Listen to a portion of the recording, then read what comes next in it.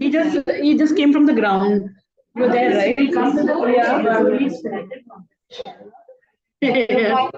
Relax.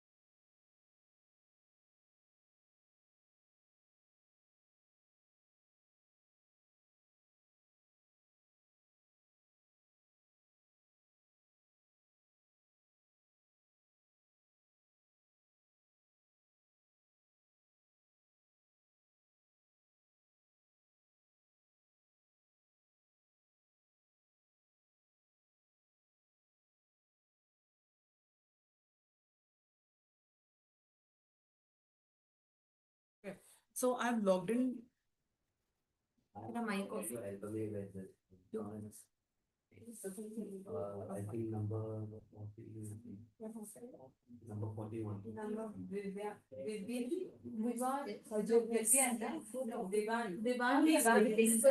Who is reading that name? Hajerness. I told you. Vivan Hajerness. Also, how many Okay.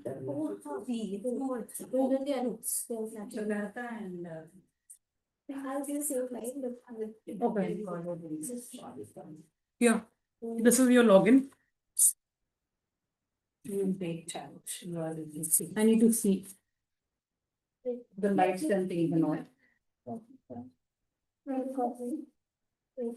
Can you please come closer? Good morning, ma'am. I finished up the questions. Do you want to manage?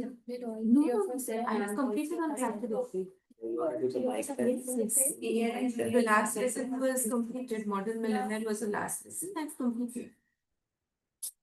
Yes, yes. Yes. Yeah.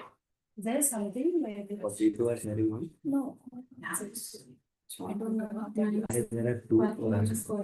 there are two. There's okay, please watch your look for the beginning of the opening. So you sit in a such a way that you both are there and behind Kiana is hosting. So I want three of you all to be in the frame in the That beginning. teacher confirms that participant is joining or not. Which teacher? Wait. But can we have no class that say no, it's not happening? We can. I feel at the same time not talking. Only for that teacher. For the one then one frame. Then we could. Come in. Yeah. Come closer. Why the jacket is hanging? Then put the jacket away. It's behind. Oh, Yeah, yes. it will look very odd in the picture. Okay, can you please start? Let me test it also. Who's beginning? Come closer. That's perfect. Yeah, yes. Your mind, that's something very. My mic. Oh, sit properly. Someone's mic is on. Check your Ours- mic. our mic is on.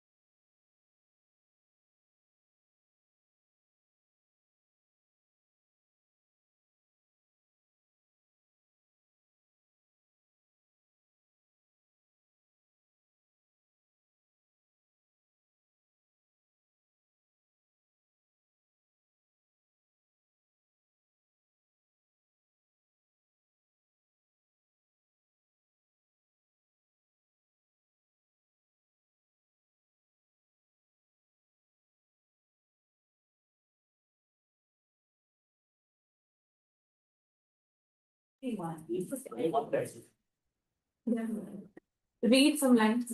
A school elocution competition always instills a great degree of self-confidence and contributes immensely to one's personality development.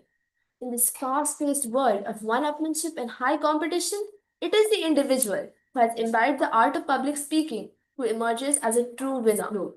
It should be slow. Heartfelt welcome. If you want one, after her. Yeah. When are you talking, Zara? I just Then can Kian, you sit here. Let Zara go behind them because you Bye. immediately need to start. Okay. You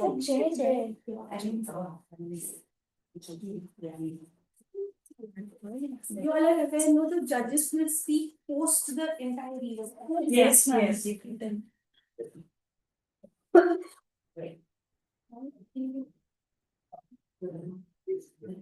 You also need to remember that as soon as you finish speaking, and when you are introducing your first contestant, after that, switch off your camera.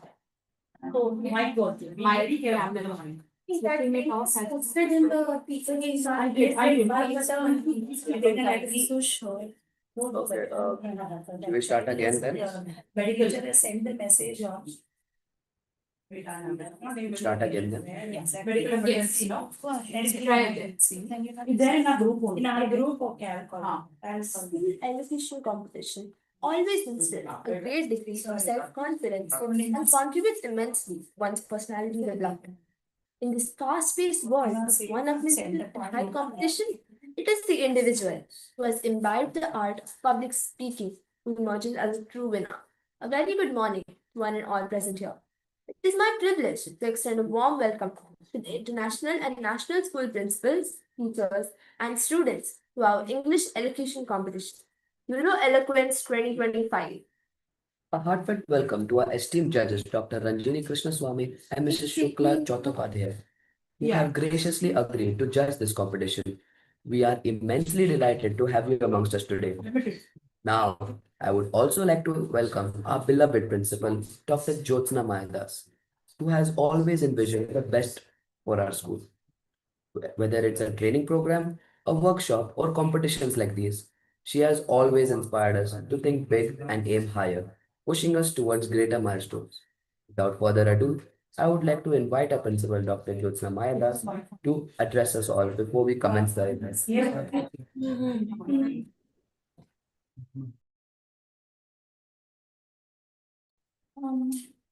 Then I will introduce the judges. Well, we will introduce the judges, then she'll say the results. Okay. Do it then. Do your part.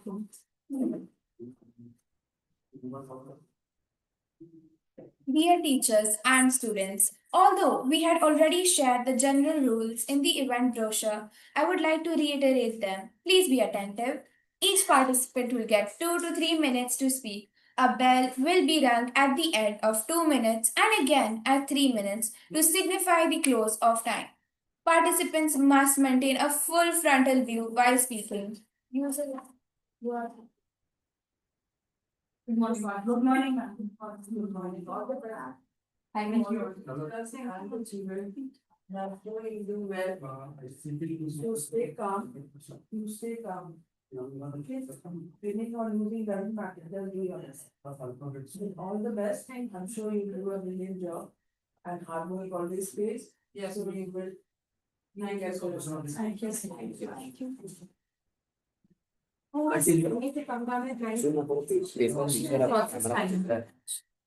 The voices are perfect, no? Yes. Because we are going to talk. Shall I continue? Yeah, continue. No, the fine. No, enough. We just wanted to see whether So, you're see, at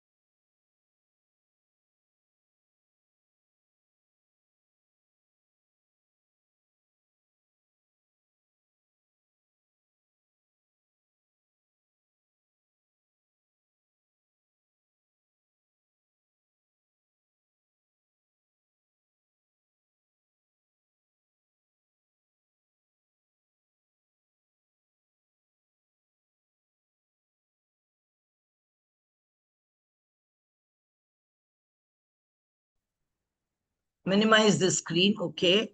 All right. Yeah, I've minimized it. Yeah. Then go to the mail.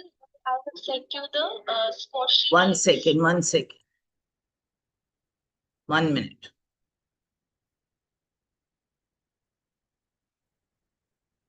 I have sent it to the email ID director. Okay, I've done that. Okay, now I'll press this way. Okay, I've done it. And then 1 minute, 1 minute. Okay. So now I've got this as well as this, right? Yes. Can you see me? Yes, I can see you, ma'am. So I think on the right side of your screen, you will see the Zoom screen minimized, like a very small. Yes, yes. I know I have now done that also. Okay. Yes, ma'am. Now you can do it simultaneously. You can enter the score. 1 minute, 1 minute, 1 minute, sweetheart. 1 minute. Hang on. Okay. Oh God.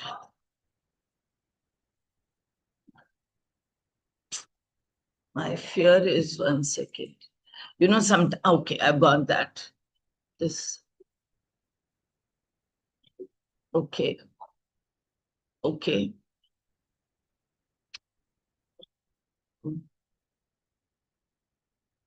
One minute.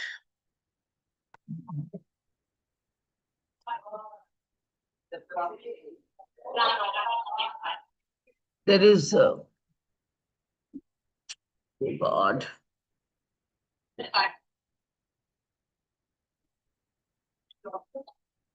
Yes. I'm not able to minimize. There is something called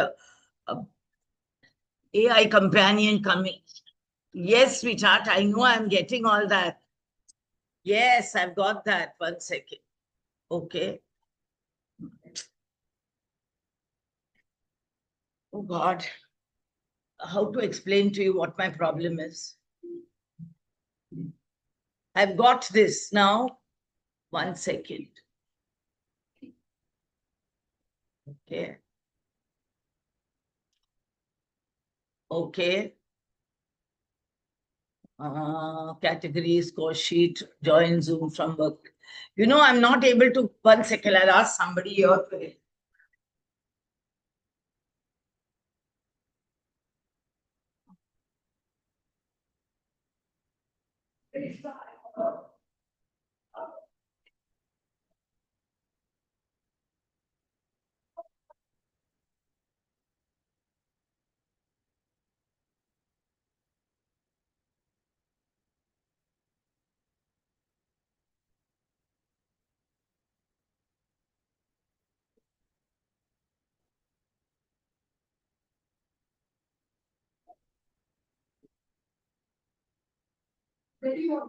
No, come here, see. I've joined the Zoom workplace, okay?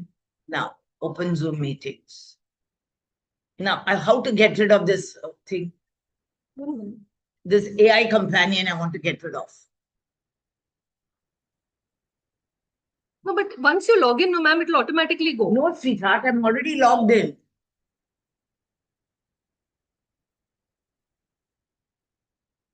No, ma'am, you need to log in from here. You need to put your work. No, I have already joined it. You do No, this. you need to put this will go. No, I'm telling you. 1 minute. You need to click on this for it to go, but Okay, do it. Let's see. I don't know why this is not. Can I? 1 minute. I'm already in the meeting. Okay, then now you come here. Now you don't need anything. No, I need that link which they have sent me on the email. This is new.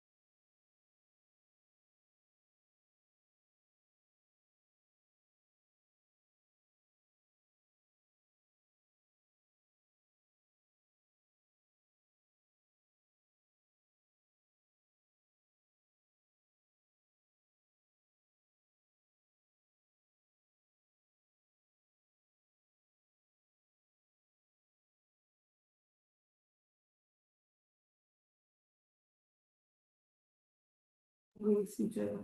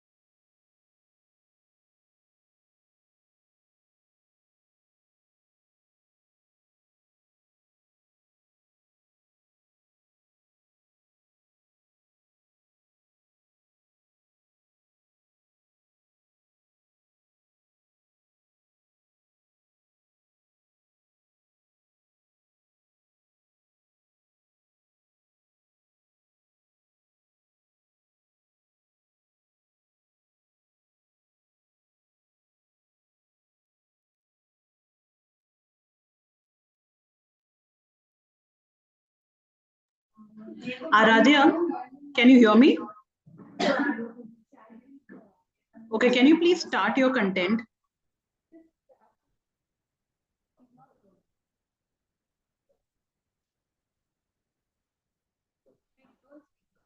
Wait, Aradhya, hold on. Volume nahi hai, sir. Aradhya, wait, hold on. Wait, sir is coming. Rahul sir will be there.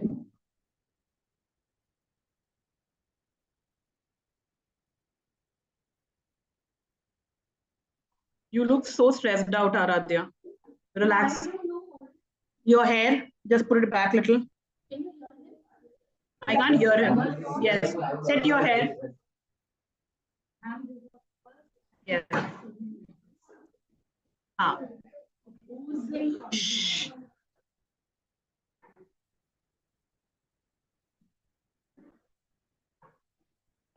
ऐसे बात करने लगो कि बैठ के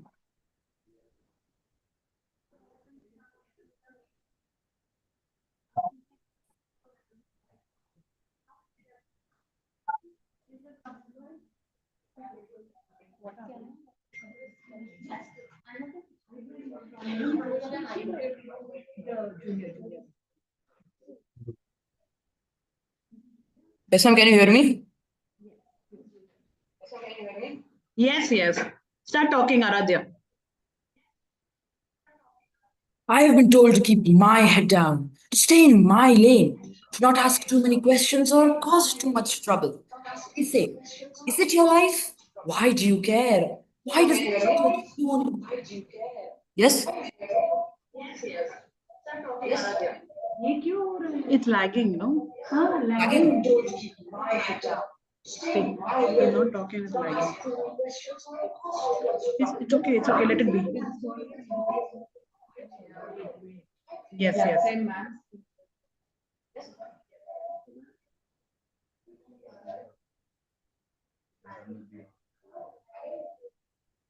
Why does it matter?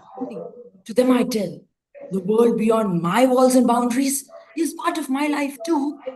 Every day I wake up to injustice and corruption on the streets, and they tell me to be patient and polite. Every day I see a burning world right in front of my eyes. They tell me to laugh and smile. Not a chance.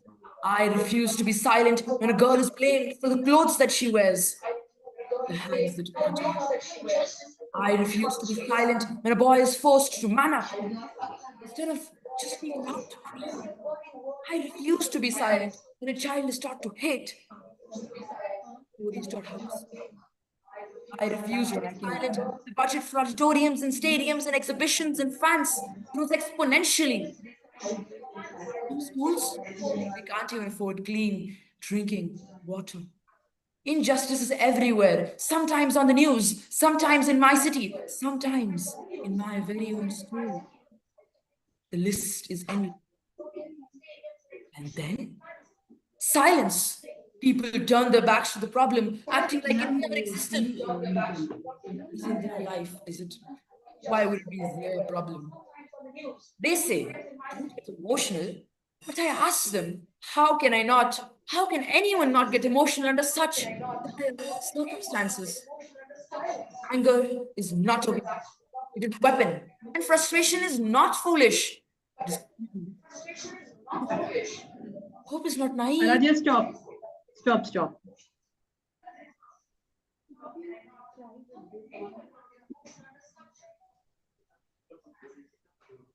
यही चालू है sir. हाँ. ये lag क्यों हो रहा है वैसे? लूप में जा रहा है कंटिन्यूअसली.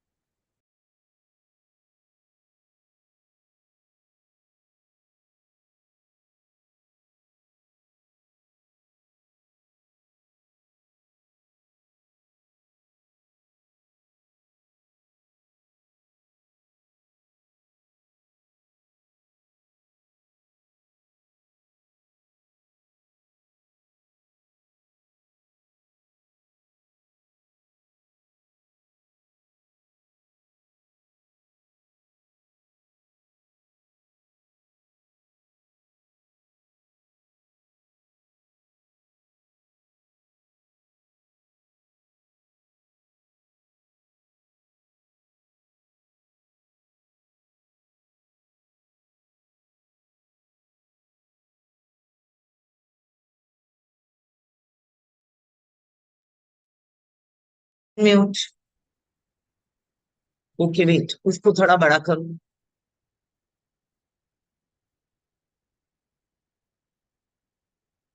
लेकिन सुनाई देगा. इसको भी ये जरा कनेक्शन करना है. देखो वायर है तो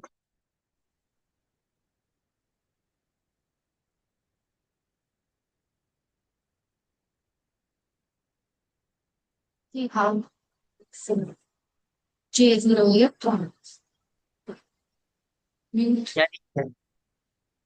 Both of you check your cameras. PC camera. Connect here. Here. Both in the दरवाजा बंद कर देंगे.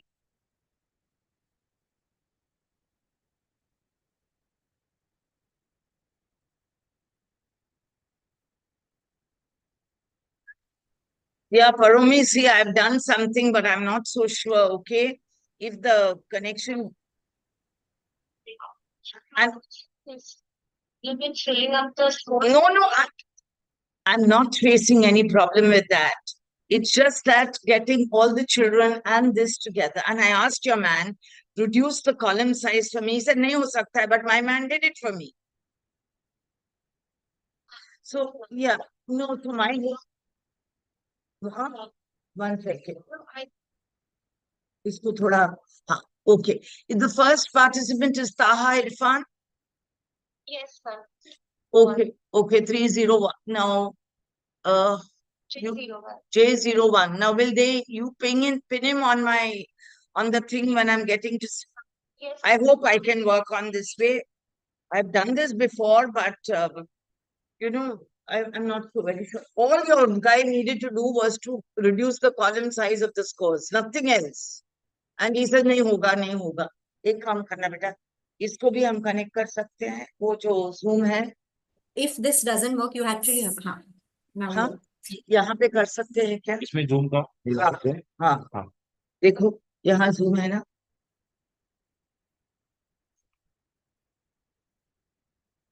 हाँ. Open Zoom meeting.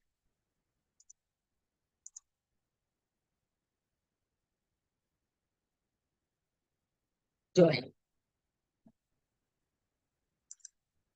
इसको थोड़ा मिनिमाइज करके लेफ्ट में रखो, और स्पोज राइट में होना चाहिए. एक ही इसमें no leaving the meeting. Minimize it. Open Zoom meeting. Remove. इसको थोड़ा इस साइड करो और इसको बंद करो.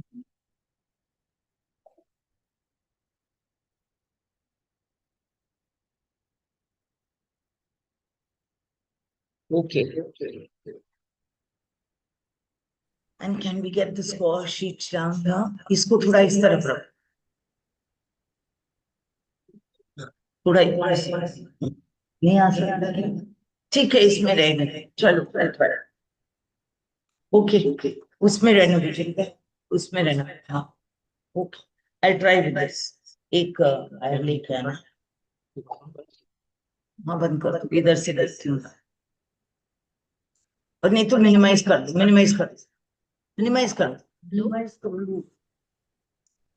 हाँ, बस थोड़ा खाली रहना दो. हाँ, अभी Hello.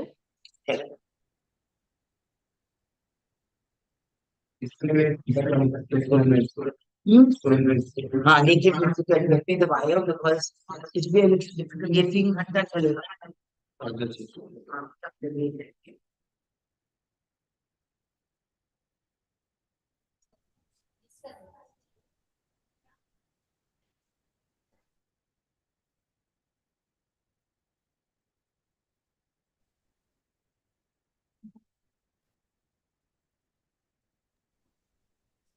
Hello. Hello, is it audible now?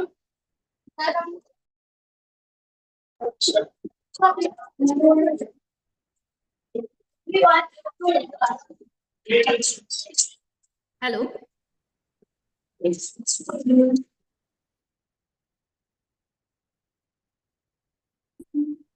I don't know.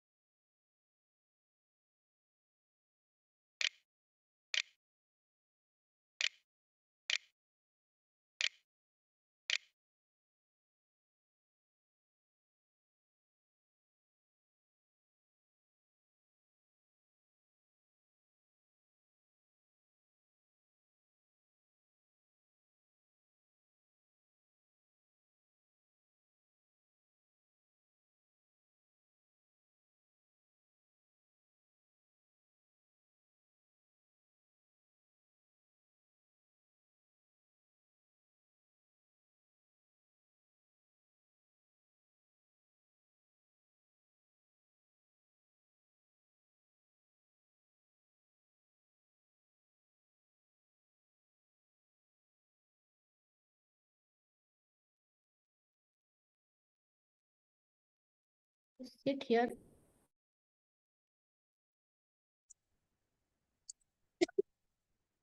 Ishita, your number is J13, right? Yeah, shut the door. Thank you.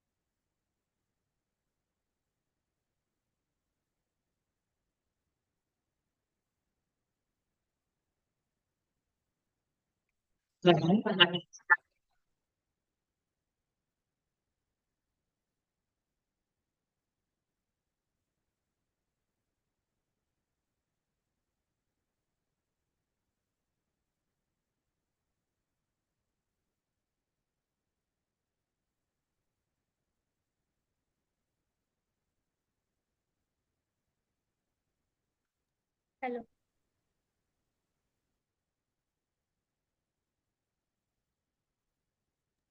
Hello.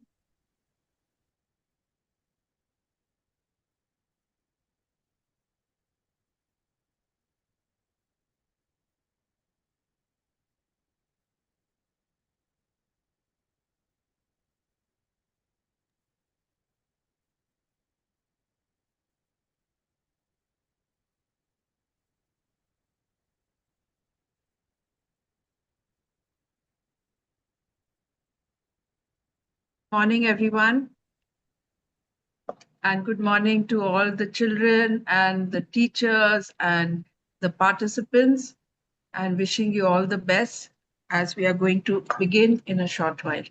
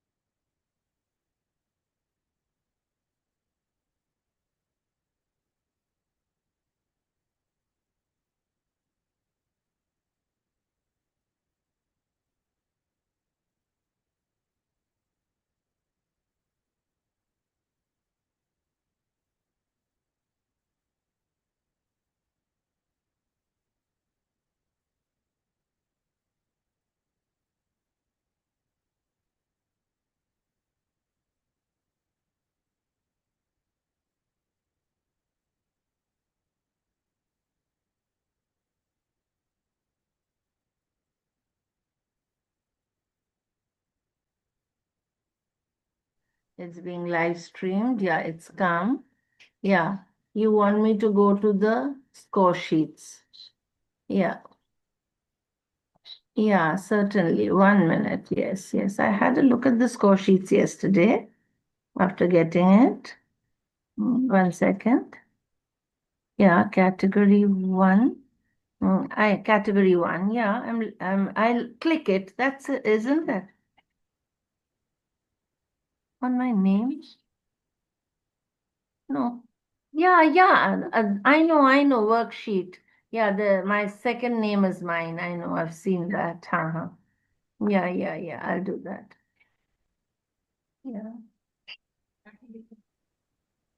It's opening.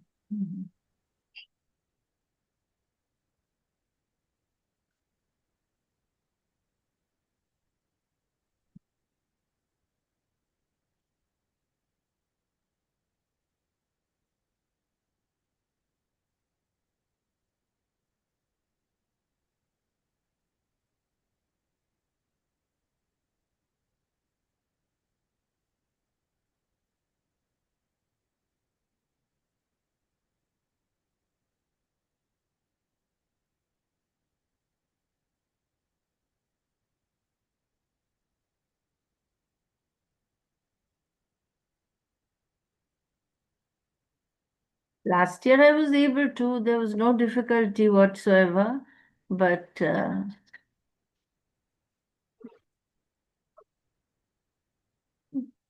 I should be able to. I don't see the difficulty. School elocution competition always instills a great degree of self-confidence and contributes immensely to personality development. In this fast-paced world of one-upmanship and high competition, it is the individual who has imbibed the art of public speaking who emerges as a true winner. A very good morning to one and all present here. It is my privilege to extend a warm welcome to the international and national school principals, teachers, and students to our English elocution competition, Euro Eloquence 2025. Yeah, let us A get heartfelt it welcome to our I've gone esteemed to my judges, sheet. Dr. Ranjini Krishnaswamy and Mrs. Shukla Chattopadhyay, who have graciously agreed to judge this competition. We are immensely delighted to have you amongst us today. Now, I would also like to welcome our beloved principal, Dr. Jyotsna Mayadas, who has always envisioned the very best for the school.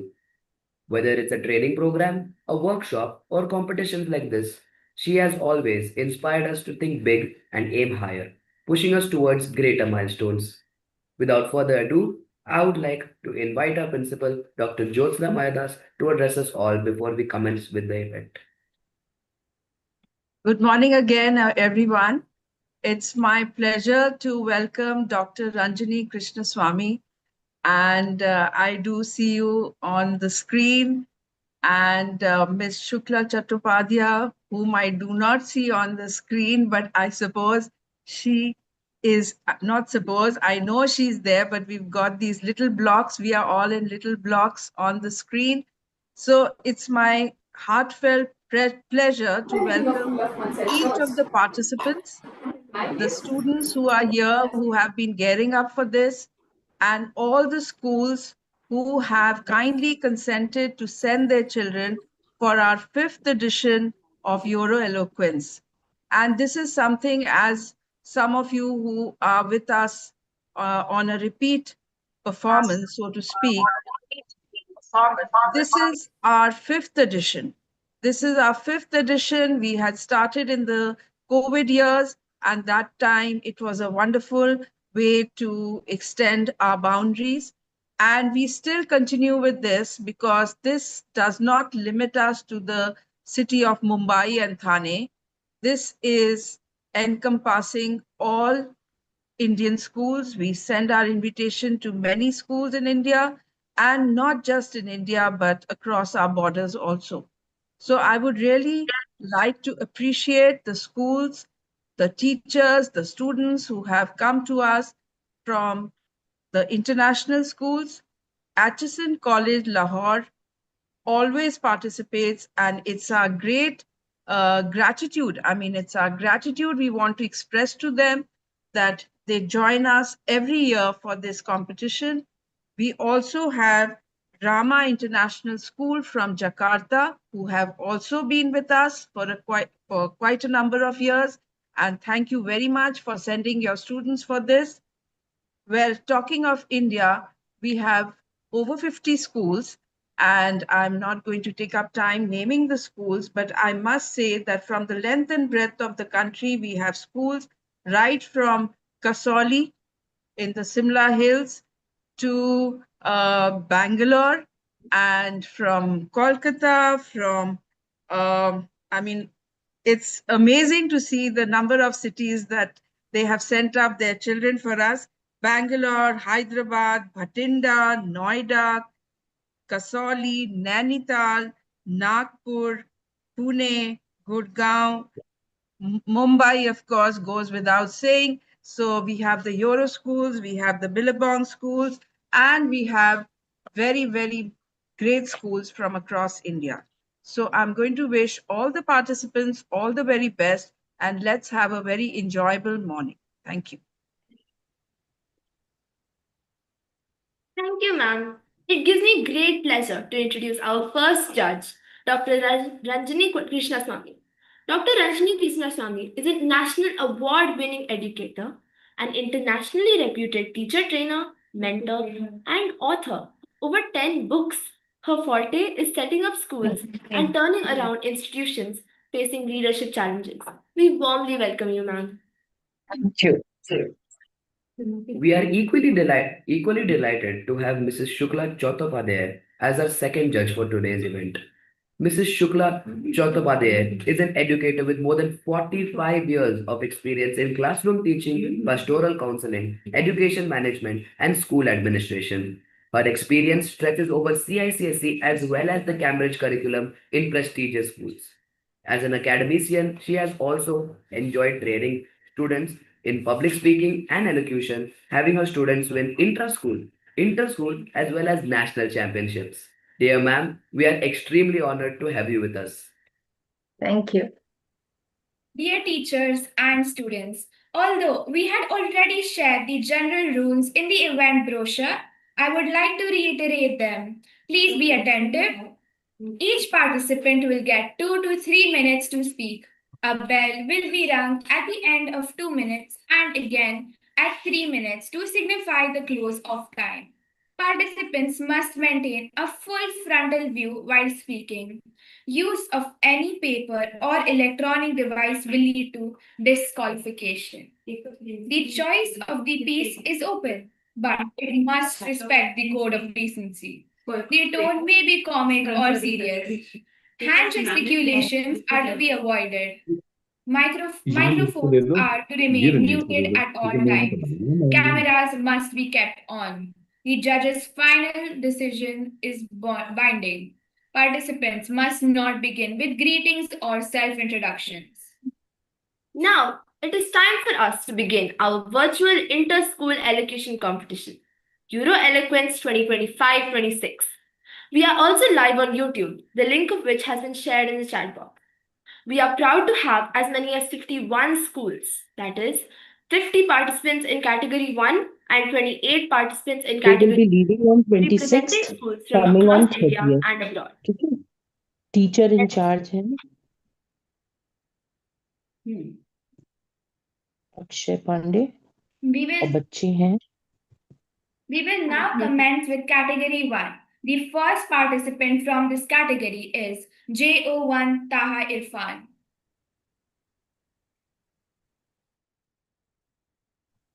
Am I audible?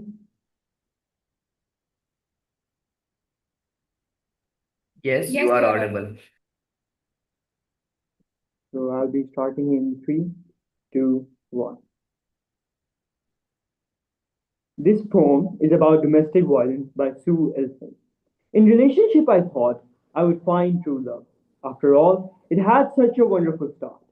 I connected deeply in heart and mind. Their touch, their word was all that I wanted to find. Then one day, a trigger occurred. The hurt began, my soul was stirred. But what is love if it has conditions? Surely it was a mistake, and they had their reasons. The comments, the moods, the challenges, the torments, they started increasing, cascading intolerance. By now, I was bent quite out of shape, doubting myself, but longing for escape. Who would believe me? How would I survive? Trapped like a prisoner and locked inside. A mind that couldn't function, a house, not a home. Fearful each moment, nowhere to roam. My dreams vanished. Survival was all I knew. From this breath to the next was all that I could do. I would watch glimpses of what life could be like, but it wouldn't take long for me to be back in stride. Wrong, wrong. It was wrong, wrong. My heart locked in a wall. Tears, fears, darkness, and terror. Must I remain in this horror forever?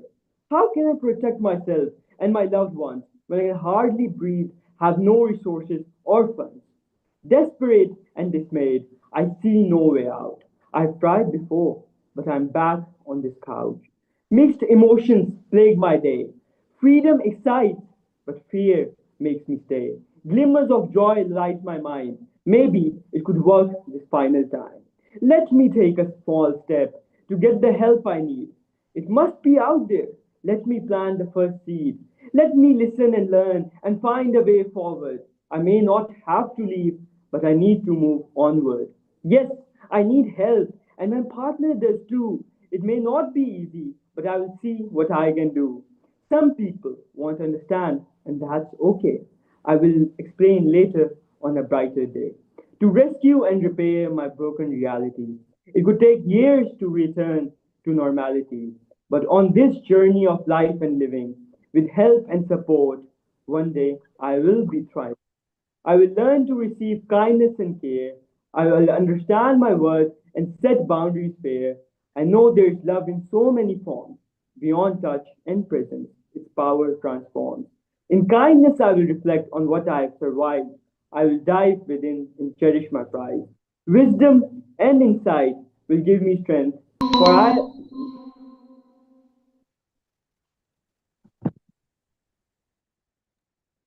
Thank you, Taha. Coming up next, JO2 Gautam Vijay Kumar.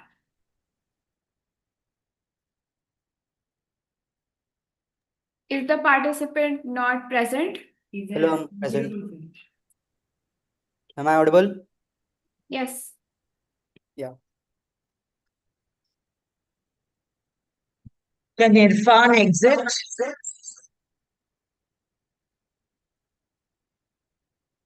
Yes, sorry. Gentlemen of the jury, the best friend a man has in the world may turn against him and become his enemy. His son or his daughter, whom he has reared with such loving care, may prove ungrateful. Those whom are nearest and dearest to us, and those whom we trust with our good name and happiness, may prove traitors to their faith. The money a man has, he may lose. It flies away from him, perhaps at a time when he needs it most. A man's reputation may be sacrificed in a moment of ill considered action. Those who are prone to fall on their knees to do us honor when success is with us may be the first to throw the stone of malice when failure settles its cloud upon our heads.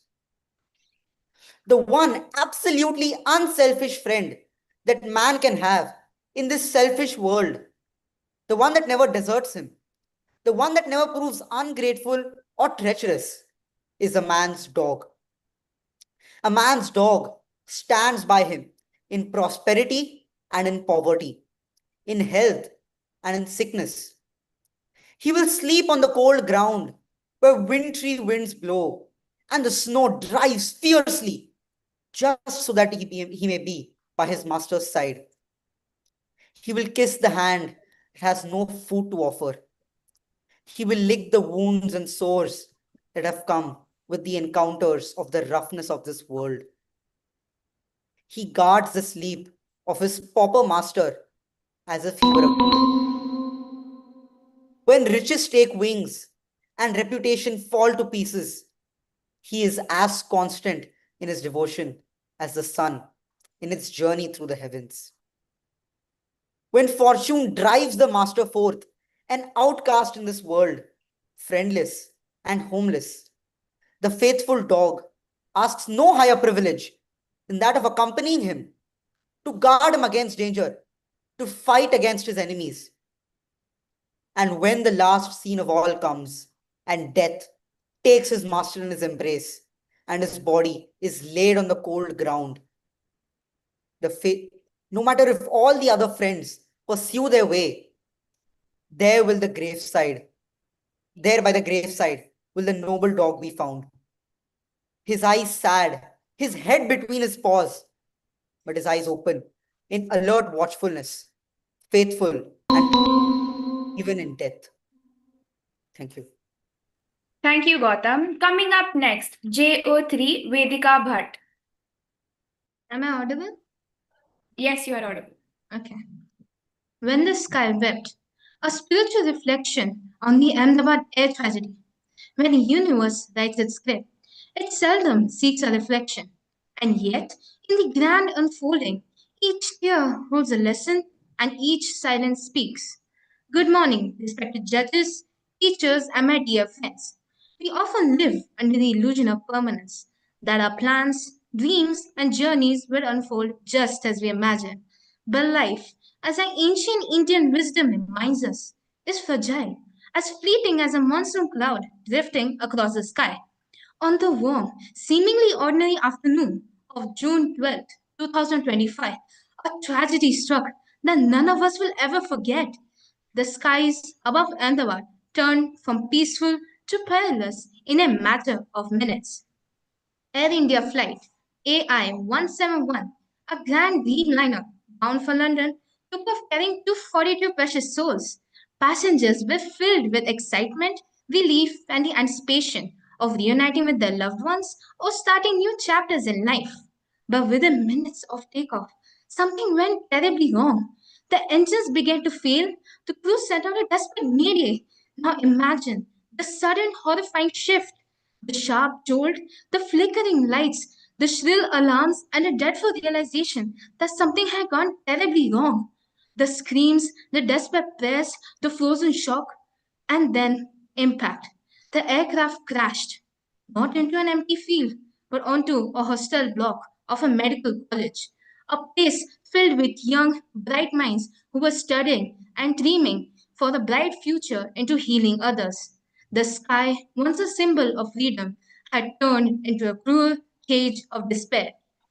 But the tragedy didn't end there. As the flames engulfed the wreckage, innocent animals, strays who had found shelter near the hostel, were burned too. So many questions arise from such pain. Why them? Why there? And why now? And in that spiral of grief, I found myself reaching for something beyond logic spirituality.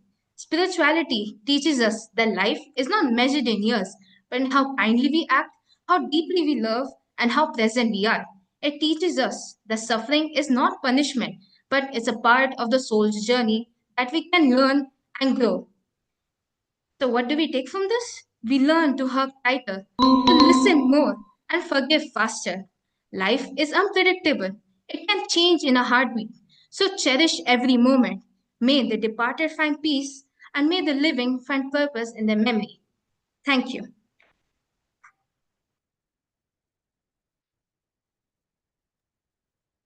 Thank you, Vedika. Coming up next, JO4 Divisha.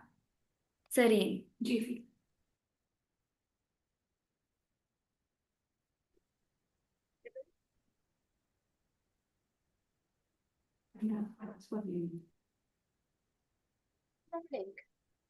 As APJ Abdul Kalam once said, if you want to shine like the sun, you first have to burn like the sun. Today, I am going to present to you an inspiring passage from his autobiography, Wings of Fire, which reflect the spirits of hard work and perseverance. You have to dream if your dreams can come true. Great dreams of great dreamers are always surpassed. I was just a small boy from Rameshwaram. My father was not rich, but he was wise. He showed me that knowledge is greater than wealth. My teacher taught me the values of discipline and curiosity. When I looked up at the sky, I wondered if someday I could touch it. People told me you are just a fisherman's son. The sky isn't meant for you. But I refused to believe that. I studied under the streetlights. I read books which others left behind. I worked harder than my fear. I believed that if God has given us a mind, He has also given us wings to fly. So today, when I see young people like you, I want to tell you, don't be afraid of failure. In fact, failure is your teacher and success is your student. Dream big, work with honesty, respect your parents and teachers. The world will tell you that your dreams are too big. Smile and keep dreaming anyways. And as I always say, dreams are not those that you see when you're asleep. Dreams are those that do not let you sleep. Thank you. Thank you, Divisha. Coming up next, JO5 Niket Sumaya.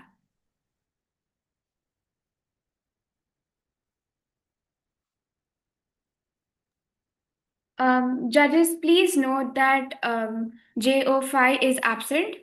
Now we will be moving forward to JO6 Danch Oza. Am I audible? Yes, you are audible. Good morning, everyone. Imagine a world where people listened, not heard, but listened. We are currently living in one of the most noise-filled eras in human history. Everybody speaking and screaming to be heard. There are arguments, judgments, debates, and even opinions on social media. However, amongst all this racket of sound, one component remains absent, and that is silence. And with silence comes the act of listening. So, the change I want to see in the world is the world where people would speak less and listen more. Why? Because the majority of conflicts, be it personal, social, or even political, all stem from one main reason. And no, it's not the shortage of talking, it's the shortage of listening. Listening isn't merely about waiting for a turn to talk, it's about hearing, understanding, thinking, and then responding. Have you ever had one of those times where you tried to tell someone how you felt, but they simply interrupted you? Or worse, they heard just so they could comment, not comprehend. Listening isn't merely about staying quiet. It's an act of respect. It's a show of love. It's the pause that prevents a fight, and it's the silence that heals misunderstandings. Think about it. Many of our generation suffer from mental health issues such as anxiety and depression. In fact, 49.5% teenagers go through these issues. And the worst part? Not many of them have someone to talk to. Yes, there are therapists and counselors to help us. However, our friends are closer to us than anyone else's. If we could just hear them out for once, it would mean the world to them and prevent any issues from escalating to points of no return. Think about it. Doctors improve when they hear out patients. Leaders gain wisdom when they hear from citizens. And we become better human beings when we listen with an open mind. So let us not be individuals who raise our voices, but have open minds. Let us not be speakers, but listeners. Let us hear someone we don't agree with, not to convince them, but to see what their thoughts are. Because real change, real peace, and real growth all begin when we listen. Thank you. Thank you, Devansh. Coming up next, JO7 Faras Igbal Sheikh.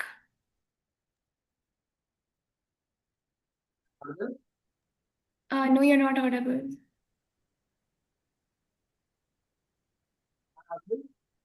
No.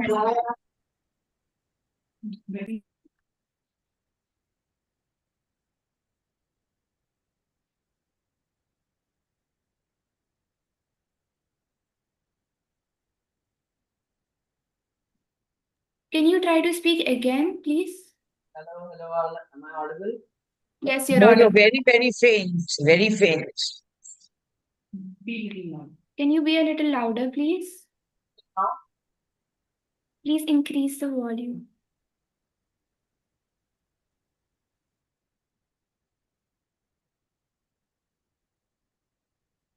You may begin.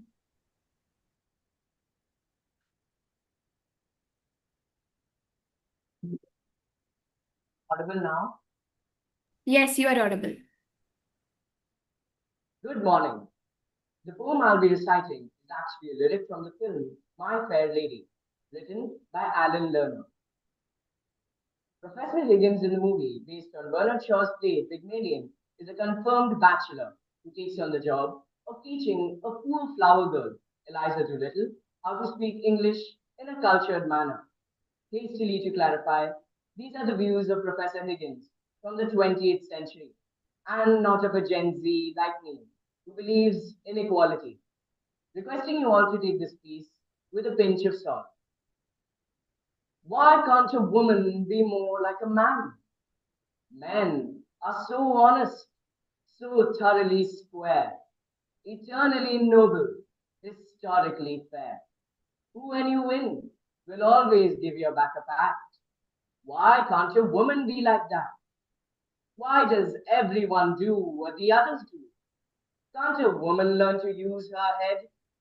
Why do they do everything their mothers do? Why don't they grow up, well, like their fathers instead? Why can't a woman take after a man? Men are so pleasant, so easy to please. Whenever you're with them, you're always at ease. Would you be slighted if I didn't speak for hours? Would you be livid if I had a drink or two? Would you be wounded if I didn't speak for hours? One man in a million may shout a bit. One, perhaps, whose truthfulness you may doubt a bit. Now and then there's ones with slight defects. Hello, रखना है मेरा video. We're a marvelous sex. Huh?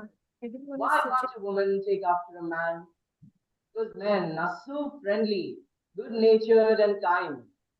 A better companion you never will find. If I were hours late to dinner,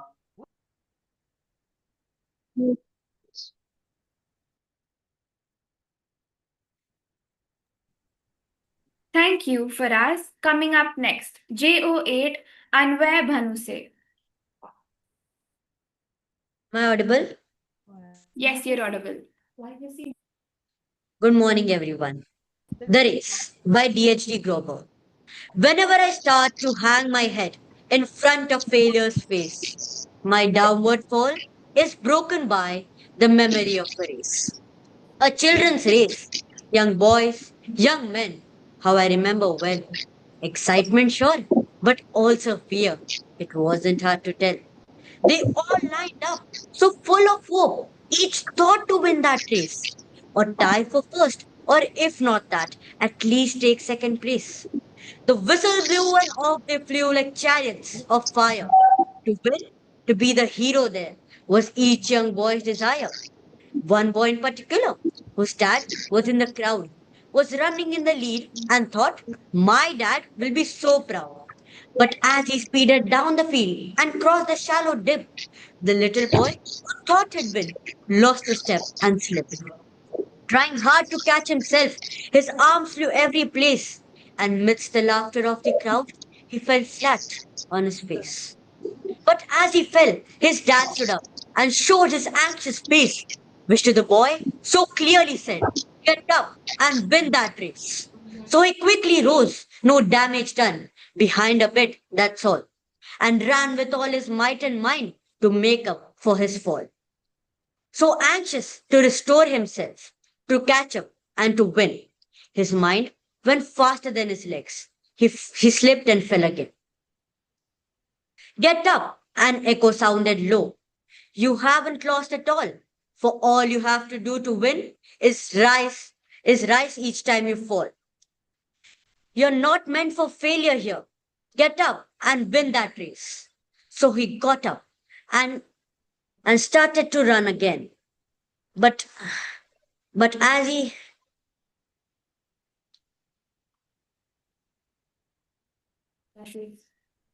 Thank you. Coming up next, JO9 Sakina Kolombowala. It's a minute to enter this course. Am I audible?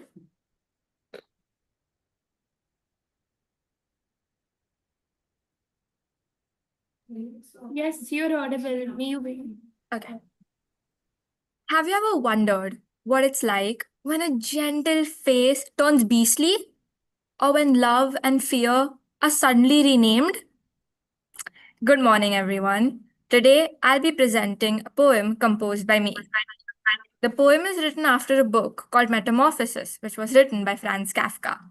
The story follows Gregor Samsa, who wakes up one morning to find himself transformed into a giant insect. My poem is called A Roach. I built her out of woven glow, a hymn, a pulse, a summer sigh.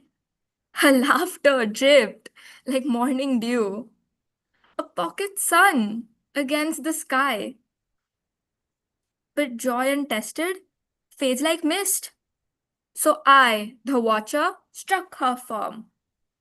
A cruel design, but forged with care. I carved her laughter into swarm, a brittle shell, a roach laid bare. Her gilded skin grew dark and sharp, no wings, no gold, no gentle trace. Her hands were legs, her voice a scratch. No mirror showed her former grace. The sun she held now seemed detached. At first they searched, they tried to see the echo of the girl they had once known.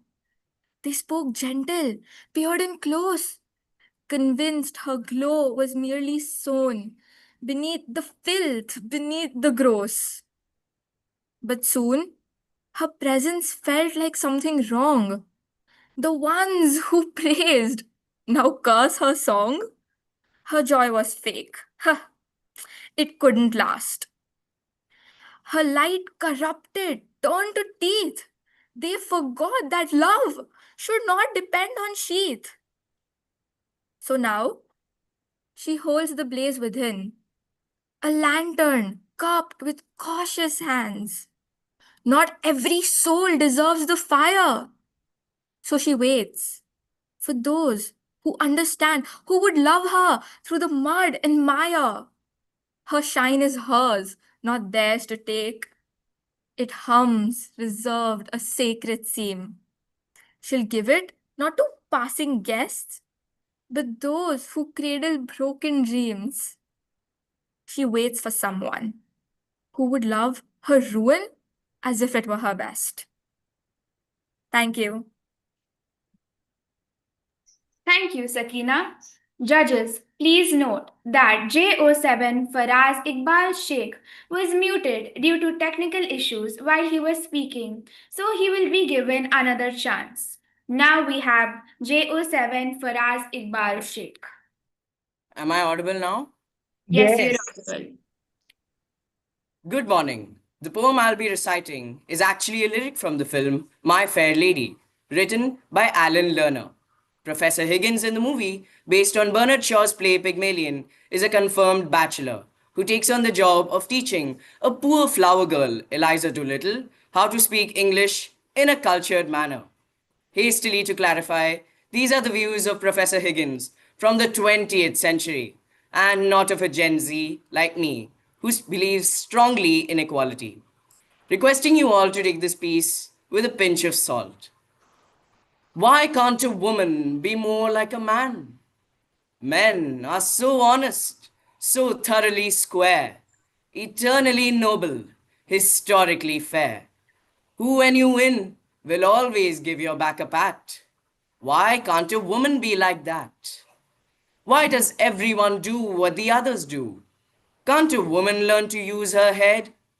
Why do they do everything their mothers do? Why don't they grow up, well, like their fathers instead? Why can't a woman take after a man? Men are so pleasant, so easy to please. Whenever you're with them, you're always at ease. Would you be slighted if I didn't speak for hours? Would you be livid if I had a drink or two? Would you be wounded if I never sent you flowers? One man in a million may shout a bit. Now and then there's ones with slight defects. One, perhaps, whose truthfulness You may doubt a bit, but by and large, we're a marvelous sex. Why can't a woman take after a man? Men are so friendly, good-natured and kind. A better companion you never will find. If I were hours late to dinner, would you bellow?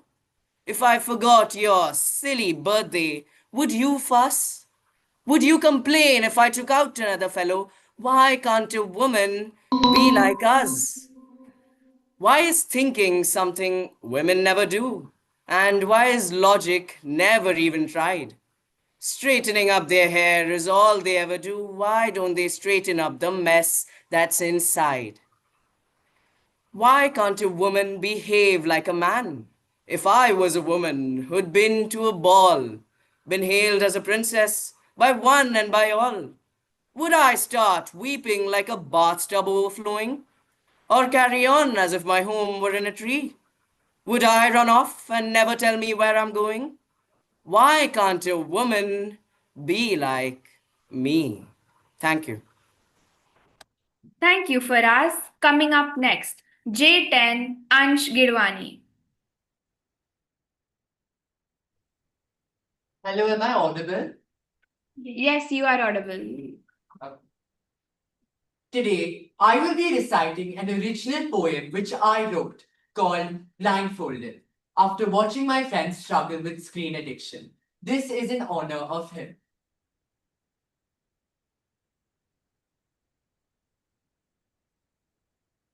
I step on this stage, my blindfold on tight. A world before me, bathed in light. But I can't see your faces or anything anywhere near. The world is now dark and full of fear. It started small, a harmless game, a glowing screen that called my name.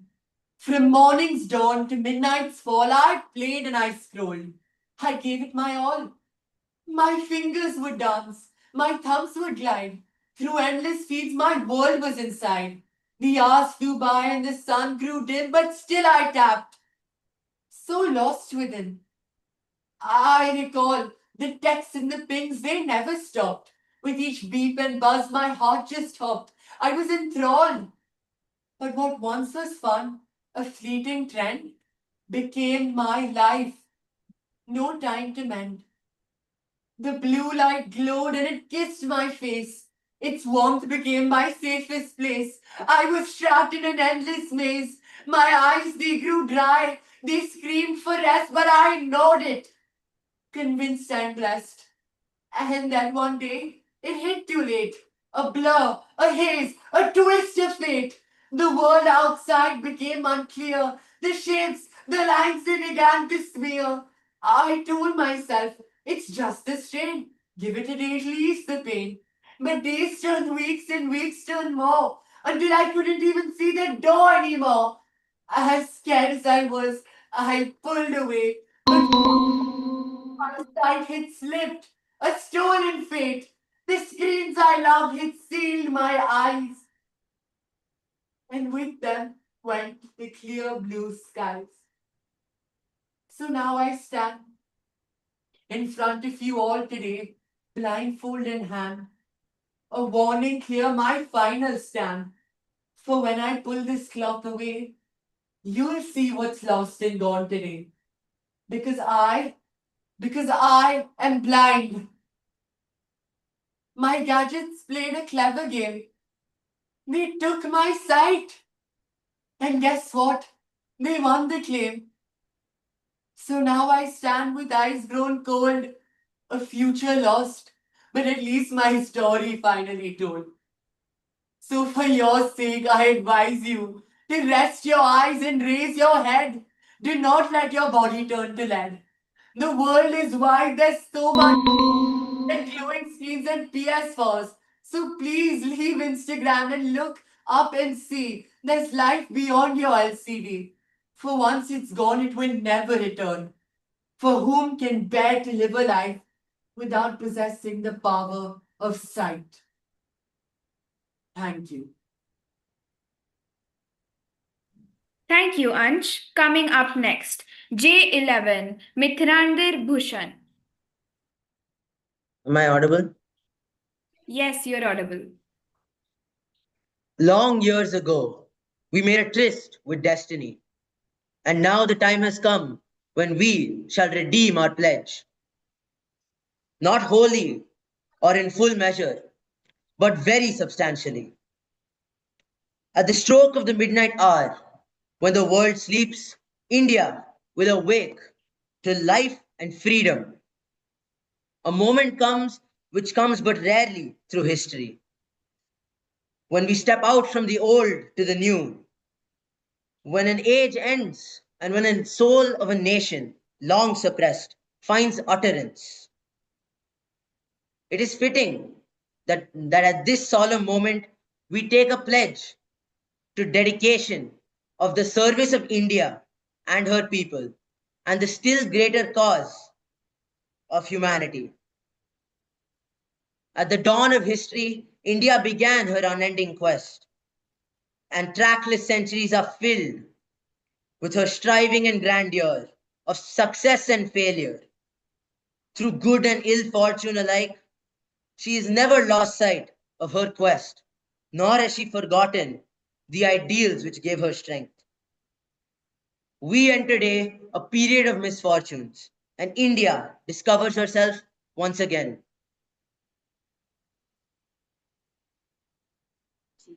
The achievement that we celebrate today is but a step in opening of opportunity to the greatest triumphs and achievements that await us. Are we brave enough? Are we wise enough to grasp this opportunity, to accept the challenge of the future?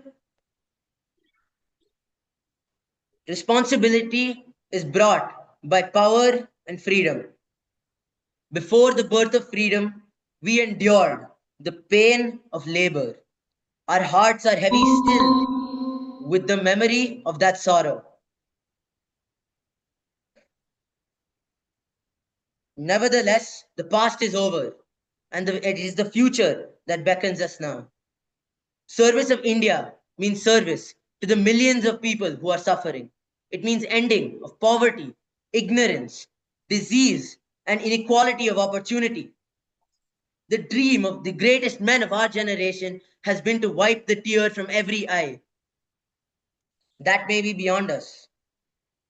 So long as there are tears and suffering, so long our work will not be over. The appointed day has come, the day appointed by destiny. And India stands forth once again, after a long slumber and struggle. The past clings on to us still in some measure. And yet there is much to do before we can redeem the pledges of the oaths we have so often taken. Thank you. Thank you, Mitrander. We request the participants not to begin with greetings, introduction, or the topic. Now, coming up next, J12, Charvi AR.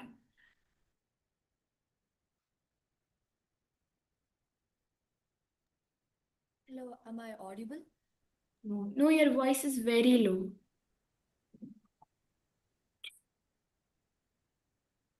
Friends, Romans, countrymen, lend me your ears. I've come to bury Caesar, not to praise him. The evil that men do lives after them. The good is oft interred with the bones, so let it be with Caesar. The noble Brutus hath told you Caesar was ambitious. If it was so, it is a grievous fault. And grievously hath Caesar answered it. Here, under the leave of Brutus and the rest, for Brutus is an honorable man, so they all honorable men, command to speak in Caesar's funeral. He was my friend, faithful and just to me. But Brutus says he was ambitious, and Brutus is an honorable man. He hath brought many captives home to Rome, whose ransoms did the general cover his still, did this Saint Caesar seem ambitious? When that the poor have cried, Caesar hath wept. Ambition should be made of sterner stuff.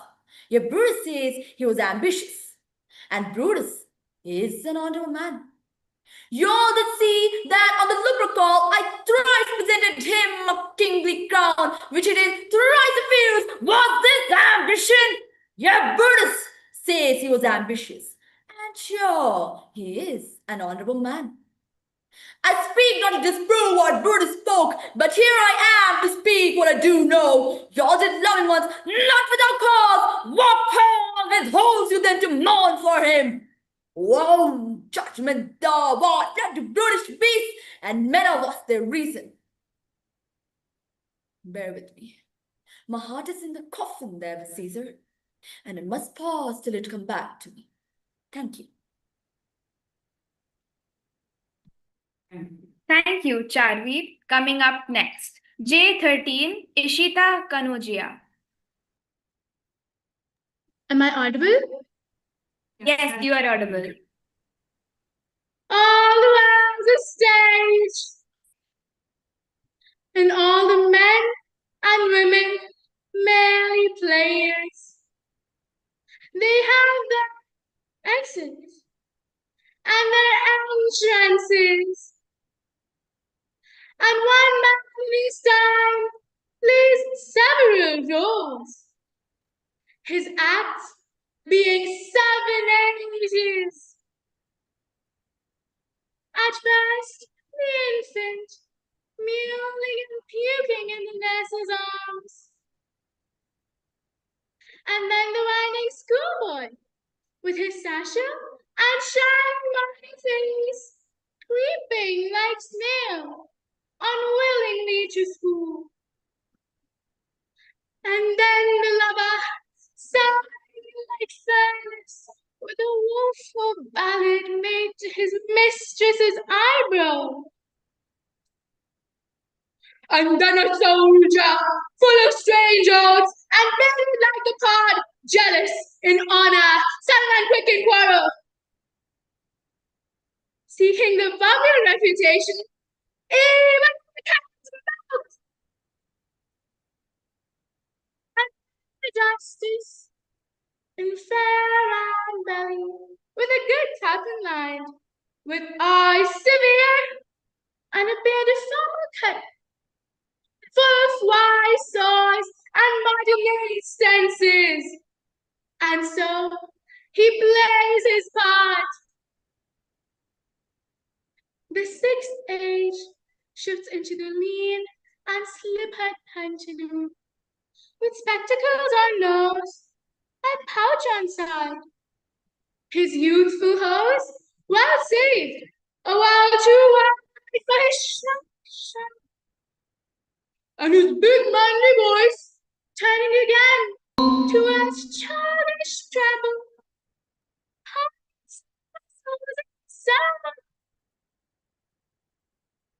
Last scene form that ends this strange eventful history.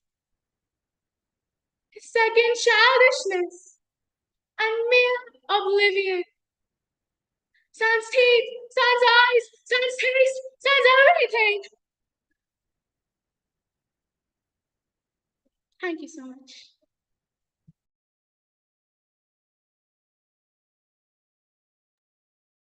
Thank you, Ishita. Coming up next, J14, Ojasita Kiran Savant. Am I audible? Yes, you are audible, but your volume is very low. Now is it fine? Yes, it's better. One day down in Alabama, with its vicious racist, with its governor having his lips dripping with the words of interposition and nullification. One day, right there in Alabama, little black boys and black girls will be able to join hands with little white boys and white girls as sisters and brothers. I have a dream today. I have a dream that one day every valley shall be exalted, Every hill and mountain shall be made low, rough places shall be made plain, crooked places shall be made straight. And the glory of the Lord shall be revealed, and all flesh shall see it together. This is our hope. This is the faith that I go back to the south with. With this faith, we'll be able to hew out the mountain of despair a stone of hope. With this faith, we'll be able to transform the jangling discords of our nation into a beautiful symphony of brotherhood. With this faith, we'll be able to work together, pray together, struggle together, stand up for freedom together, go to jail together, knowing that we will be free one day. This will be the day when all of God's children will be able to speak with a new meaning. My country, tears of thee. Sweet land of liberty, of thee I sing. Land where my fathers died, land of pilgrims' pride. From every mountainside, let freedom ring. If America is to be a great nation, this must become true. So let freedom ring from the prodigious hilltops of New Hampshire. Let freedom ring from the mighty mountains of New York. Let freedom ring from the heightening Alleghenies of Pennsylvania. Let freedom ring from the Stone Mountain of Georgia. Let freedom ring from the curvaceous plains of California. Let freedom ring from the Lookout Mountain of Tennessee. Let freedom ring from every hill and molehill of Alabama. Let freedom ring from every mountainside. Thank you. Thank you, Ojasita. Coming up next, J15, Gia Lord. Audible? Yes, you are audible. Hello, sorry, my name is Gia Lord and I'm J15. I'm Gia Sharma. I'm sorry, Gia Lord is J15. Yes, that's me. Yes, so it is your turn to speak. Yes.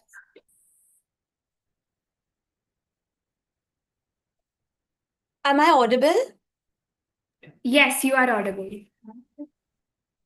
Human rights are women's rights, a speech by Hillary Clinton.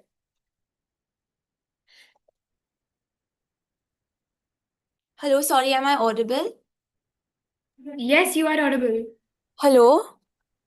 Yes, you are audible. Okay, sorry, I couldn't hear you. Oh, please, can you start my time again? Very sorry. Human rights are women's rights, a speech by Hillary Clinton. Let it be known once and for all, human rights are women's rights, and women's rights are human rights. This is not just a phrase to repeat. It is a call for justice, a demand for respect, a truth that must be lived everywhere. It is a violation of human rights when baby girls are denied food, left to suffer or even die simply because they were born female. It is a violation of human rights when women and girls are sold into slavery, trapped in the cruel chains of prostitution, their bodies stolen, their freedom lost. It is a violation of human rights when women are burned alive, set on fire over dowry disputes, a horrific punishment for simply being a woman. It is a violation of human rights when teenage girls are assaulted and the men who commit these crimes walk away unpunished. It is a violation of human rights when women are denied the right to control their own bodies, to choose if and when they want to have children, or to go to school, to work, or to even earn for a living.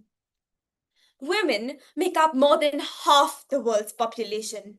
Yet, too often, we are denied equal access to healthcare, jobs, education, and even basic necessities. But we are not victims. We are mothers, teachers, lawyers, doctors, and entrepreneurs. We are the foundations of families, communities, and nations. And we will no longer be ignored, and we will no longer remain silent. Let us say clearly with one unshakable: violence against women is not culture. It is crime. It is cruelty. And it must stop. No tradition, no excuse, no belief justifies the violence or discrimination against women. Because when women are denied their rights, human rights themselves are broken. Human rights are women's rights, and women's rights are human rights. Let this truth be known once and for all. Thank you.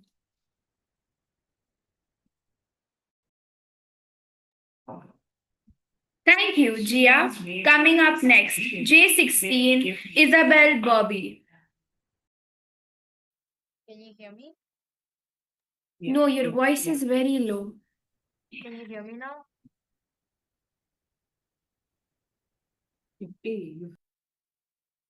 Hello, can you hear me?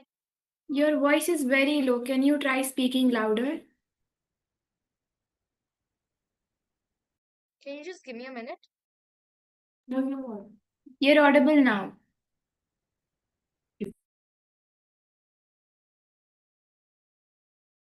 Participant, please turn on your camera. Yeah, just give me 1 minute.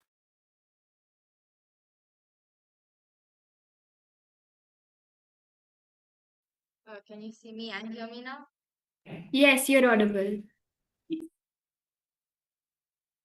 All of us have something special that makes us beautiful. Do you know what makes you special? Now, the answer to that can be a little difficult to find because sometimes life has a cruel way of picking out your petals, breaking you into two and throwing you into the trash. And when you're broken, it's very difficult to feel special. Ladies and gentlemen, I remember the first time I broke. I was 17, had already started high school, and managed to get myself arrested. Now, I wasn't afraid of the cops. There was one person I was very afraid of, and that was my mother. Raise your hand if you're an emotional mother. Put them all together. You get my mom. I could hear her scream outside the police station. Even the cops were afraid. She came up to me, held iron eyes, looked into my eyes, and I saw a tear. When a son sees a mother cry, it's a life-changing moment. That night, my dad was waiting at home. Now, my dad's a cool dad. Raise your hand if you have a cool dad. Put them all together. Get my dad. He came up to me and said, "Son, it's okay. You flunked your exam. You already got arrested. That's fine. You get that from your mother's side." Then he took me to meet Sam. Sam was an accountant, and he said, "Son, I see something in you, but I don't know what it is. If you decide to work with me, maybe I can help you find something." And that's when I went back into school, completed my exams, and went into college. After college, I found a great girl, but not a job. I felt lost. So I went back to my dad and said, "Dad, I feel lost." And he said, "You are like your mother." Then he took me to a strange club with strange people, talking. On their first meeting, they asked me to do something called a table topic. I aced it. As soon as I finished, the strange man came up to me and said, "Son, I see something in you, but I don't know what it is. If you decide to work with me, maybe I can help you find something." And I discovered I could speak, and I loved it. And that led me to become a teacher. Even today, sometimes in the middle of the night, I wake up my beautiful wife and ask her, "Honey, why did you marry me?" And she says, "I saw something in you, but I don't know what it is." Ladies and gentlemen, I've been broken and lost many times in my life. But the people in my life are able to reach the trash can and make me whole again. That is why when I look at you, I see something in you, but I don't know what it is. Thank you.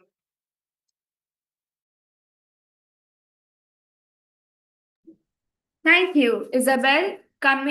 Participants, please note that in case you are not audible, we will let you know. Now, coming up next, J17 Maskeen Saini. Am I audible?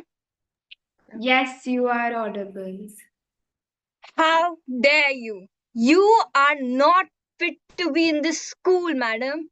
You ought to be in prison, in the deepest, dankest, darkest prison. I shall have you wheeled out, strapped to a trolley with a muzzle over your mouth. I shall crush you. I shall pound you. I shall dissect you, madam. I shall feed you to the termites, and then I shall grind those termites into dust. And then I shall take that dust and feed it to the bloodworms. And the bloodworms I shall feed to the birds. And the birds I shall release into the air and shoot them down with my 12-bore shotgun. And so on and so on. Ad infinitum, madam. Ad infinitum. Your father is a crook, and so are you. Last night, I was driving home in that monstrosity he sold me, and the engine fell out. What do you say to that? You can say nothing because you're genetically predisposed to evil, and you must be destroyed before you can be allowed to grow 1 centimeter taller than you currently are. All of these disgusting little slugs shall suffer the most appalling indignities because of you. Yes, you. I shall rip the rebellion out of this class and devour it whole. I shall hang each and every one of you upside down by your ankles until all your bodily liquids drain out through your noses into jars. Yes, jars, which I will send home to your parents with your school reports, upon which I shall write, could do better. Miss Honey has allowed her weakness and filth to permeate through these miserable collection of excuses for children, and you, standing there before me like the squid of squids, are its beating heart. You are the axis of evil, the nexus of necrosis. You are a rotting lump of pure wrong. You are the dark heart of all that is unholy in this land, a black hole of wrong-headedness from which no light, no strength, and no discipline can escape. But I am a match for you, madam. In me, you have met the avenger, the spirit of all that is right. And I tell you, there is nothing I shall not do, no lengths to which I shall not go, no punishment I shall not inflict, no ears I shall not stretch, no fingers I shall not snap back to defeat you. Yes, I defeat you in exultation. Do you hear? Are you listening? Are you listening, madam?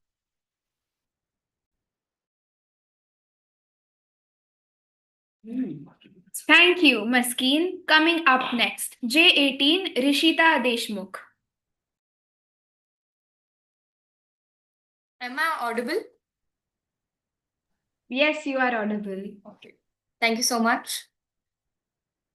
Today, I'd like to share a beautiful and heart-touching Japanese folktale, The Aged Mother. It is a story about love, wisdom, and the deep bond between a mother and her child. Long ago, in a small province in Japan, there lived a kind and humble farmer with his elderly mother. The land was ruled by a cruel and selfish governor who believed that all old people were useless.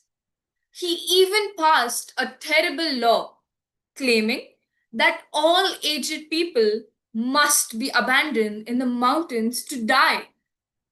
The farmer was heartbroken. He loved his mother dearly, but he feared the law. With tears in his eyes and sorrow in his heart, He carried his frail mother on his back and started to climb the cold, lonely mountain. As they walked, the mother, though weak, quietly broke twigs and dropped them along the path. When a son asked why, she gently replied, "So that you can find your way back home, my son." Her selflessness touched him deeply. At the top of the mountain, he could not bring himself to leave her alone. Ignoring the law, he carried her way back home and hid her in a safe place. Later, the governor faced a problem. He needed someone wise to solve a challenge no one in the kingdom could answer. Quietly, the farmer asked his mother. Her wisdom solved the problem easily. The governor was shocked and impressed. When he learned the truth, his heart changed. He cancelled the cruel law and honored and cherished the elderly from then on. This story reminds us of a very important truth. Our aged parents may be old in body, but they are rich in wisdom and love. We must never abandon or even ignore them. Let us always treasure the aged, for their value is beyond measure. Thank you. Thank you, Rishita. Coming up next, J19, Aishwaria Suresh.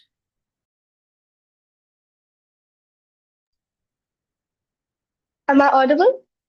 Yes, you are audible. The quality of mercy is not strained. It droppeth as the gentle rain from heaven upon the place beneath. It is twice blessed. It blesseth him that gives and him that takes. 'Tis mightiest in the mightiest. It becomes the throned monarch better than his crown.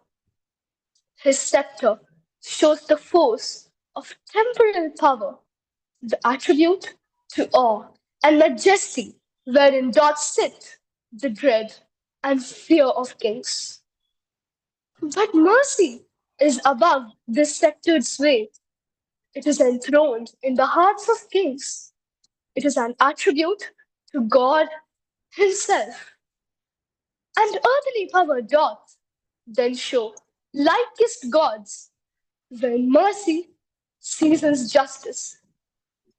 Therefore, Jew, though justice be thy plea, consider this that in the course of justice, none of us should see salvation.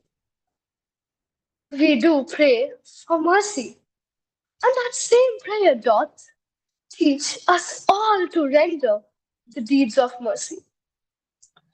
I have spoken thus much to mitigate the justice of thy plea, which, if thou follow this strict court of Venice, must needs give sentence against the merchant there. Thank you. Thank you, Aishwarya.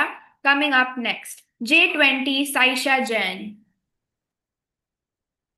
With a crash, a body falls over me into the shell hole. I do not think at all. I make no decision.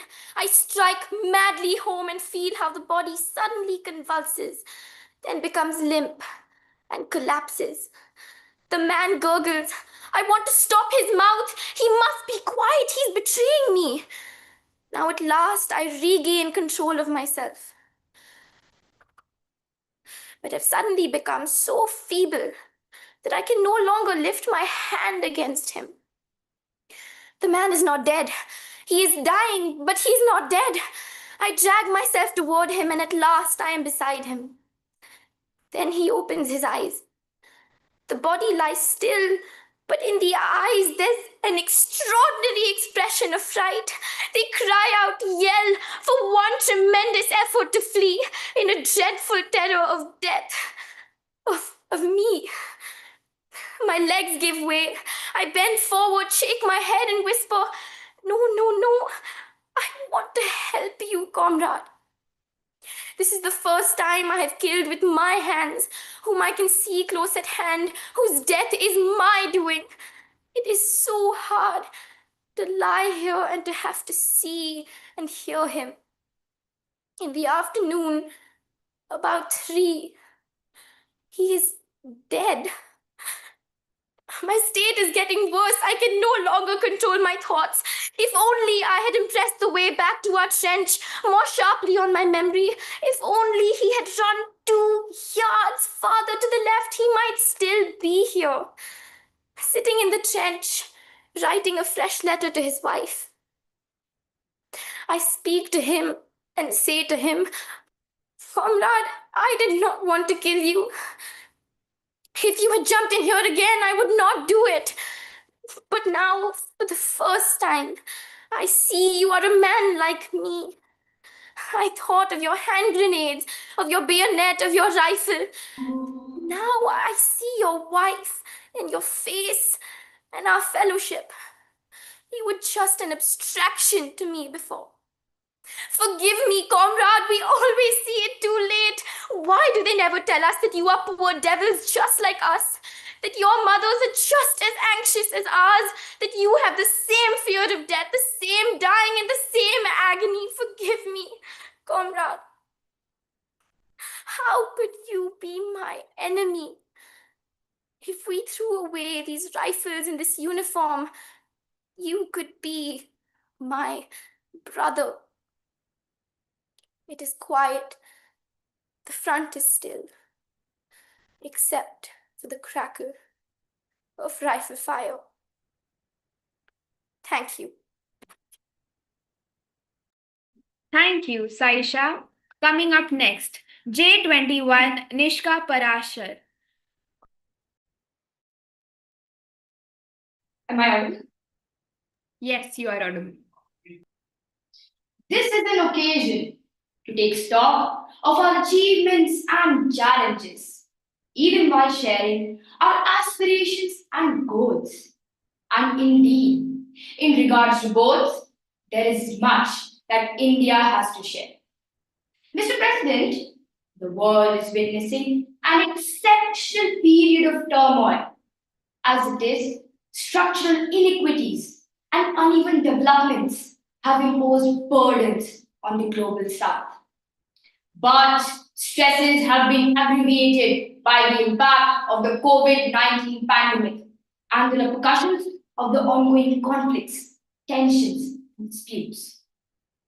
As a result, the socio-economic gains of the recent years have been rolled back. Resources for sustainable development are severely challenged, and many countries really struggle to make ends meet. Navigating the future appears even more daunting today. At this juncture, it was with a sense of exceptional responsibility that India took up the presidency of G20.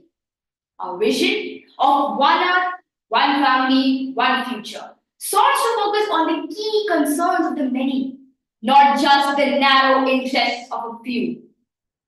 In the words of Prime Minister Narendra Modi, it was to bridge divides, dismantle barriers, and sow seeds of collaboration which nourish a world where unity prevails over discord and where shared destiny eclipses isolation. The New Delhi G20 Leaders Declaration articulates our collective ability to do so. Excellencies, friends, at a time where the East-West polarization is so sharp and the North-South divide so deep, the New Delhi Summit also affirms that dialogue and diplomacy are the only solutions. The international order is diverse, and we must cater for divergences, if not differences. The days when a few nations set the agenda and expected others to fall in line are over. As the United Nations itself symbolizes, finding common ground is an imperative. To listen to others and to respect their viewpoints. This is not a weakness. This is the basics of cooperation. Only then can collective efforts on global issues be successful.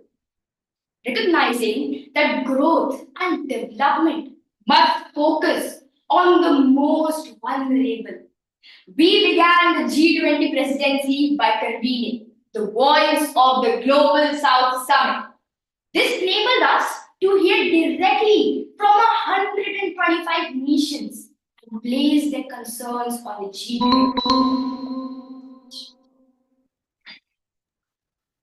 Thank you, Nishka. Coming up next, J22 Siddhi Pande.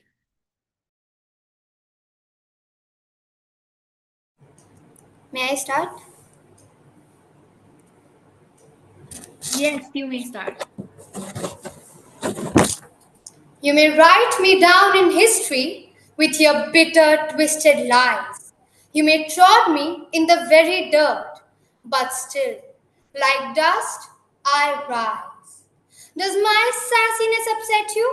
Why are you beset with loo? 'Cause I walk like I've got oil wells pumping in my living room? Just like moons and like suns, with the certainty of tides. Just like hopes springing high, still I rise. Did you want to see me broken? Bowed head, lowered eyes, shoulders falling down like teardrops, weakened by my soulful cries. Does my haughtiness offend you? Don't you take it awful hard? 'Cause I laugh like I've got gold mines digging in my own backyard. You may shoot me with your words, you may cut me with your eyes, you may kill me with your hatefulness, but still, like air, I rise. Strike your cruel thunder on me, cast your shadows, spread your lies. But I am a storm you cannot conquer. Through every trial, I rise. Out of the hearts of history's shame, I rise. Up from a past that's rooted in pain, I rise. I'm a black ocean, leaping and wide, welling and swelling, abhorring every tide. Leaving behind the nights of terror and fear, I rise. Into a daybreak that's wondrously clear, I rise. Bringing the gifts that my ancestors gave. I am the dream and the hope of the slave. With every fall, I gather might. Through endless dark, I claim my light. I rise, I rise, I rise. Thank you. Thank you, Siddhi. Now, coming up next, J23 Aradadya Baskar. I have been told to keep my head down, to stay in my lane, to not ask too many questions or cause too much trouble. They say, is it your life? Why do you care? Why does it matter to you only so much? To them I tell, the world beyond my walls and boundaries is part of my life too. Every day I wake up to injustice and corruption on the streets, and they tell me to be patient and polite. Every day I see a burning world right in front of my eyes, and they tell me to laugh and smile. Not a chance. I refuse to be silent when a girl is blamed for the clothes that she wears, not the hands that hurt her. I refuse to be silent when a boy is forced to man up instead of just being allowed to cry. I refuse to be silent when a child is taught to hate, even before he's taught how to spell. I refuse to be silent when the budget for auditoriums and stadiums and exhibitions and fans grows exponentially. In some schools, they can't even afford clean drinking water. Injustice is everywhere, sometimes on the news, sometimes in my city, sometimes in my very own school. The list is endless. And then, silence. People turn their backs to the problem, acting like it didn't exist. It isn't their life, is it? Why would it be their problem? They say, don't get emotional. But I ask them, how can anyone not get emotional under such dire circumstances? Anger is not a weakness, it is a weapon. And frustration is not foolish, it is fuel. And hope is not naive, it is necessary. And silence at last, my dear friends, is not peace. Silence is permission. And I refuse to give my permission. Not to corruption, not to cowardice disguised behind fake smiles and polished speeches. Now, you can call me dramatic, fine. Call me rebellious, well and good. But I refuse. I absolutely refuse to stay silent any longer. Thank you.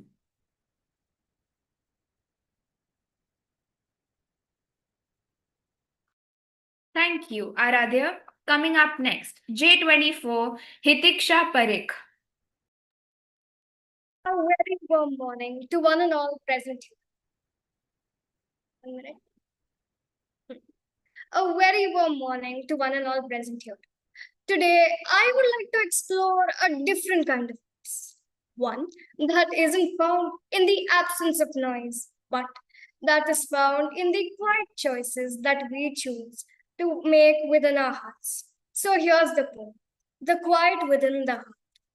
Peace is not the end of every war, not just the closing of a bolted door. It is the silence after the wind has passed, a moment's breath that is meant to last. Peace is not the calm after every storm, but it is the fire within that keeps you warm. A choice made, a knowing hand to hold, a different story that is waiting to be told. It is the forest where the sun breaks through, the morning light on the morning dew, a promise that is whispered to the land, a fragile seed held in a gentle hand. It lies not in a treaty or a decree, but in the spaces between you and me, a quiet understanding, a knowing gaze, found in the end of frantic days. For peace is not a distant foreign shore, but homecoming we've been waiting for. For it is a choice made in a quiet heart, the courage to begin again and start. So, as we navigate through our busy lives, and as the world grapples with conflict stretching from the Middle East to Asia and Africa, remember that peace does not come from major political events and world leaders, but it begins with us. It starts with a choice to be a little kinder to our neighbors, to listen and to find stillness in the moment of the day, or just to listen a new perspective with an open mind. So, the greatest act of peace in this world of noise and war may be the quiet one that we choose to make in our own hearts. Thank you. Thank you, Hitiksha. Coming up next, J25, Kiara Kinjale.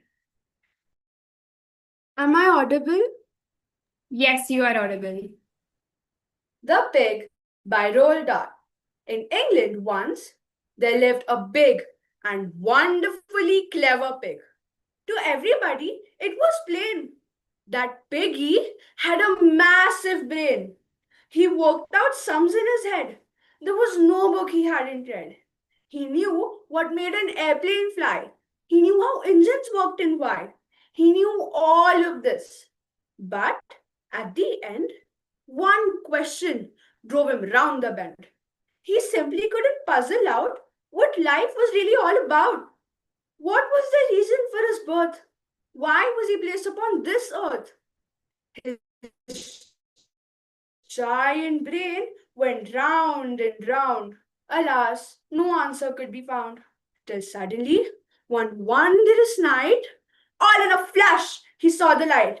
He jumped up like a ballet dancer and yelled, "By gum, I got the answer. They want my bacon slice by slice to sell at a tremendous price. They want my tender, juicy chops, num num num num, to put up at all the butcher shops. They want my pork to make a roast, and that's the part that'll cost the most. They want my sausages and strings. They even want my chitta legs. The butcher shop, the carving knife. That is the reason for my life. Such thoughts are not designed to give a pig great peace of mind. The next morning, in comes Farmer Bland with a pail of pig's will in his hand. And Piggy, with a mighty roar, bashes the farmer on the floor. Now comes the rather grisly bit. So let's not make too much of it. Except you must understand, Piggy did eat Farmer Bland. He ate him up from head to toe, chewing the pieces nice and slow. It took an hour to reach the feet because there was so much to eat. And when he finished, Pig of course absolutely felt no remorse.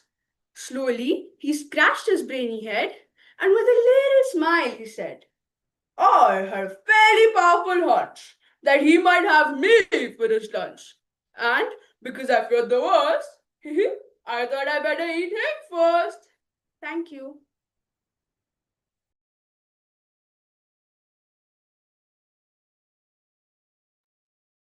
Thank you, Kiara. Coming up next, J26, Chirayu Goyal. Am I audible? Yes, you are audible. Please turn on your camera. It is turned on. Yes, thank you. Good morning, my fellow masters of grammar, or at least survivors of it. I'm here to defend a linguistic phenomena so majestic, so mysterious, and so magnificently misunderstood. It can only be called Indian English. Yes, that wonderfully spicy, proudly peculiar version of English we speak with such confidence and creativity that Shakespeare himself would say, what English beyond the classroom breaks. It is the East, and it is very much Indian. Let's start with our legendary vocabulary. In India, we don't cancel things, we prepone them. We don't drop out, we pass out from college. We don't move, we shift. And we do it only, no? Ah, only. Our emotional punctuation mark. She's like that only. He's eating chips only since morning. We use it the way others use salt on everything. Our email English is equally poetic. Please revert back at the earliest. Now, revert already means to go back, but we like to double guarantee. And of course, kindly do the needful. Nobody knows what the needful is. It is simply done. Some say we are wrong. That's not how the Queen says it. But after 200 years of colonization, we've earned the right to add masala to the Queen's grammar. English is not our mother tongue. It's more like a distant uncle, polite, formal, occasionally confusing, but still, we've made it ours. We speak it with attitude. We speak it while thinking in Hindi, translating from Marathi, and using hand gestures in pure Punjabi. My point, Indian English is not wrong. It is unique. And most importantly, it is ours. As Dr. Shashi Tharoor said, we have taken the language and given it a passport with Indian citizenship. So, the next time someone laughs at your English, just smile and say, please do the needful and kindly adjust, okay? Thank you. Thank you, Chirayu. Coming up next, J27, Nishtala Vinodkumar. Am I audible? Yes, you are audible. I Am the People by Carl Sandburg. I am the people, the mob, the crowd, the mass. Do you know that all the great work of the world is done through me? I am the working man, the inventor, the maker of the world's food and clothes. I am the audience that witnesses history. The Napoleons came from me, and the Lincolns. They die, and then I send forth more Napoleons and Lincolns. I am the seed ground. I am a prairie that will stand for much plowing. Terrible storms pass over me. I forget. The best of me is sucked out and wasted. I forget. Everything but death comes to me and makes me work and give up what I have. I forget. Sometimes I growl, shake myself, and spatter a few red drops for history to remember. Then I forget. When I, the people, learn to remember. When I, the people, use the lessons of yesterday and no longer forget who robbed me last year, who played me for a fool, then there will be no speaker in all of the world say the name the people with any fleck of a sneer in his voice or any far-off smile of derision. The mob, the crowd, the mass will arrive then. Thank you.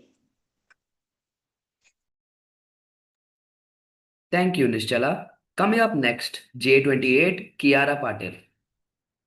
Am I audible?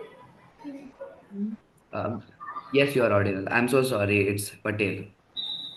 Dreams of a Brighter Tomorrow, a self composed poem. In a world where hopes take flight, we chase our dreams that shine ever bright. No judgment to hold us back, no labels to bind. Just open hearts seeking to be one of a kind. In the limitless realms of dreams where hope resides, aspirations soar with hearts full of pride and a gleaming eye. With passion and cheer, we won't shed a tear as we soar through the sky without fear. Celebrating differences and leaving judgments behind. For we are shining stars waiting to be aligned. Embrace your uniqueness. Don't blend with the crowd. Refuse to follow the herd. Proudly stand aloud. With every step forward, our passions at ablaze. In this boundless expanse, through an ever winding maze. In visions of tomorrow, we behold a world which is gentle and true. A world where fear subsides and love unfolds in every hue. Lift your spirit, let your colors gleam. In visions of tomorrow, we will grow and dream. So stand, O heart, in all your vibrant hue. For you are you, the rare, the brave, the true. Thank you.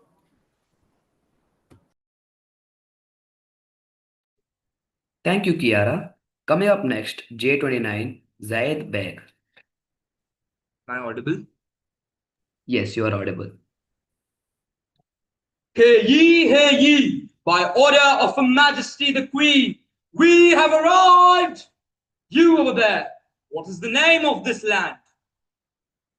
This land over here, this is called India. Well, my good man, I am here to inform you that India is now under the British Empire. And I am glad that I can tell you, India is exactly where it was yesterday. No, I don't think you seem to understand.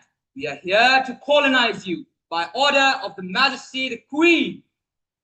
Who is the Queen? The Queen, the ruler of Great Britain, she who was ordained by God. Which God? God, the one true God. You don't know the name of your God? It's just God, and you too shall worship him. Is it like mommy or daddy? What do I do when I have to worship him? Huh? I go, oh dear God, please help me, God. No, no, not you, God. Other God. Sorry, not you, God. Other God. No, next God. I should have asked for your name first. Not you, God. Other God. And then I'm wondering why my prayers are not getting answered, huh? How dare you speak to me like that? Do you know who I am? No, because you never introduced yourself. Well, I have come here representing Great Britain. And I have never heard of Great Britain. Who gave you that name, huh? Well, we did. You call yourself great? Isn't that a little presumptuous? Shouldn't you wait for other people to tell you how great you are? You should go around the world doing good things, good things, good things. Then the people will come to you and say, oh my God, Britain, look how great you are. Well, I beg to differ, because we knew instinctively that we are Great Britain. Well, in that case, welcome to Great India, my friend. No, it doesn't work like that. It doesn't work like that. How dare you speak to me like that? Look, you were the one who dared to speak to me, okay? I was over here minding my own business in my land. You come over riding on your skinny cow, telling me that things are going to change. Look, the moment I looked at you, I knew something was very wrong with you, my friend. You do not look normal, okay? What do you mean? I look quite normal. You do not look normal, my friend. I can see your veins pumping through your skin. Do you know how creepy that is? Pumping, pumping, pumping, pumping. It looks like you've been playing hide and seek with the sun your entire life, okay? If I was your doctor, I did not need any X-ray machine. I would just walk up to you. What is the problem? It's your kidneys. And how do I know? Because you're translucent, my friend. That is how I know. Damn you! We're going to run this country whether you like it or not. You're a madman and we're not doing anything you tell us to do, okay? We're going to take it from you. You're not taking anything and going away to England, okay? We're going to take it. You're not taking it. We're going to take it. Take. It's all yours. Take. Don't play nice. Take. Thank you.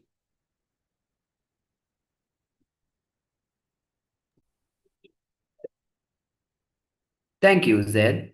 Coming up next, J30, Pia Mudliar. Am I audible? Yes, you're audible. Good morning. Today I'll be reciting an edited version of the poem The Spider and the Fly by Mary Howitt. Will you walk into my parlor? Said the spider to the fly. 'Tis the prettiest little parlor that you ever did spy. The way to my parlor is up a winding stair, and I have many curious things to show when you are there. Oh, no, said the little fly. To ask me is in vain. Who goes up your winding stair can ne'er come down again. I'm sure you must be weary, dear, with soaring up so high. Will you rest upon my little bed? Said the spider to the fly. Oh, no, said the little fly. I've often heard it said, they never wake again, those who sleep upon your bed. Sweet creature, said the spider, you're witty and you're wise. How handsome are your gauzy wings, how brilliant are your eyes. I thank you, gentle sir, for what you're pleased to say, but bidding you good morning now, I'll call it another day. The spider turned round about and went into his den. For well he knew this silly fly would soon come back again. So he wove a subtle web in a little corner sly, and set his table ready to dine upon the fly. Then came out to his door again, and merrily did sing, Come hither, pretty fly, with the pearl and silver wing. Your robes are green and purple, there's a crest upon your head. Your eyes are like the diamond bright, but mine are dull as lead. Alas, how very soon the silly little fly, hearing his wily, flattering words, came slowly flitting by. With buzzing wings, she hung aloft, then near and nearer drew, thinking only of her brilliant eyes and green and purple hue. At last, Up jumped the cunning spider and fiercely held her fast. He dragged her up his winding stair into his dismal den within his little parlor. But she ne'er came out again. And now, dear children, for whom may this story read, to idle, very flattering words, I pray you ne'er give heed unto an evil counselor. Close heart and dare and die, and take a lesson from this tale of the spider and the fly. Thank you. Thank you, Pia. Coming up next, J31, Tiara Kotari. Good morning, everyone. I'll be reciting a piece, A Pale Blue Dot by Carl Sagan. Look at that dot. That's here, that's home, that's us. On it, everyone you love, everyone you know, everyone you even heard of, everyone who ever was lived out their lives. The aggregate of our joy and suffering. Thousands of confident religions, ideologies, and economic doctrines.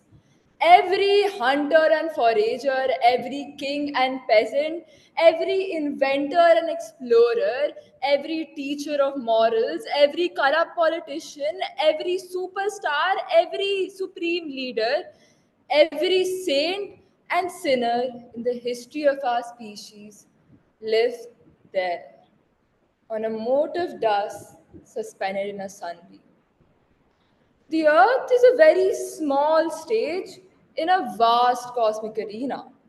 Think of the rivers of blood spilled by those emperors and generals so that in glory and triumph they could be the momentary masters of a fraction of that dot. Think of the endless cruelties visited by the inhabitants of one corner of this pixel to the scarcely distinguishable inhabitants of some other corner. How frequent their misunderstandings, how eager they are to kill one another, how fervent their hatred, our posturings, our imagined self importance, the delusion that we have some privileged position in this universe are all challenged by this point of pale light. In all this obscurity, in all this vastness, there is no hint that help will come from anywhere else to save us from ourselves. The earth is the only world known so far to harbor life. There is nowhere else, at least in the near future, to which our species could migrate. Visit? Yes. Settle? Not yet. So, like it or not, Earth is where we make our stand. It has been said that astronomy is an humbling and character building experience. There is perhaps no better demonstration of the folly of human conceits than this distant image of our tiny world.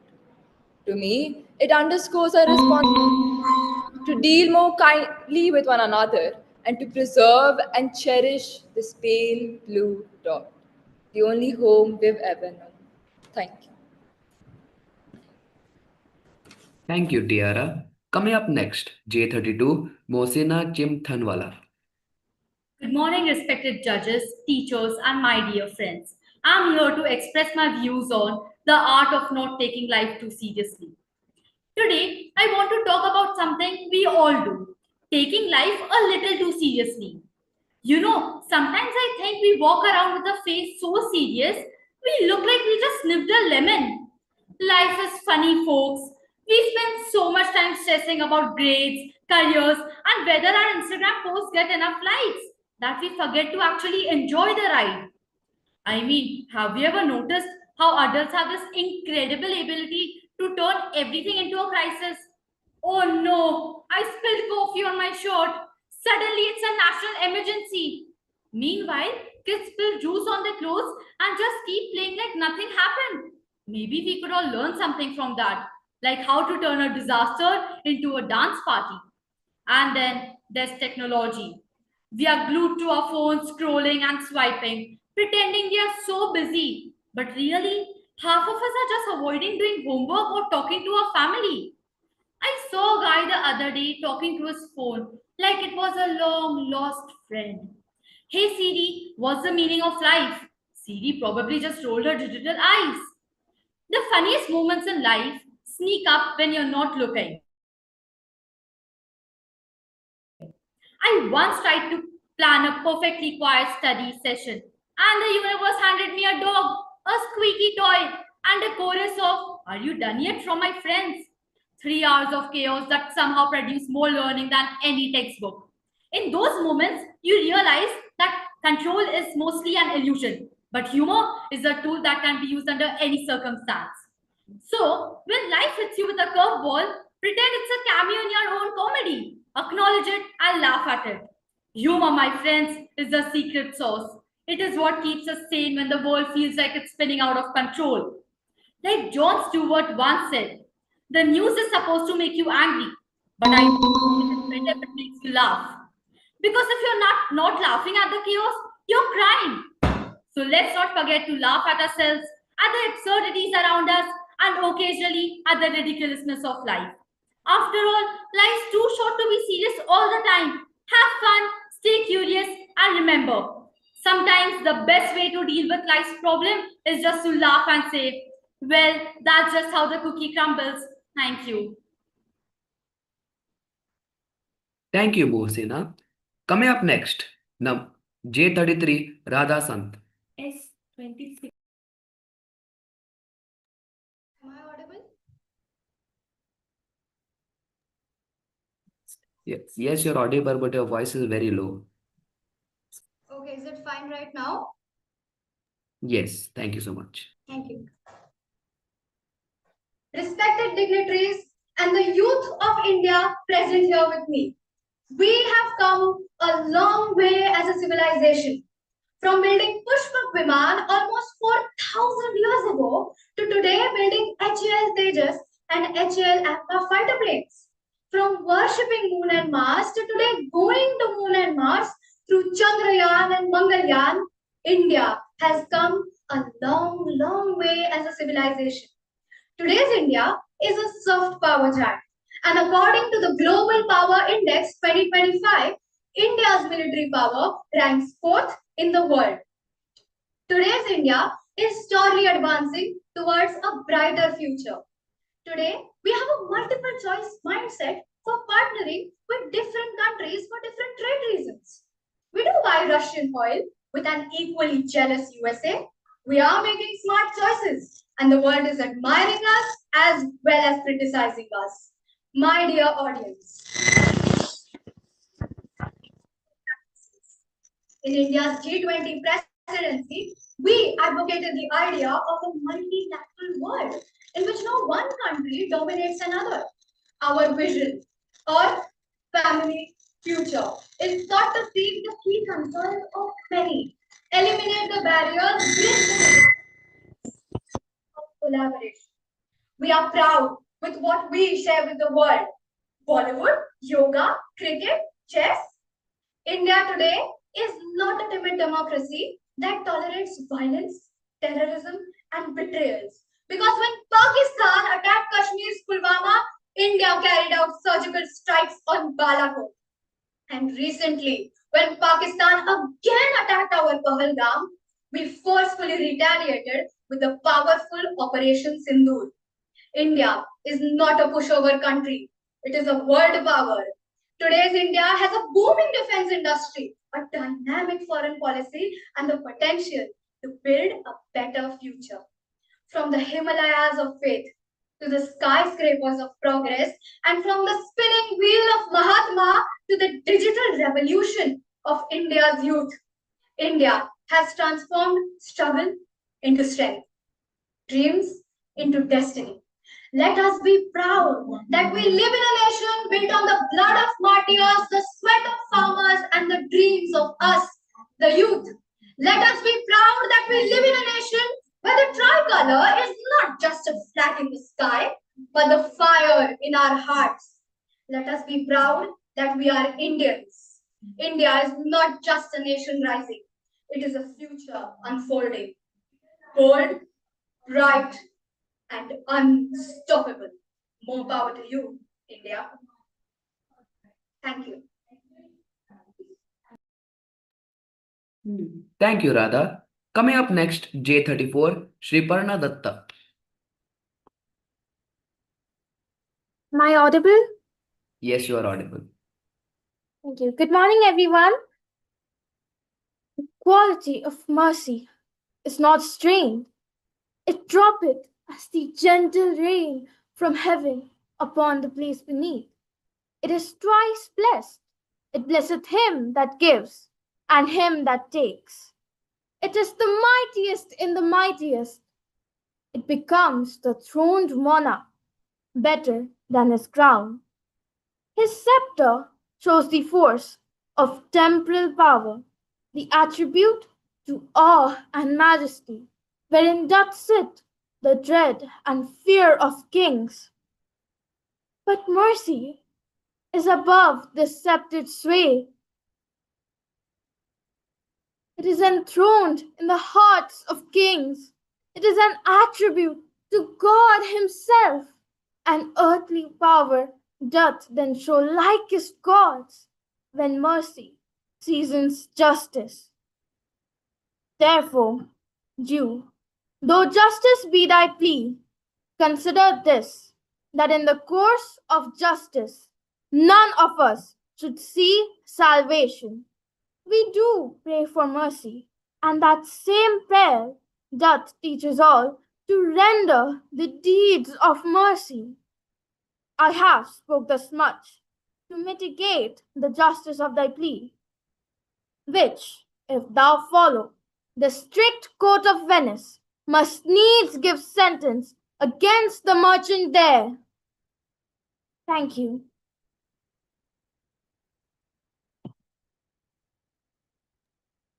Thank you, Shriparna. Coming up next, J36, no, sorry, J35, Shrishti Thakur. It was midnight when the first explosion tore through the city. Mothers grabbed their children, fathers carried the elderly. The entire neighborhood became silent that night. They were no longer citizens of a country. They were refugees of fear. Terrorism is not sound of gunfire or sight of smoke. It is the quiet emptiness of home, the tears on a child's cheek, and the dreams buried under the rubble. It doesn't matter if it is a sudden attack on a marketplace, a conflict between borders. It just doesn't matter. It is the target is never the land. It is the people like you and me who just wanted to live their life, who just wanted to live in peace. But we never got the chance to do that, did we? No.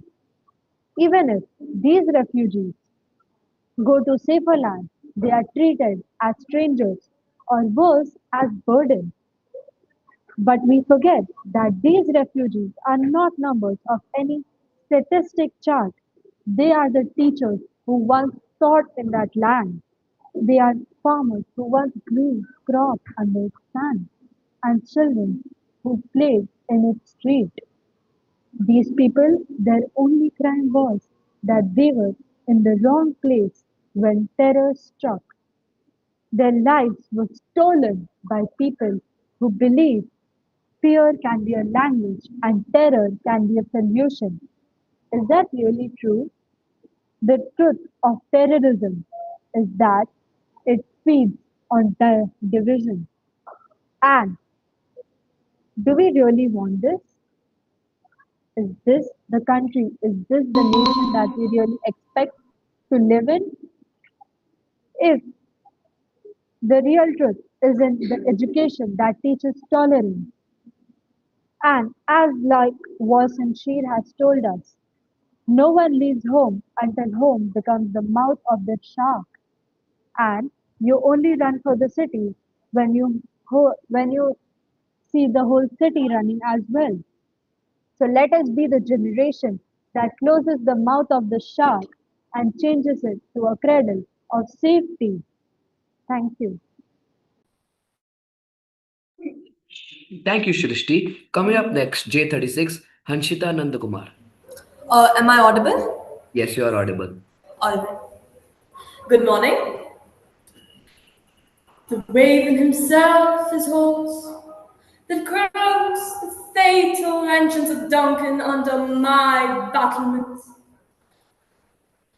Come, ye spirits that tend on mortal thoughts, unsex me here and fill me from the crown to the toe-top full of direst cruelty. Make thick my blood, stop up the axis and passage through moors, that no compunctious visitings of nature shake my fell purpose, nor keep peace between the effect and it. Come to my woman's breasts and take my milk for gall, you murdering ministers, wherever in your sightless substances you wait on nature's mischief. Come, ignite, and pull thee in the dunnest smoke of hell, that my keen knife see not the wounded maids, nor heaven peep through the blanket of the dog to cry, hold! Thank you.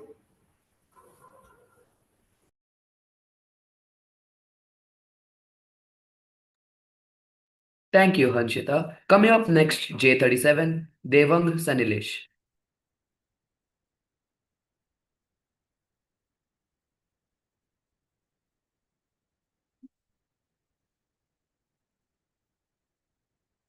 J37, are you there?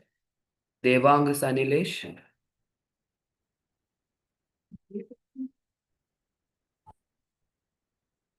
J37, your audio and your camera are is not there. Hello, can you hear me? My internet's a bit bad. Hello? Yes, you're audible. Hello, can you hear me? Yeah, My yes, we internet can hear you. Please. bad. Yep.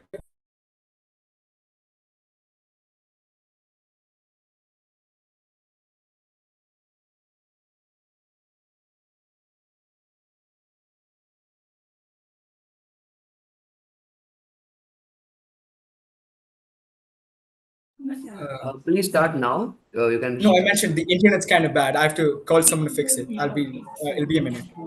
Okay, so we will move on to the next. So we will move on to the next participant, J39. Go on to the next person. Sorry?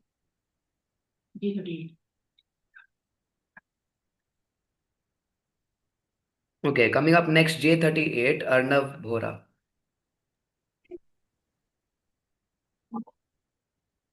Can I start? Yes, you can start. He said he was mad, not a harmless kind of mad, the dangerous kind.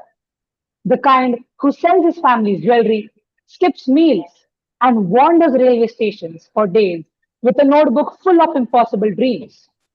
But before this madness came tragedy. He lost his mother while still a boy. Later, in the middle of building a career, death came again, this time for his first wife and child. The grief was so deep, he could not even enter the same city where the memories lived. He started again. He studied art in the grand halls of Bombay, then in the bustling streets of Baroda, then in Europe, chasing every skill painting, sculpture, printing, photography. But fate wasn't done playing cruel games. An epidemic snatched his second son. His business partner betrayed him, leaving him penniless. An entire printing press, his pride, was lost in a legal battle he couldn't win. Still, he refused to kneel.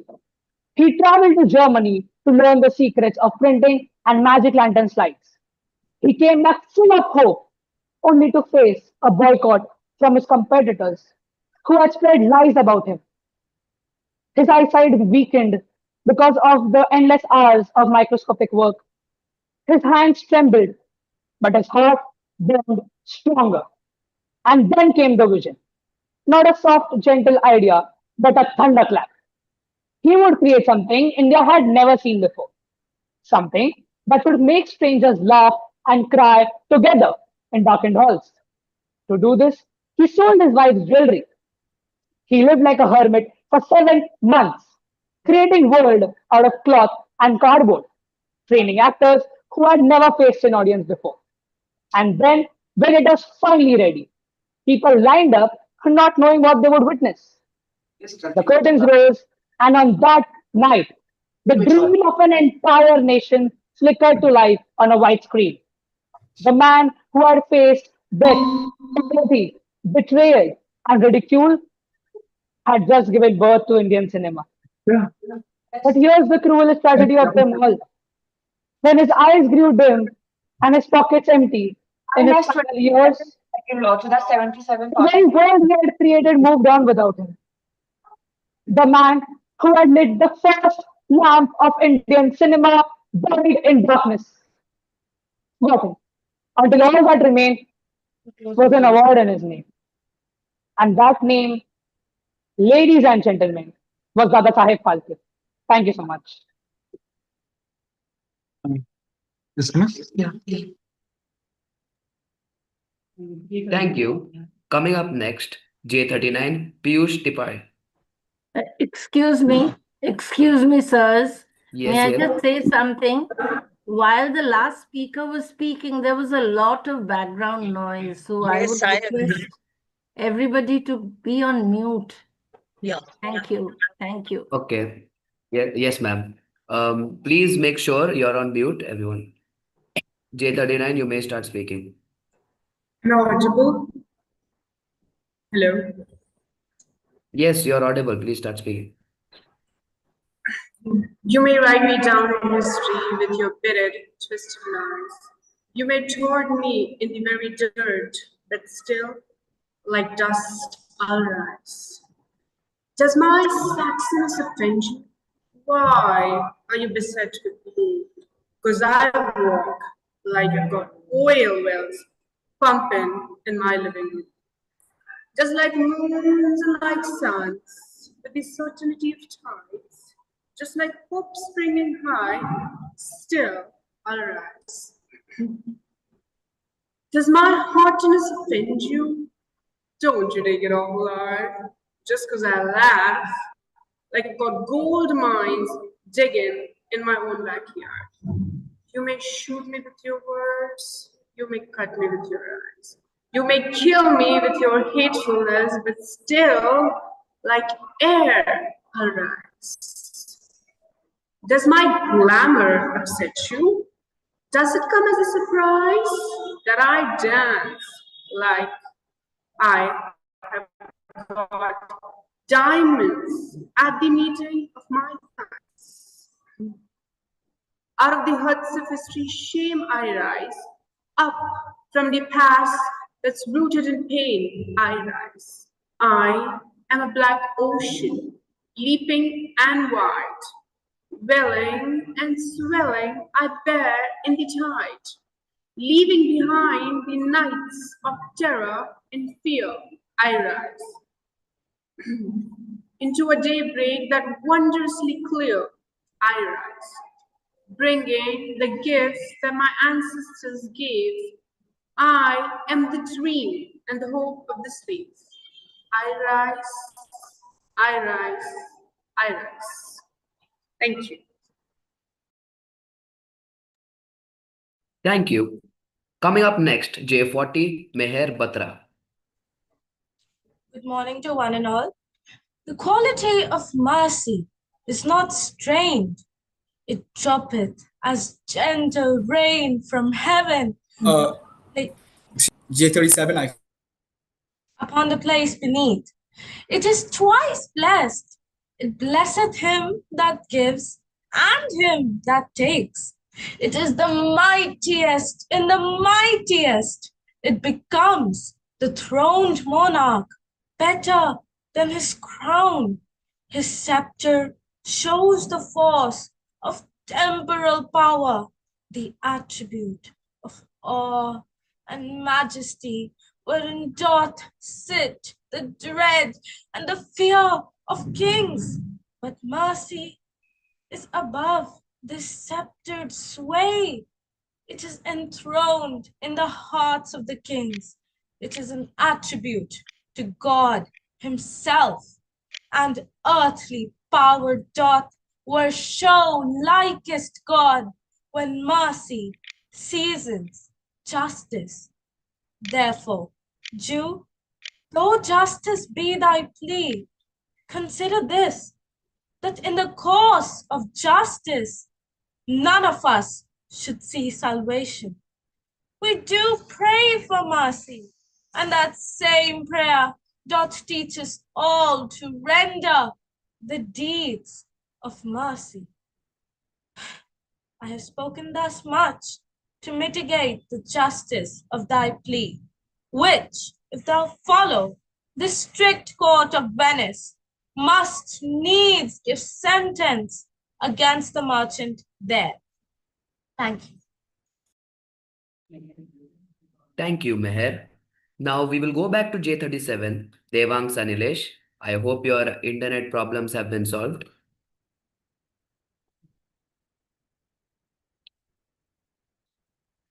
Okay. J37, are you there?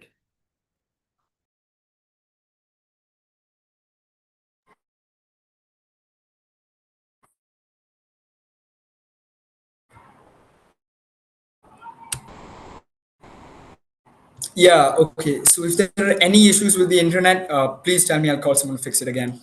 It was just a bit messy. Sure, thank you. Yeah, it's. You may begin. Should I start now? They say Felgam is a paradise, but today it bled.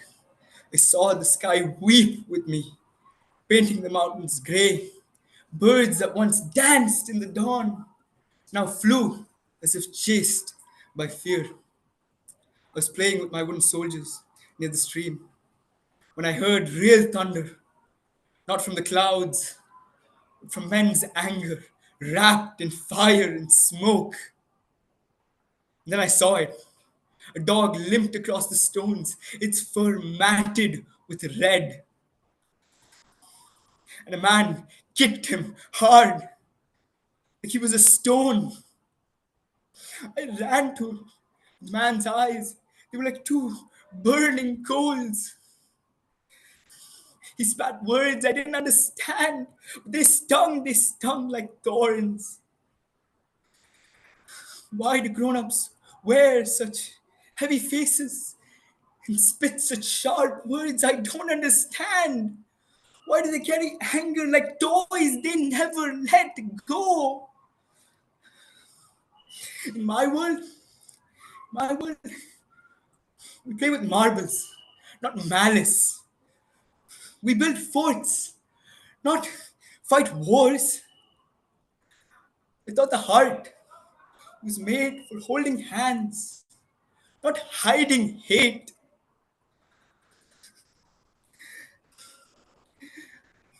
Just a child. My eyes are sharper than me. They see this world is broken. I look at the stars. I whisper to them, please, please, please, don't let me be like them. Please, let me grow with flowers in my fists, not fire. Let me grow speaking words, not weapons. Is there still magic left in this world? Or is it hiding in the corner of a soul, wishing a kind heart to call it back to life? Is there still magic left in this world? Thank you. Thank you, Devang. Moving up, we got J41, Vivan Hajerness. Am I audible? Yes, you're audible.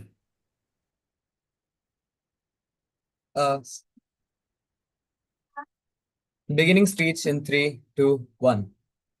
The disastrous military events of the past fortnight have not come to me without any sense of surprise. I made it clear in front of the House that whatever happens in France does not dictate Britain's resolve. We will fight on if necessary for years, if necessary, all alone. It is with great pride that I tell you, people, that we have succeeded in bringing back a large majority of the forces which we had deployed in France. About 350,000 out of the 400,000 men have returned safely back to their homes. Today, this very island, which we call our home, stands as the largest military power in the world. 1.25 million men lined up in arms have tested their strength against the Germans and have proved to be at no disadvantage. As for invasion, O people of Britain, I do not deny the danger. The enemy may send small raiding forces, but I believe that we are stronger. Sea power is decisive when the force is larger. But I promise, oh people of Britain, our navy is larger. We also experience attacks from the skies. The German bomber forces have been proven to be larger in number. But the British aerial forces have been stronger and superior in men, quality, and the type of machinery which we use. Over Dunkirk, we saw a huge war, chaos ensued, people saw casualties. But the British aerial forces regained our local aerial strength. I declare the British aerial forces to bomb all German military targets. I am aware of the chaos which will ensue. Cities will fall. People will die. Yet Britain will remain firm. What General Weygand believed that the Battle of France is over, I hereby declare the Battle of Britain is about to begin. Hitler knows he must break us, he must kill us, he must end us on this island, or he must succumb to us and lose this war. I ask you, O people of Britain, would we want peace and unity? Or do we want turmoil and slavery? If we prevail in this war, our generation, all which we have ever known and loved, will see the dawn of a new day. But if we fail, all which we have ever loved, ever cared for, will fall into a dark abyss of terror and chaos under the Nazi regime. Let us bear ourselves, O people of the world, that if the British Empire and the Commonwealth were to last for another 1,000 years, men will still say, this was their finest hour. Thank you very much.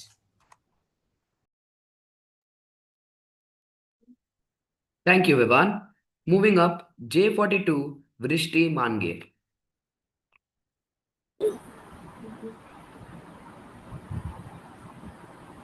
Vrishti, your video is off. It's not working. Yeah, it's not working. Hold up. I'll fix it.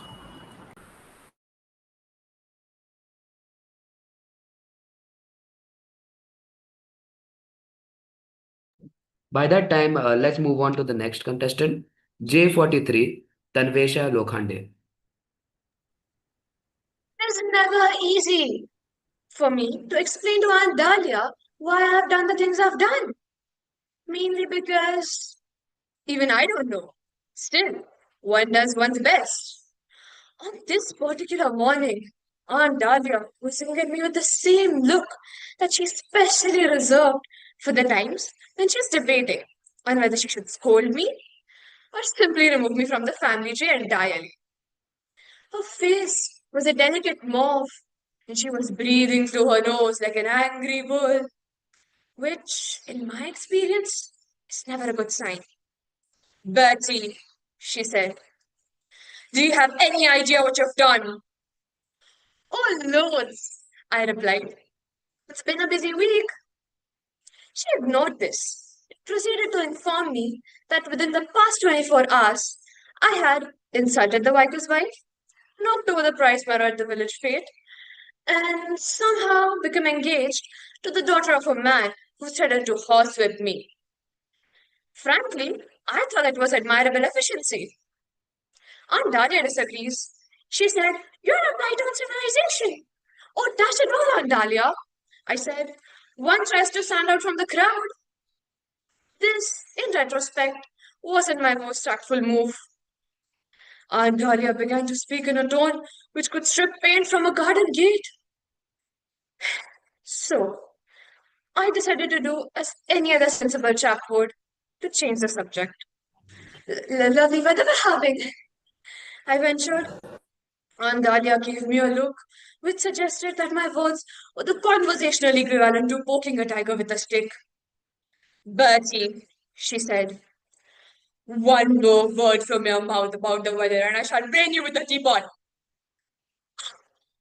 I find that rather unfair. A fellow ought to be able to discuss meteorology in his own home without the threats of crockery-based violence. Still, I let it pass. One learns, you see, usually by making a fool of oneself first. And in my case, that's rather a specialty. Thank you.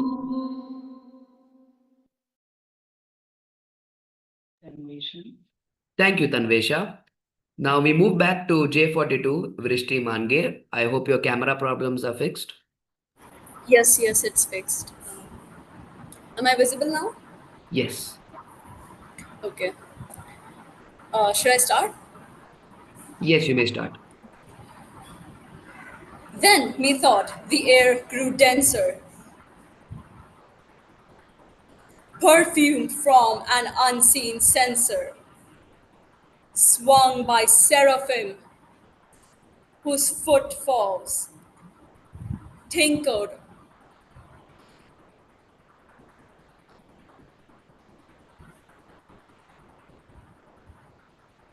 just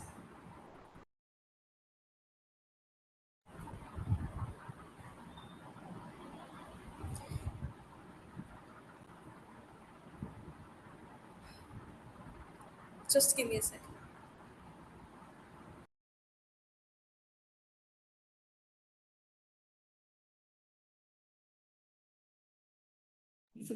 Ma'am, should we move on to the next participant?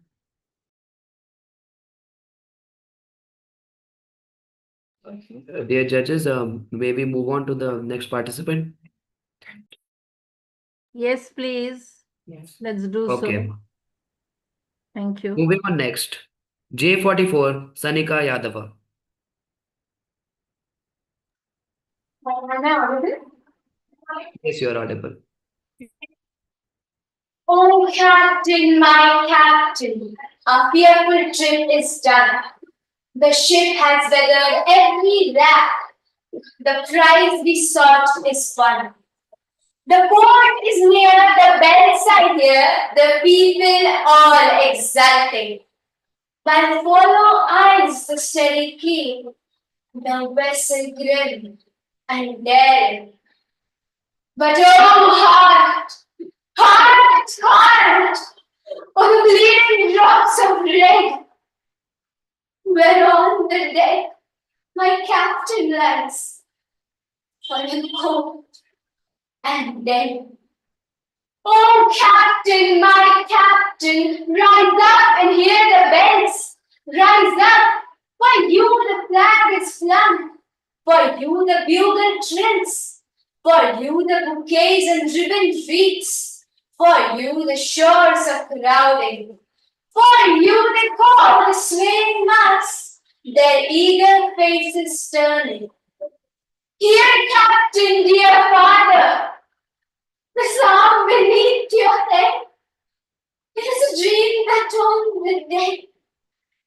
You have fallen cold and dead.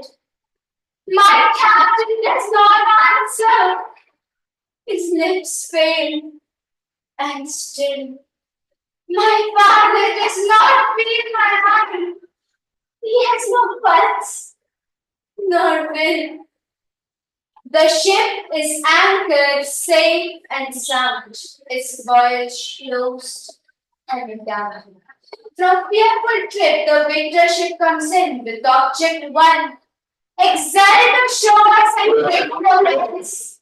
But shall walk the dead by path in life,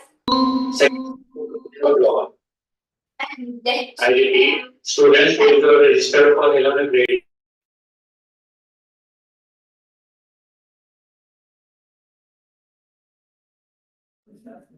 Thank you, Sanika. Moving up next, J45, Ajanchi Sharma.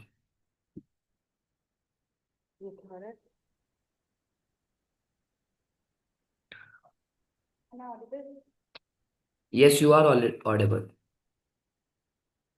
Sisters and brothers of America, I am proud to stand before you from a country who has welcomed people of all faiths from all around the world. India has given shelter to the persecuted and love to the ones who came seeking peace. Our religion has not only taught tolerance, but true acceptance. We believe all religions are true, just as all rivers flow in different paths. Some fast, some slow, some clear, some muddy, but all reach the same vast ocean. So too the case with religion. Each religion in their own way leads to the same eternal truth. Do I wish Christians to become Hindus? God forbid. Do I wish that Hindus or Buddhists to become Christians? God forbid. Do I wish one religion must follow another? Never. A seed is placed in the ground. The earth surrounds it. The air gives it life. The water feeds it. Does the seed become the earth, the air, the water? No. It becomes a plant. It grows according to its own nature. It may be a tiny shoot today, but tomorrow it will become a strong tree. It takes what it needs from the soil, the sun, the rain, but still keeps its own identity. So is the case with religion. We must learn from others. We must draw strength from others, but still keep our own individuality. So, like the flowers in the garden, some roses, lilies, jasmine, do they all take each other's fragrance? No. They make a harmony together. They make it better. And so does the different religions of the world make the world better. So let us not fight to conquer each other. Let us love and let us live together as one family. Thank you. May I say something, please? Yes. Excuse me, you know what? The child who just spoke, she was very soft. And it would be nice if you could ask us whether we could hear her too. You probably heard her. I don't know what the other judge felt. No, I would like to interrupt here, and I would totally agree with Dr. Krishna Ranjini, because I couldn't hear a word. Yes, Same here. I agree. I couldn't. So the Train- panel has to be very careful about their. They should be audible. The children who are manning this, they must be careful so that we don't miss out on anyone. Yes, thank you very much. Thank you, thank you. Yes, I am extremely sorry. So should we move on to the next participant, or should we do repeat her again? I'd like the principal can decide what is right. Then we should move on to the next one. Okay. Okay. Moving on, J46, Abhyudaya Patil.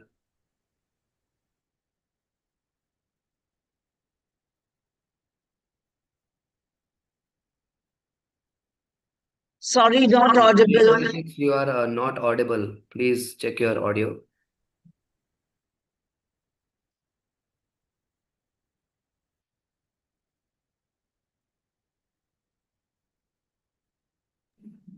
We'll come back to you later. By the time you can fix up your internet, we will move on to J47, Ananya Palakurti.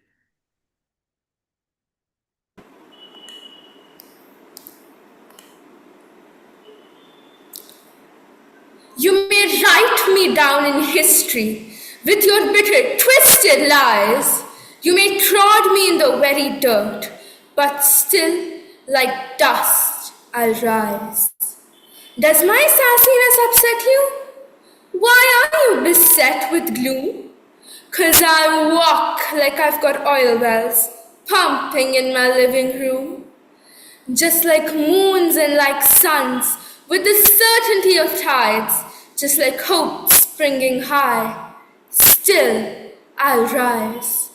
Did you wanna see me broken? Bowed head and lowered eyes, shoulders falling down like teardrops, weakened by my soulful cries. Does my haughtiness offend you? Don't you take it awful hard, 'cause I laugh like I've got gold mines digging in my own backyard. You may shoot me with your words, you may cut me with your eyes, you may kill me with your hatefulness, but still, like air, I'll rise. Out of huts of history's shame, I rise. Up from a past that's rooted in pain, I rise. I'm a black ocean, leaping and wide, welling and swelling, I bear in the tide. Leaving behind nights of terror and fear, I rise into a daybreak that's wondrously clear. I rise, bringing the gifts that my ancestors gave. I am the dream and the hope of the slave. I rise, I rise, I rise. Thank you. Thank you. Thank you. Moving on, J48, Suvrat Duwal. Am I audible? Yes, you're audible. Friends, Romans, countrymen, lend me your ears. I come to bury Caesar, not to praise him.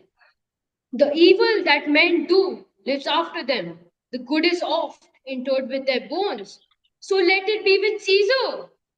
The noble Brutus had told you Caesar was ambitious. If it was so, it was a grievous fault, and grievously hath Caesar answered it. Here under leave of Brutus and the rest, for Brutus is an honorable man. So are they all honorable men. Come I to speak in Caesar's funeral. He was my friend, faithful and just to me. But Brutus says he was ambitious, and Brutus is an honorable man. He had brought many captives home to Rome, whose ransom did the general coffers fill. Did this in Caesar seem ambitious? When that the poor have cried, Caesar hath wept. Ambition should be made of sterner stuff. Yet Brutus says he was ambitious, and Brutus is an honorable man. You all did say that on the Lupercal. I thrice presented him a kingly crown, which he did thrice refuse. Was this ambition? Yet Brutus says he was ambitious. And sure, he's an honorable man. I speak not to disprove what Brutus spoke, but here I am to speak what I do know. You all did love him once, not without cause. What cause withholds you then to mourn for him? O judgment, thou art fled to brutish peace, and men have lost their reason. Bear with me, my heart is in the coffin there with Caesar, and I must pause till it come back to me.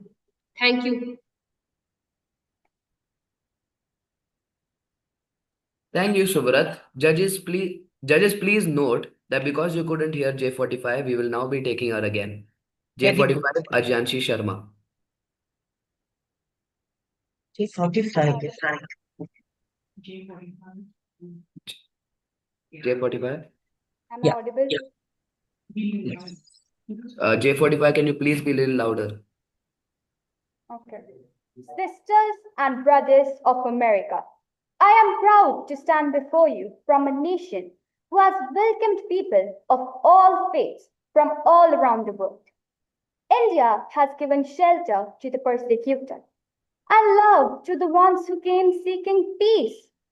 Our religion has not only taught tolerance but true acceptance. We believe all religions are true.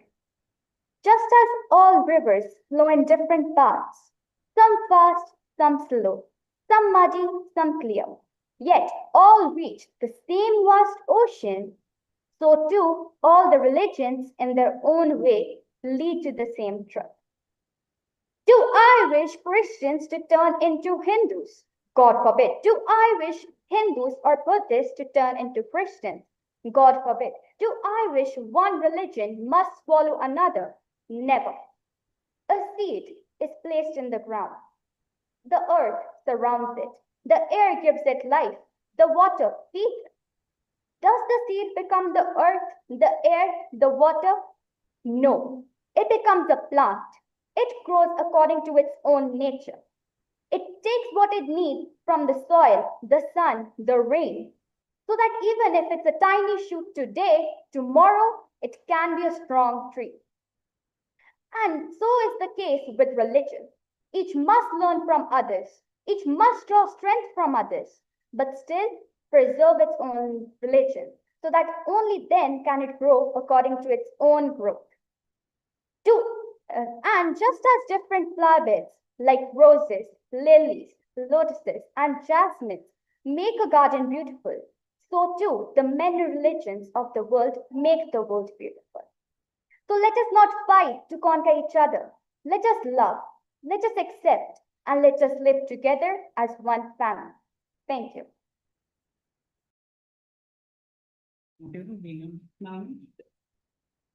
Thank you, Ajanchi. Moving on, J49 Yashvi Sur.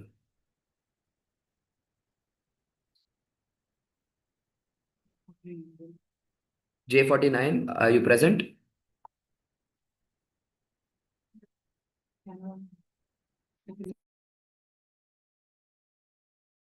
Okay, let's move on to J50, Ayan Pathan.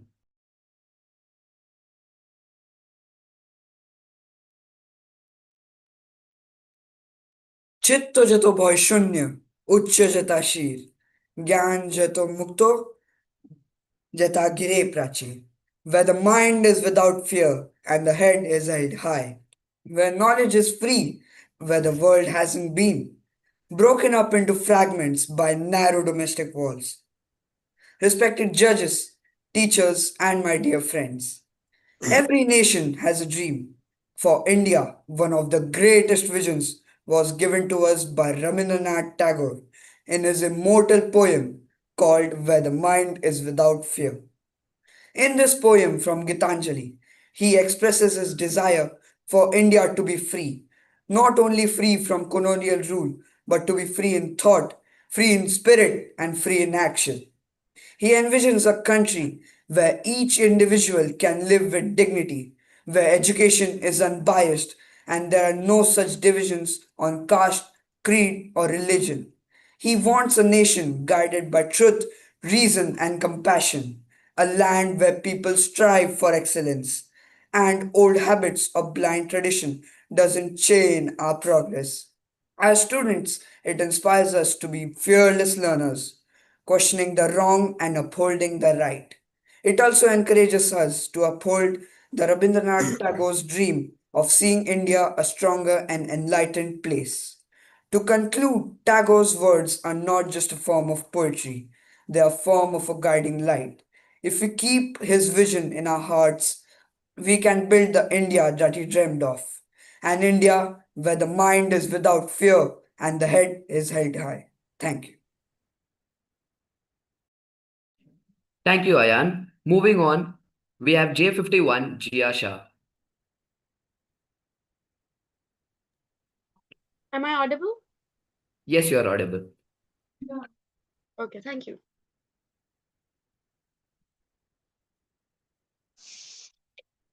Not goddesses in temple, but humans on street.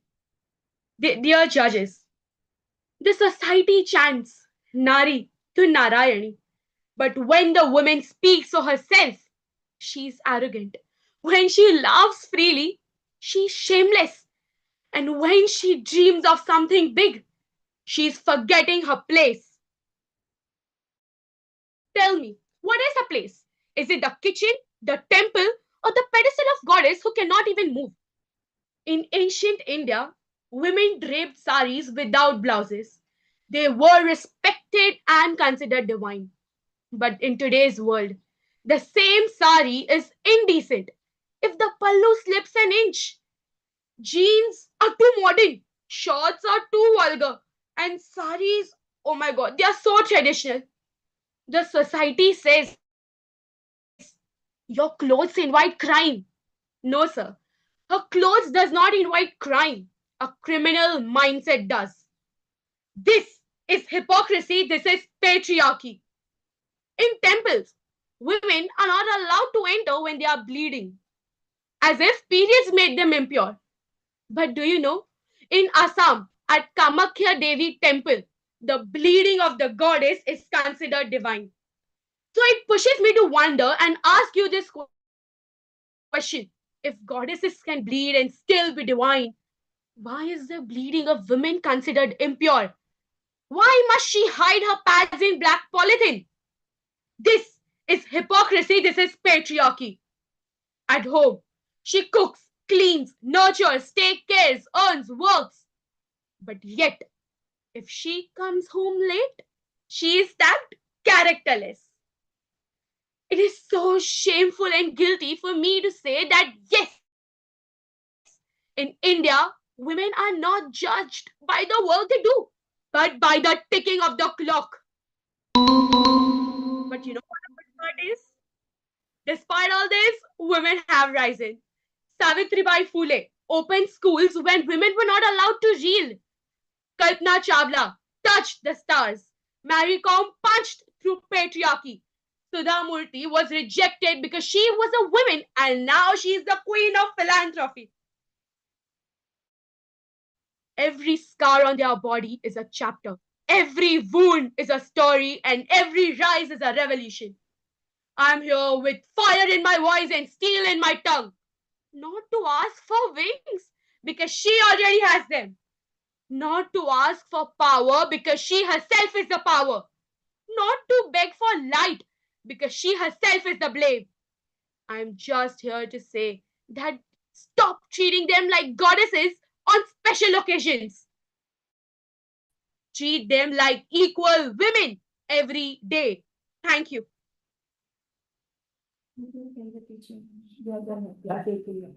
Thank you, Gia. Moving on, J52, Sanvedas. Am I audible and visible? Sorry, can you repeat? Am I audible and Yes, visible? yes, you are both. You are audible and visible. Yes. Today I'll be reciting one of the most powerful poems ever written. Still I Rise by Maya Angelou. Now here goes the poem. You may write me down in history with your bitter, twisted lies. You may trod me in the very dirt, but still, like dust, I'll rise. Does my sassiness upset you? Ah, why are you beset with gloom? 'Cause I walk like I have got oil wells pumping in my living room. Just like moons and like suns, with the certainty of tides, just like hope springing high, still I'll rise.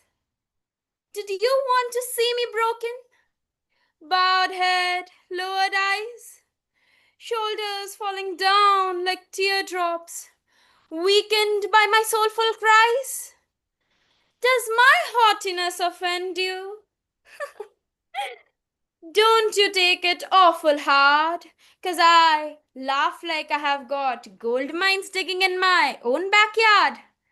You may shoot me with your words, you may cut me with your eyes, you may kill me with your hatefulness, but just like life, I'll still rise.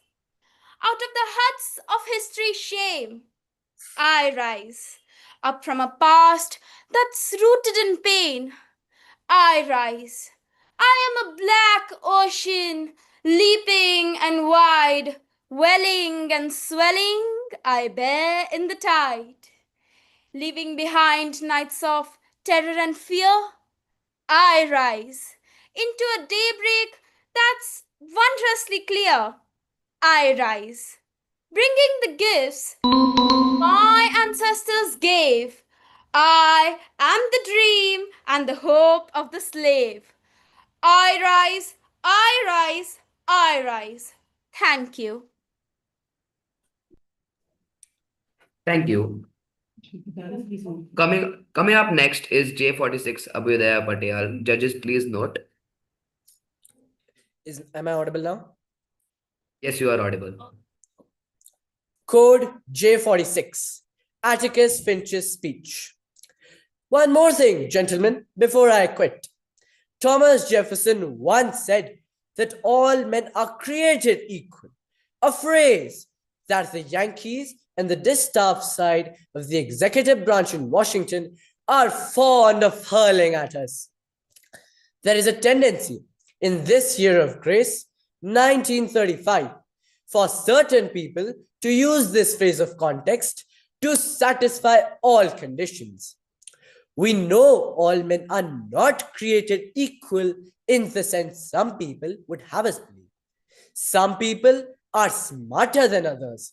Some people have more opportunity because they're born with it. Some men make more money than others. But there is one way in this country in which all men are created equal. There is one human institution that makes a pauper the equal of a Rockefeller, the stupid man equal of an Einstein, and an ignorant man equal of any college president. That institution, gentlemen, is a court. It can be the Supreme Court of the United States, or the humblest JP court of the land, or this honorable court which you serve. Our courts have their faults, as does any human constitution. But in this country, our courts are the great levelers, and in our courts, all men are created equal. I am an idealist to believe firmly in the integrity of our courts and in the jury system. That is no ideal to me. It is a living, working reality. Gentlemen, a court is no better than each man of you sitting before me on this jury. A court is only as sound as its jury, and a jury is only as sound as the men who make it up. I am confident that you, gentlemen, will review without passion the evidence you have heard, come to a decision, and restore this defendant to his family. In the name of God, do your duty. Thank you. Thank you, Abhyudaya. Moving on, we have the last contestant of the junior category, Yashvi Sud, J49. Am I audible? Yes, you are audible. Yes. Thank you. Good afternoon, everyone. Today I'm going to throw some light on a unique topic, funny Indianisms used by Indian English speakers. Speaking in English as a non-native speaker presents its own set of problems. Mistakes come in many forms, and even the teachers of English are not immune from them. Before I even tell you about Indianisms, let us first understand what this term actually means. Indianisms are common errors made by Indians while speaking in English. We can find funny masters of Indianisms everywhere in India, like some people who always initiate a conversation by simply asking, "What is your good name?" Since all names are good, this polite inquiry does not carry much sense. After all, what's in a name? As said by Juliet to Romeo. A good many Indians use this expression in the sense of first name, but since it is a typical Indianism, you should better avoid it. Another one is kindly reply back to me. Since replying already means answering back, the addition of back to the word reply is completely useless. You should simply say, kindly reply. That's it. Now I'm going to talk about the most commonly used ones, especially in Indian schools and colleges. One is, he passed out from the school. Passing out literally means when someone loses their consciousness. So instead of saying he passed out from the school, you should say he graduated from the school. Now, I would like to share a small and a funny incident with you all. A student in a classroom once said to his teacher, "Sir, I have a doubt. What is Dutch courage?"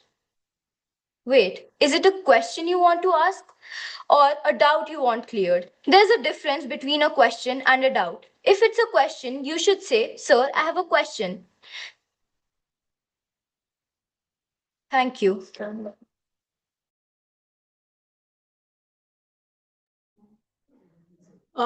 Dear judges, please note that we have come to an end with the junior category. So now I request you to accommodate one contestant from the senior category due to some unavoidable situations. So I request you, then after that, we'll take a break of 10 minutes. So can you please switch on to the score sheet of category 2 now? And the contestant number is S26.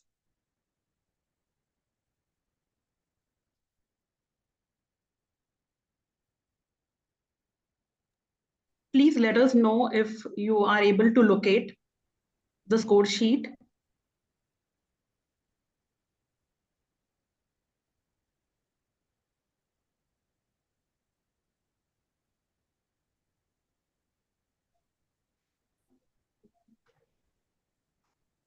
Can we proceed with S26? Am I audible? Am I audible? Yes, ma'am. Is S26 Uday Singh Siddhu? Ma'am, we are not able to hear you. Shukla ma'am, we are not able to hear you. Yes. Is Yes. S26, is the That's name right, Uday S26. Singh Siddhu? Is Yes, the ma'am, name that's Uday right. Singh Siddhu? Yes. Thank you. And I'd just like to add that we are doing this because it's raining very heavily where the child is from, and so their school is getting over earlier. So that's Just the hang reason on, why. I'm trying to get back. Okay, Ranjani ma'am, did you locate the sheet? No, I haven't. Just hang on. Okay, ma'am.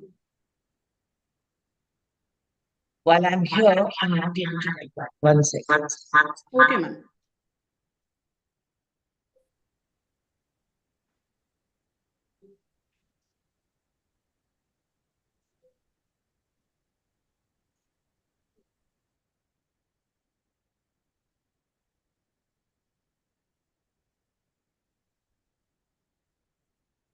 Yes, I've managed. Thank you so much, ma'am. All right, S26, you may begin now. Am I audible? Yeah. Yes, you are audible. It gives me a great pleasure to be with you all today to share a few thoughts about who is an Indian and the challenges of diversity in the nation of minorities. At midnight on August 15, 1947, independent India was born as its first Prime Minister, Shri Jawaharlal Nehru, proclaimed a tryst with destiny, a movement which comes but rarely in history. When we move from old to the new, when an age ends and when the soul of a nation long suppressed finds utterance. With those words, he launched India on the remarkable experiment in governance. Winston Churchill once barked, is merely a geographical expression.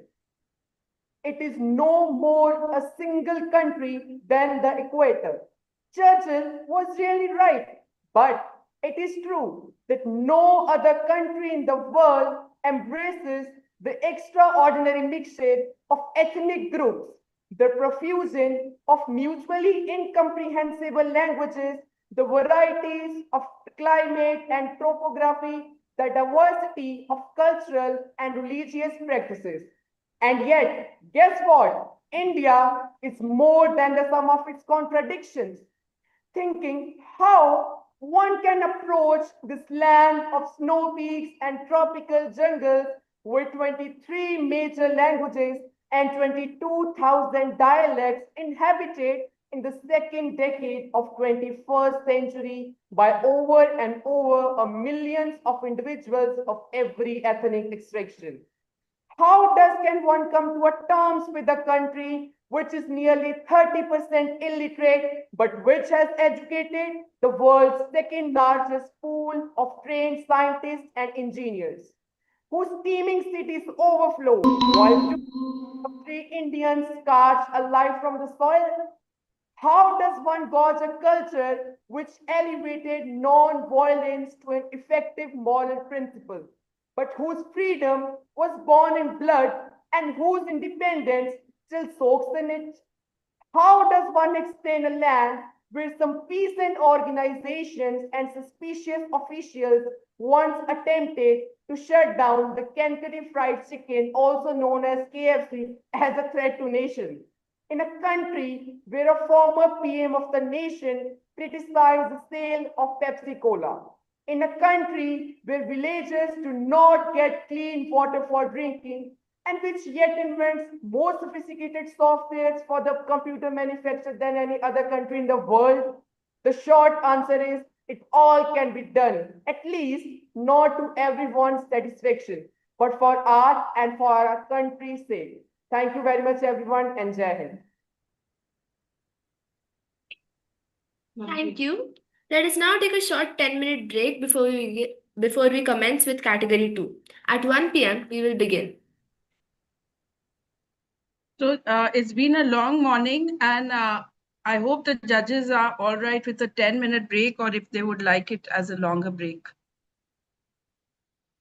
I'm okay with 10 minutes. 10 minutes is fine. Absolutely fine. Okay, thanks a lot. Thank you. Thank you. Thank you, ma'am. Thank you, ma'am.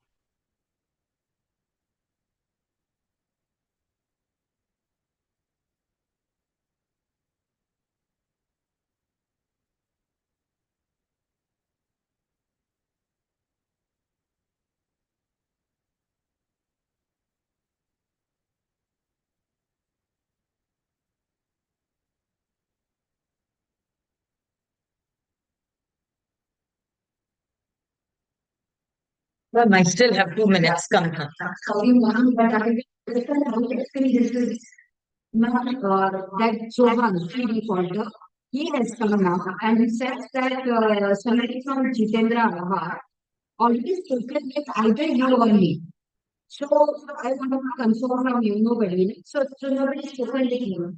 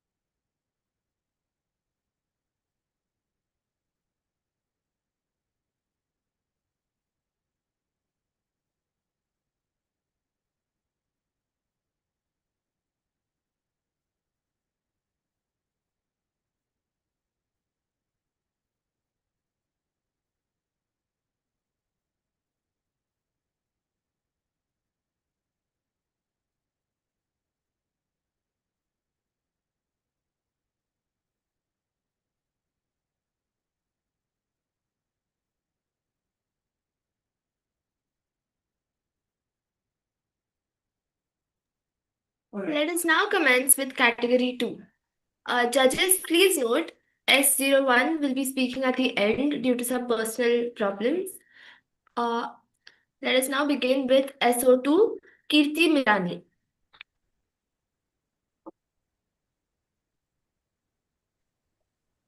Good afternoon. Am I audible? Yes, you're audible. A little louder, please. A little louder. You're very Yes, soft. ma'am. Yes, ma'am. Okay. I do not come here as an advocate because whatever position the suffrage movement may occupy in the United States of America, in I'm England, sorry, excuse me. I'm sorry to interrupt. Can you be a lot louder? Can't Thank you. really hear you. Thank you so much. okay, ma'am. Please. I'll start. Okay.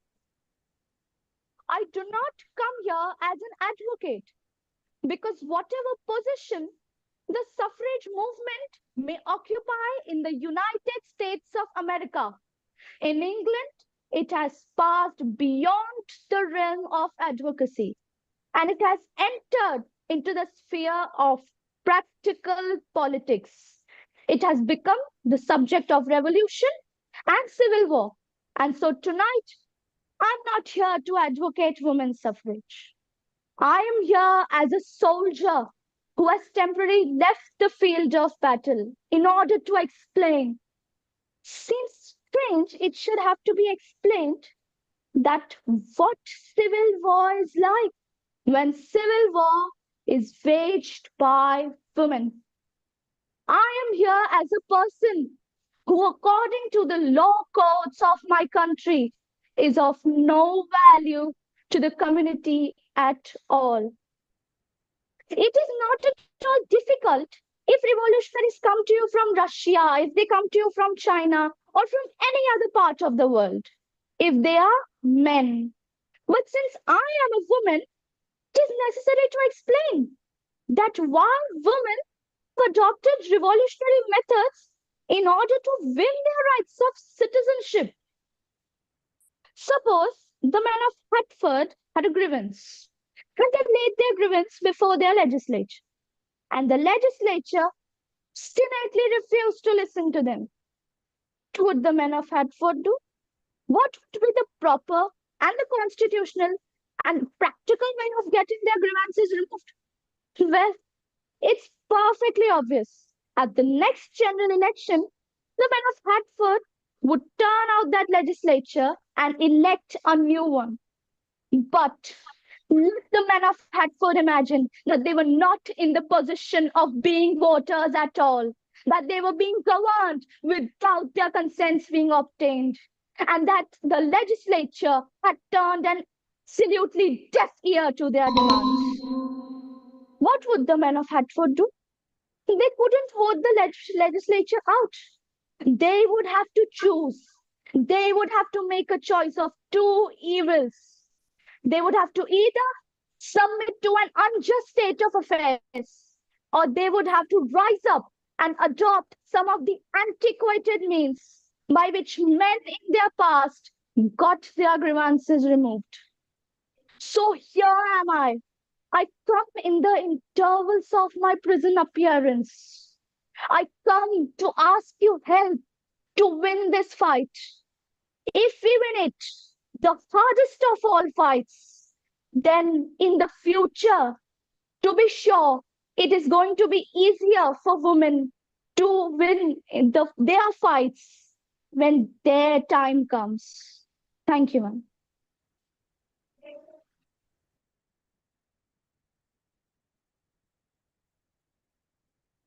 Thank you. Moving on, SO3 Prakriti B. Very good afternoon to the esteemed judges and my fellow participants. All my friends are flowers. I water them thrice a day. I pour out all my love until I am knocked out and dry. But I love too much, I think.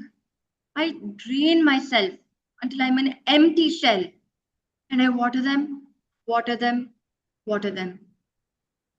But the first rule of gardening is don't water a plant too much or it will die. Maybe I have loved too much, too wholly, too deeply, too steadfastly. Yes, maybe it is I who have loved too much.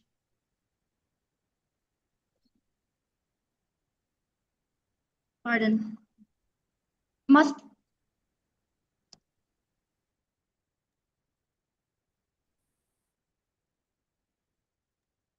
Pardon, may I begin again?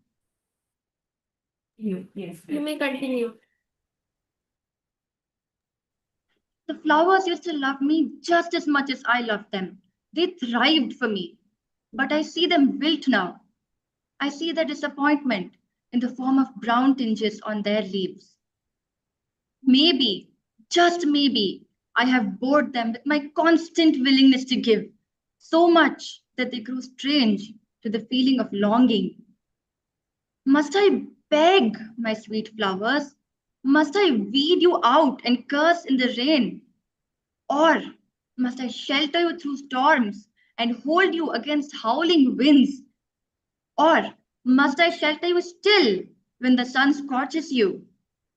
Or must I fall at your roots and beg for your mercy or beg for your love? Thank you. Thank you. Moving on, SO4 Jivika Sanjay Pandita. Hello, am I audible? Yes, you are audible. Thank you. The poem that I present to you today was written by a woman who died in the geriatric ward of Ishludi Hospital near Dundee, Scotland. There's no information available regarding her. Presenting Rabbit Old Woman. What do you see, nurse? What do you see? What are you thinking when you're looking at me? Crabbit old woman? Not very wise, uncertain of habit with far-away eyes, who dribbles her food and makes no reply when you say in a loud voice, I do wish you'd try. Is that what you're thinking? Is that what you see? Then open your eyes, nurse, you're not looking at me. I'll tell you who I am. As I sit here so still, as I do at your bidding, as I hate at your will, I'm a small child of 10, with a father and a mother, brothers and sisters who loved one another. A young girl of 16, with wings on her feet, dreaming that soon now a lover she'll meet. A bride, soon at 20, my heart gives a leap, recalling the promises that I vowed to keep. At 25, I have a young of my own who need me to provide a secure, happy home. A woman of 30, my young now grow fast, bound to me with ties that should last. At 40, my young sons are grown and are gone, but my man is here beside me to see that I don't mourn. At 50, once again, babies play around my knee. Again, we know children, my loved one, and me. Dark days are upon me. My husband is dead. I look at the future, I shudder with dread. I'm just an old woman now, and nature suggests to make old age look like a fool. The body, it crumbles, grace and wicked depart, and now I have a stone where I once had a heart. But inside the soul carcass, a young girl still dwells, and now and again my battered heart swells. I remember the joy, I remember the pain, and I'm loving and living life over again. So open your eyes, people, open and see, not a crabbit old woman. Look closer, see me, see me. Thank you. Thank you. Next, we have SO5, Suhani Singh.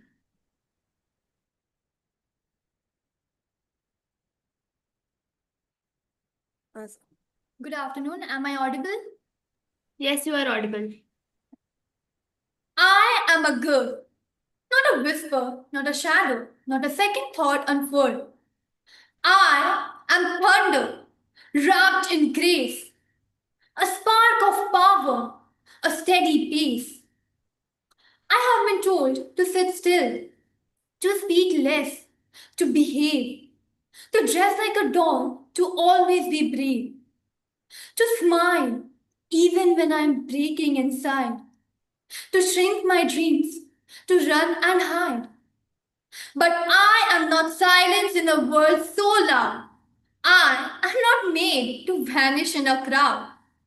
I am fire, I am voice, I am truth, dressed in skin.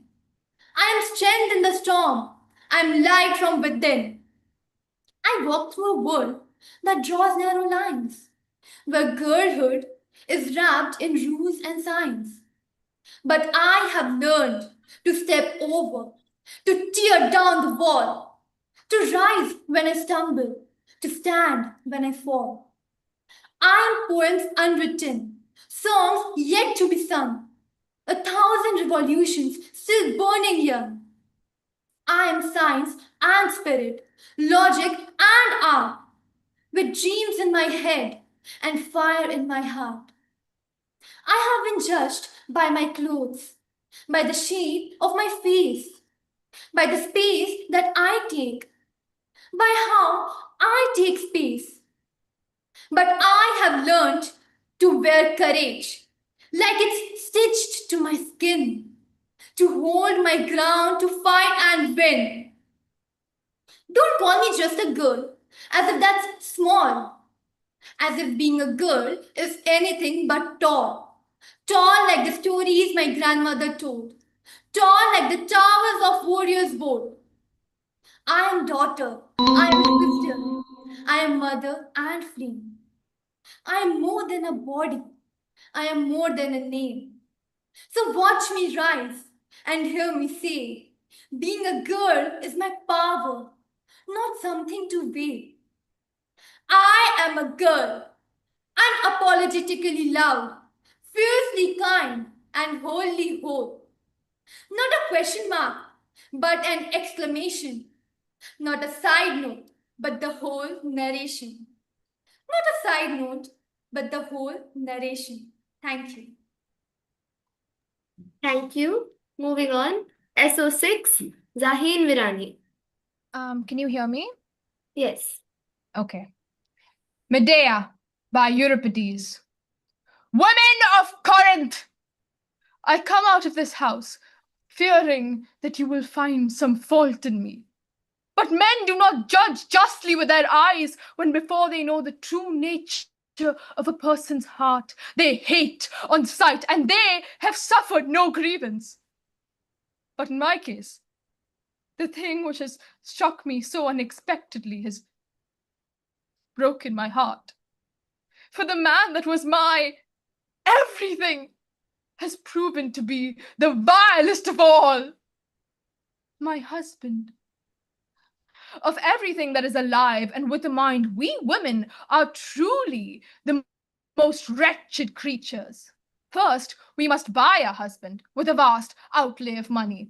And here lies the critical issue, whether you choose a good husband or a bad. For divorce brings shame upon a woman's reputation, and you cannot possibly deny a husband of his rights.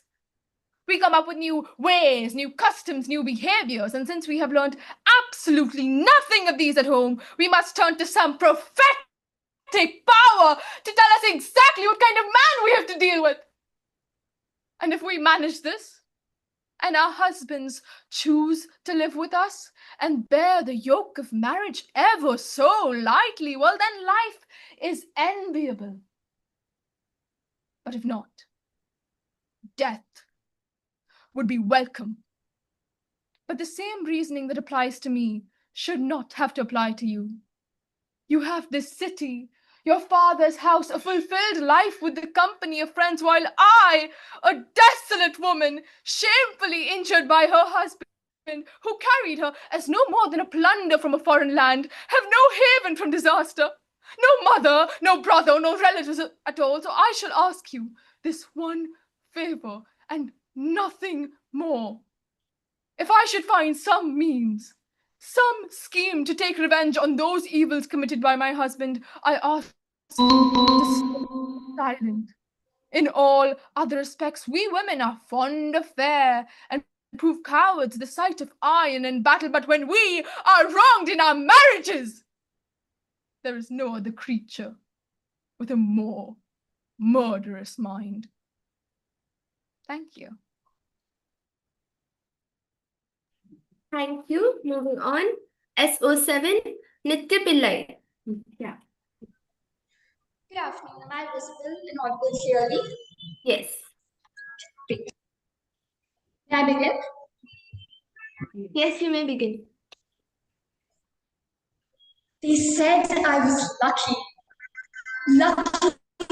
to be born in paradise, to wake up to snow-covered mountains, saffron fields, and skies so blue that you would almost forget that this place was once covered in blood, once echoed with screams, that this place you call paradise is also a graveyard. Kashmir, my homeland, the land that nurtured me, but also imprisoned me. You know what I remember most vividly? It's the smell. Not of winter, not of roses, but of gunpowder. It seeps into your bones, your walls, your homes. They say snow falls silently in Kashmir. But here, even that silence is deafening. I was just 6 years old when I saw my first bullet wound, and it wasn't in a movie like other things. It was in my brother's chest. He was just 9 years old playing a game of cricket when a bullet chose his heartbeat instead of a target. A misfire, quoted the authorities. Another shocking tragedy the nation grieves, quoted newspaper headlines. I wanted to scream, but my mother covered my mouth because in Kashmir, even grief must be silent. You see the Dal Lake and think it's the most peaceful place on earth, but you forget that the shikara floats past houses once burnt to ash, still haunting a little girl as she walks by and thinks of all the brutal memories she had, because the last thing she saw in that place was her father begging militants not to shoot. My name is not terror. My religion is not a threat. My death is not another statistic or headline. It's a failure. A failure of democracy. Baba used to say that Kashmir will bloom again. That peace is just a little late, like the postman during curfew. Baba's voice is just a memory now. He became another statistic caught in crossfire. I'm just tired of always having to normalize this pain. So yes, while the snow still falls in Kashmir, still bright, still quiet. I hail from that Kashmir where mothers kiss goodbye to coffins, not children, where every doorstep knows of loss and every heartbeat fears its last. I hail from that Kashmir where the snow, as pure as it may seem, still smells of gunpowder. Thank you. Thank you. Moving on. SO8, Sid Gombar. Am I audible? Yes, you are audible. Yes. On the self count of three, the campus on. On the self count of 3, 2, 1. Friends, Romans, countrymen, lend me your ears. I come to bury Caesar, not to praise him. The evil that men do lives after them. The good is oft interred in their bones. So let it be with Caesar.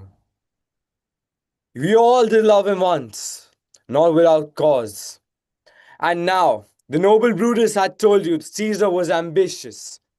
If it was so, it was a grievous fault, and grievously had Caesar answered it. Here under the leaves of Brutus and the rest. For Brutus is an honorable man. So are they all honorable men. Come I to speak in Caesar's funeral. He was my friend, faithful and just to me. But Brutus says he was ambitious, and Brutus is an honorable man. He had brought many captives home to Rome, whom's ransoms did the general coffers fill. Did this in Caesar seem ambitious? When the poor have cried, Caesar had wept. Ambition should be made of sterner stuff. Yet, Brutus says he was ambitious. And Brutus is an honorable man. You all did love him once, and not without cause. Now what cause bestows you now to mourn for him? Oh, judgment! Thou art fled to Brutus' beasts, and men have lost their reasons. Bear with me.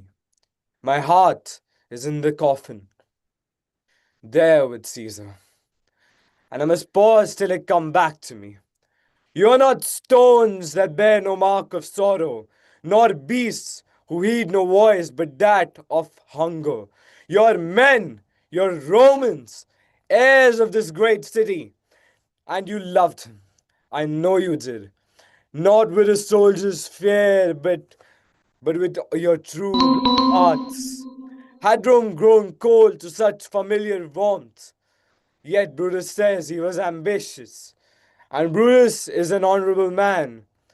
Mark now how low the mighty Caesar lies, with none so poor to do him reverence.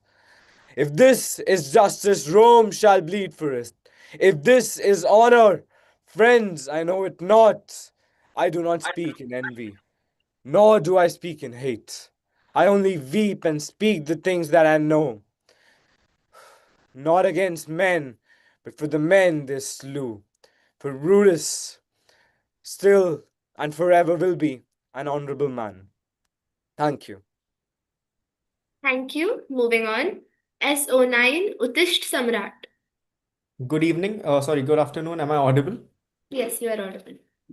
Great. There was once a time, albeit fleeting, in the grand theatre of human history, where knowledge was our species' most coveted treasure. When philosophers roamed the streets of Athens seeking truth and not gold. When scholars sat in dimly lit libraries seeking understanding and not applause. Then knowledge was our species' North Star, guiding us through the fog of ignorance. But today, that star has dimmed. It has been outsourced by the blinding lights of power, money, and the tawdry seductions of transient fame. We now live in an era of performative existence, where what one knows has been supplanted by the visibility of what one owns. This, dear audience, is not merely unfortunate, it is antithetical to our very existence as a species. For who are we without curiosity, without inquiry, without the restless urge to understand ourselves and our universe? Consider this: the Renaissance was fueled by minds who valued learning above gold, the scientific revolution by thinkers who pursued truth at personal peril. But now the modern minds have been ensnared not by the pursuit of meaning, no, but by the metrics of marketability, forcing us to ask questions like how many followers do you have rather than how many truths have you uncovered. We truly do live in an age of paradox. Never before has information been so abundant, and yet never before has wisdom been so scarce. We have mistaken virality for value, notoriety for nobility, and influence for intellect. And herein lies the danger. For when we exalt wealth over wisdom, we engineer societies that are materially rich but spiritually bankrupt, technologically advanced but morally anemic. We risk becoming a species that is adept at manipulation but inept at introspection. And thus, my call to action is simple but urgent. Become custodians of knowledge. Let your measure of success not be the amount of applause that you receive, but the amount of understanding that you attain. Not the height of your bank balance, but the depth of your thought. For when the currency of the world shifts back from money to meaning, from vanity to veracity, we will have restored our humanity's rightful course. And perhaps then the North Star of knowledge will shine again, brighter than it ever has and ever will on fleeting fame. Thank you. Thank you. Moving on. S10 Ananya Verma. Am I audible and visible? Yes. It is not power that corrupts, but fear. The fear of losing power corrupts those who wield it, and fear of the scourge of power corrupts those who are subject to it. Fearlessness may be a gift, but perhaps more precious is the courage acquired through endeavor. The courage that comes from cultivating a habit of refusing to let fear dictate one's actions. When I joined the democracy movement in Burma, it never occurred to me that I might be the subject to harassment or abuse. But I knew the life of a political activist in Burma would neither be easy nor safe. Maybe because I was brought up to believe that it is better to be loyal than clever, better to be frank than devious.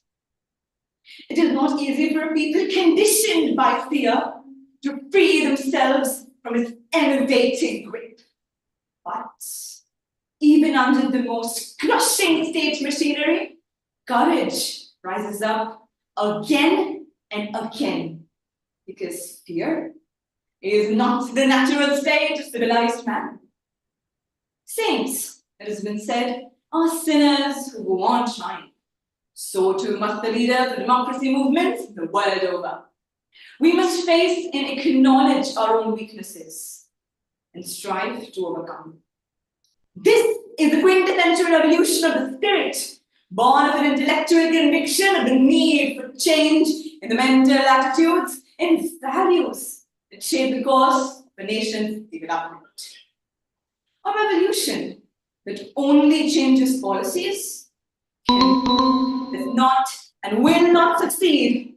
Thus, it is not enough to merely call for freedom. There has to be a united determination to persevere in the struggle, to make sacrifices in the name of enduring truths, to resist the corrupting influence of desire, will, ignorance, and fear. Because courage is not just the absence of fear, it is the triumph over it. And the one who conquers fear is truly free. Thank you. Thank you. Moving on. As for 11, Angel Singh. Am I audible? Yes. Okay. Well, children, where there is so much racket, there must be something out of kilter. I think the Twigs, the women of the South, the Negroes, and the women of the North, all talking about rights. The white man gonna be in a fix pretty soon. But what's all this over here talking about? That man over there in black, he says women should be helped into carriages, lifted over muddy puddles, and given best place everywhere. I never got helped into carriages, or lifted over any muddy puddles, or given any best place, and ain't I a woman? Look at me. Look at my arms. I have plowed, planted, and gathered into barns, and no man could ever help me. And ain't I a woman? I could work as much as a man, and eat as much as a man when I get it, and bear the lashes as well. And ain't I a woman? Then they talk about this thing that's in the head. What's it called? What is it called, honey? Intellect. That's it, intellect. What's that got to do with the woman's right or the Negro's right? If my cup won't hold a pint and yours holds a quart, wouldn't you be mean? Wouldn't you be mean to not let me have my half measure full? And that man over there in black, he says, women can't have as much right as men because women ain't Jesus. Well, where do you think your Christ came from? From a God and a woman. You little men had absolutely nothing to do with him. If the first woman God ever created was so strong to turn the entire world upside down, then these women all together ought to do it again and turn it right back up. And they is asking us to do it again. And you little men better let them do it. Well, thank you for hearing me. And now, this old sojourner ain't got nothing more to speak. Thank you.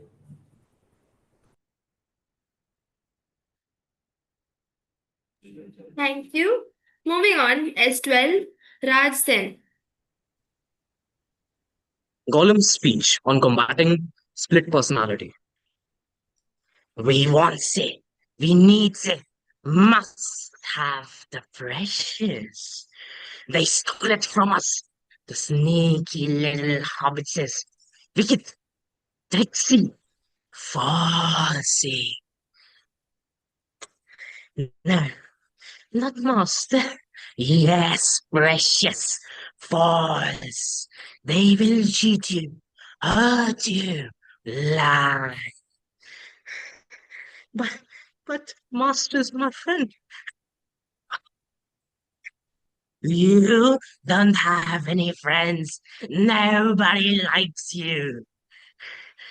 Not listening. You're a thief and a liar. No. Murderer! Murderer! Go away! Go away!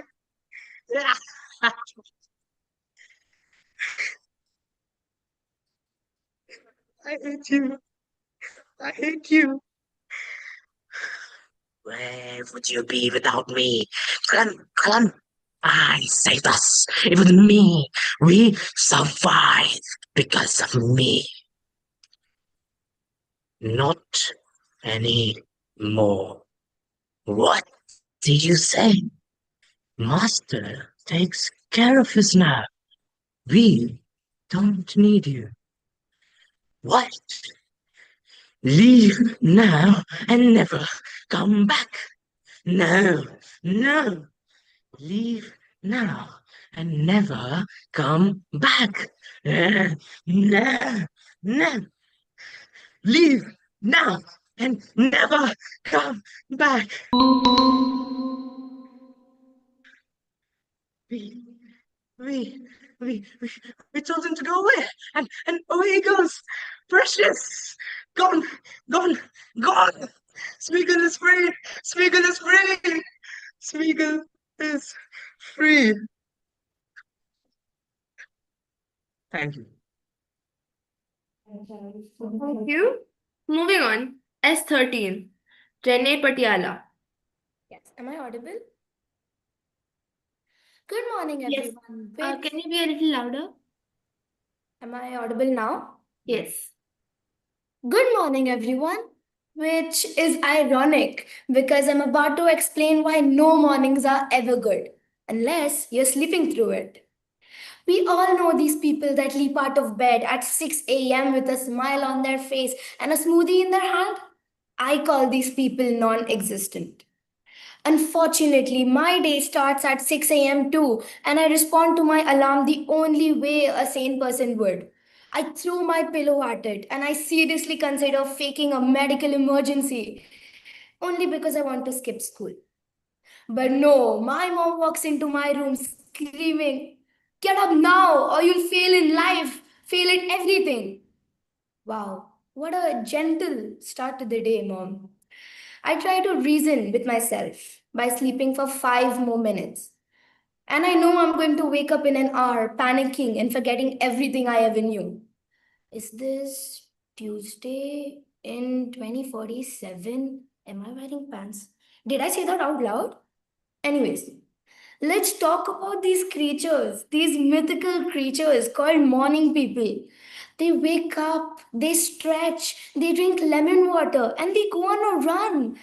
A run voluntarily. Meanwhile, I'm trying to figure out if brushing my teeth is absolutely necessary, or if no one is going to realize that I'm going through my day chewing strong gum and a little bit of motivation. But I can't be blamed. I did try it once, waking up at 5 a.m. I made myself coffee and pancakes as the sun was rising. I went out to the balcony. I sat with the silence and the warmth of the sun on my face and I meditated. It was all so magical until I fell asleep. Face first into my pancakes, and I woke up 20 minutes later with a maple syrup mask. So I guess you can call that progress. And what is with this quote? The early bird catches the worm. What do you mean the early bird catches the worm? I don't want to be the bird, and I certainly do not want to be the worm. So, no, I am not lazy or I am not unmotivated. I am just horribly allergic to mornings, like hives all over my body and constant sneezes. And the only known cure for this is summer vacation. Because could I be more of a night owl? Thank you. Thank you. Moving on. S14. Nivasadrangani. Am I audible? Yes. Good afternoon. Listen, his father made a habit out of hitting him. See, some men drink, some men yell, some men hit their children. This man did it all. Because I guess all men want their boys to be geniuses.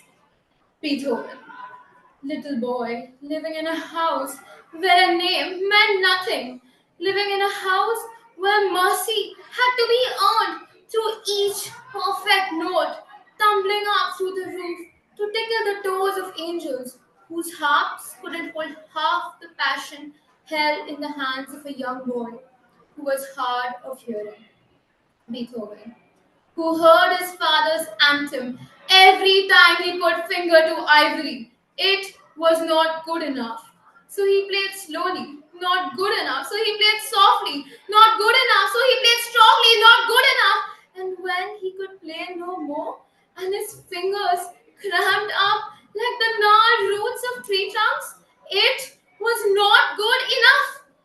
Beethoven, a musician without his most precious tool, his eardrums, could no longer pound out the rhythms for the symphonies playing in his head, couldn't hear the audiences clapping, couldn't hear the people loving him, couldn't hear the women in the front row whispering. Beethoven. And as they let the music invade their nervous systems like an armada marching through firing cannonballs, detonating every molecule in their body into explosions of heavenly sensation, each note leaving track marks over every inch of that body, making them ache for one more hit. He was an addiction, and kings, queens, it didn't matter. The man got down on his knees for no one, but amputated the legs of his piano so he could feel the vibrations through the floor. The man got down on his knees for music. And as the orchestra played his symphonies, it was the echoes of his father's anthem repeating itself like a broken record. A broken record. It was not good enough. So they played slowly, not good enough. So they played softly, not good enough. So they played strongly, not good enough. So they tried to mock the man, made fun of the madness by mimicking the movements, holding their bows a quarter of an inch above the strings, not making a sound. It was perfect. Thank you. Thank you. Moving on, S15, Anushka Sajankar. Good afternoon, everyone. Am I audible? Yes, but your audio is echoing a bit. I have been standing with you. I have been right here with you. I've got a life too. I gave 18 years of my life to stand in the same spot as you. Don't you think I wanted other things? Don't you think I had hopes and dreams of my own? That it never crossed my mind to want to lay up somewhere and forget about my responsibilities? That I wanted and needed someone to make me laugh so I could feel good? You are not the only one with wants and needs, Troy, but I held on to you. I took all my wants, my hopes, my dreams, and my desires, and I buried them inside you. I planted a seed and watched and prayed over it. I planted myself inside you and waited to bloom, but it didn't take me 18 years to realize that the soil was hard and rocky and that it was never going to bloom. But I held on to you. I held you tighter because you was my husband. And upstairs, in that room with the darkness falling in on me, I gave everything to try and erase the fact that you were not the finest man in the whole world. And wherever you was going, I was gonna be there with you because you was my husband. I owed you everything I had, every part of me to give you. And all the while I was pouring myself inside you. I was emptying myself. You left me standing with nothing but the echo of my own giving, like a well run dry. And now I look at my hands, Troy, and what do I see? Nothing. because everything I have ever had, I have given to you. You always talk about what it is that you give and you don't have to give. But you take too, Joy. You take and don't even know nobody's giving. So don't ask me for nothing else. Thank you. Thank you. Moving on. S16, Rishil Shah. Am I audible? Yes. Good afternoon, everyone. The Highwayman by Alfred Noyes. The wind was a torrent of darkness among the gusty trees. The moon was a ghostly galleon tossed upon cloudy seas. The road was a ribbon of moonlight over the purple moor. And the highwayman came riding, riding, riding. The highwayman came riding up to the old inn door. He had a French cocked hat on his forehead, a bunch of lace at his chin, a coat of claret velvet, and breeches of brown doe skin. And he rode with a jeweled twinkle, his pistol butts a twinkle, his rapier hilt a twinkle under the jeweled sky. Over the cobbles he clattered and clashed in the dark inn yard, and he tapped with his whip on the shutters, but all was locked and barred, and he whistled a tune to the window. And who should be waiting there but the landlord's black-eyed daughter, Bess, the landlord's daughter, plaiting a dark red love knot into her long black hair. One kiss, my bonny sweetheart, I'm after a price tonight, but I shall be back with the yellow gold before the morning light. Yet, if they press me sharply and harry me through the day, then look for me by moonlight, I'll come to thee by moonlight, though hell should bar the way. When the road was a gypsy's ribbon, looping the purple moor, a red coat troop came marching, marching, marching. King George's men came marching up to the old inn door. They had tied her up to tension with many a sniggering jest. They had bound a musket beside her with the barrel beneath her breast. Trot, trot, in the frosty silence. Trot, trot, in the echoing night. Nearer he came and nearer. Her face was like a light. Her eyes grew white for a moment, and she drew one last deep breath. Then her fingers moved in the moonlight. Her musket shattered the moonlight and warned him with her death. Back he spurred like a madman, shrieking a curse to the sky, with a white throat smoking behind him and his rapier brandished high. When they shot him down on the highway, down like a dog on the highway, and he lay in his blood on the highway with a bunch of lace at his throat. And still of a winter's night they say, when the wind is in the trees, when the moon is a ghostly galleon tossed upon cloudy seas, when the road is a ribbon of moonlight over the purple moor, a highwayman comes riding, riding, riding. A highwayman comes riding up to the old inn door. Thank you. Thank you. Moving on. S17, Kavya Dange. Am I audible? Yes. A very good afternoon to one and all. The poem I'm about to present today is a tribute to collective human spirit. What makes humanity truly powerful is not only its strength to fight and build, but also its ability to remember the sufferings, the struggle, the injustice. And through this ability, if we decide to come together, we can shape nations and change history. The poem has been titled I Am the People, the Mob by Carl Sandburg.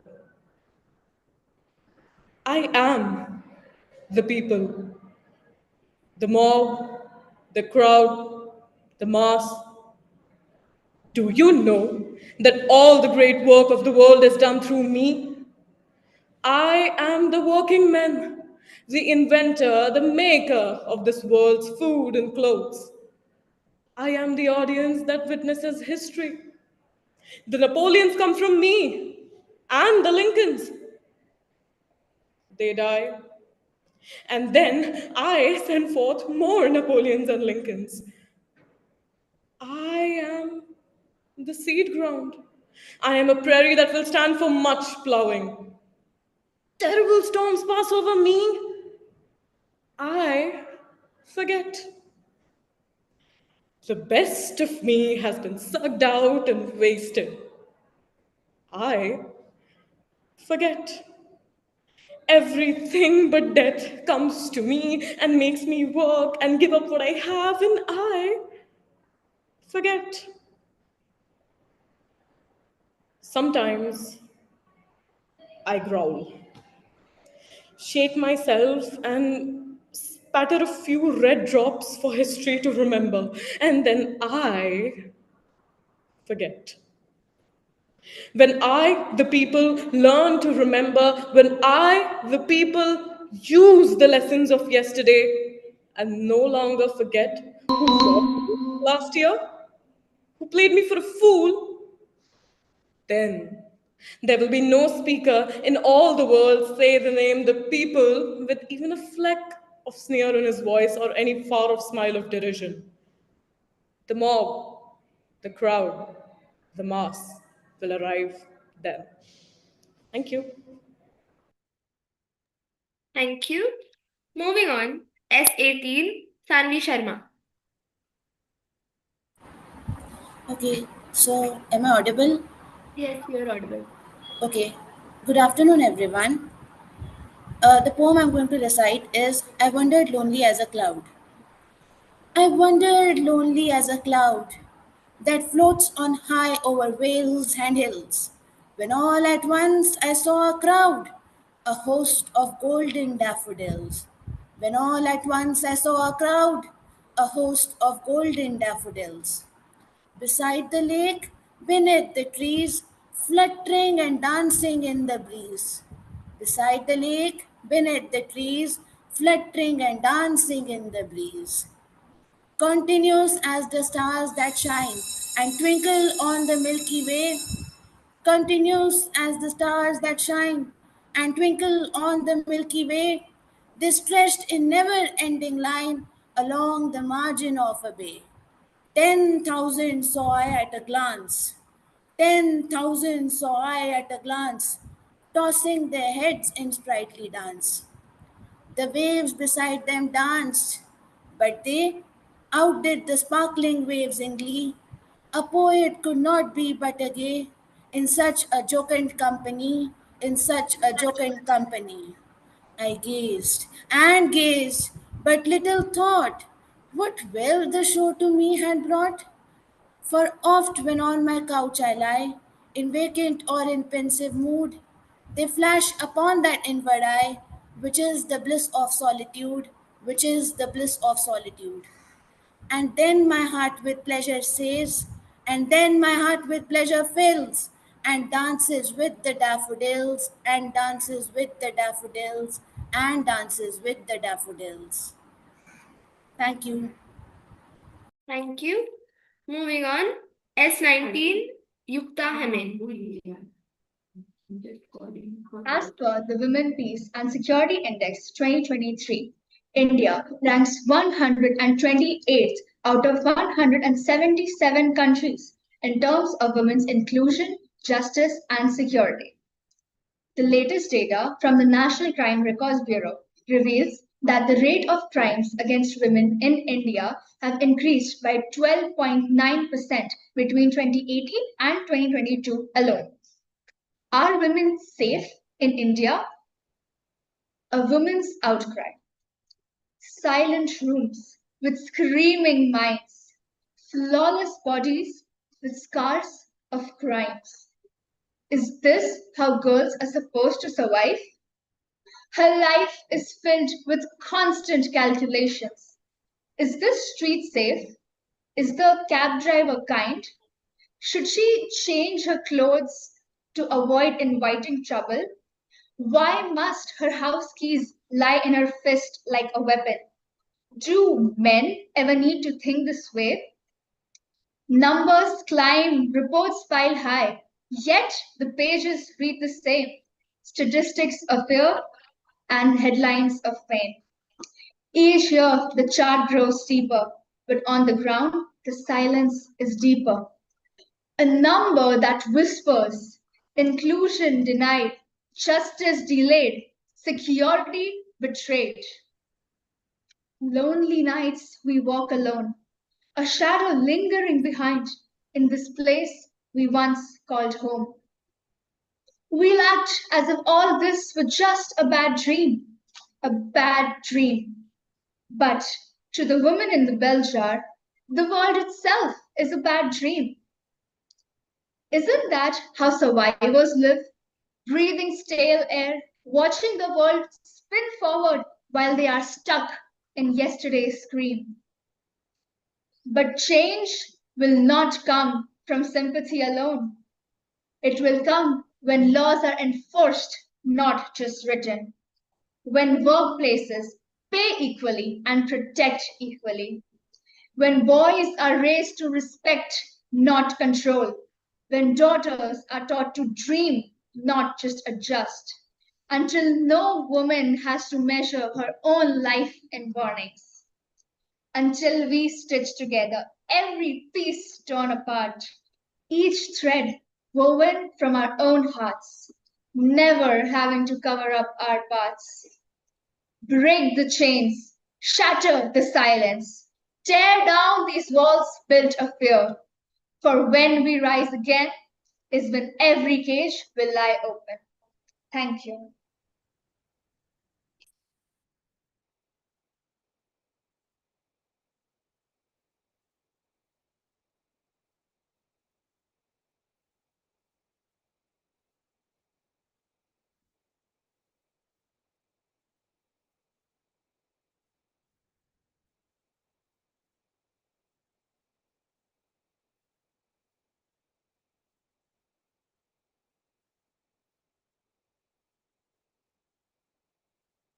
You have to exit, sweetheart. You have to exit.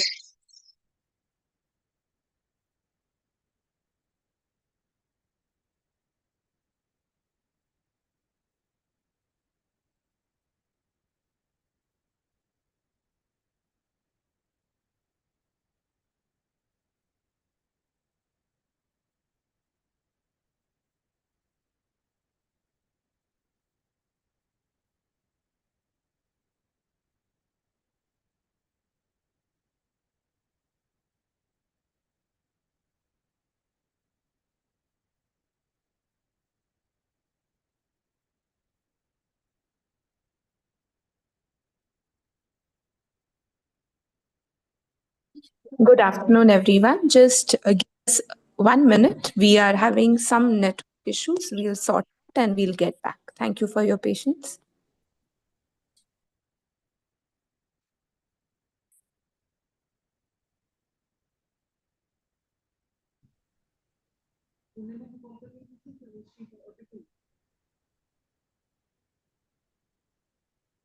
Excuse me, ma'am.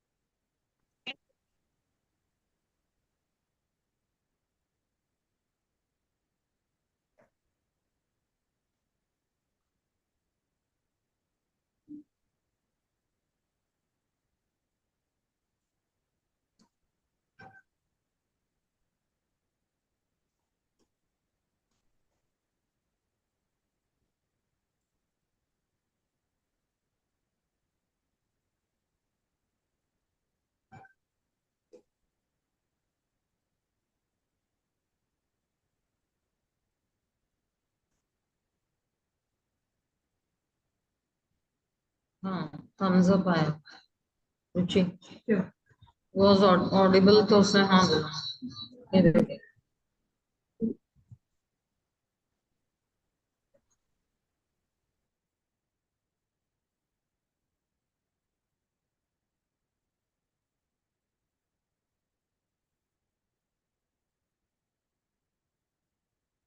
Dear judges, I would like to know, was S19 clearly audible to everybody?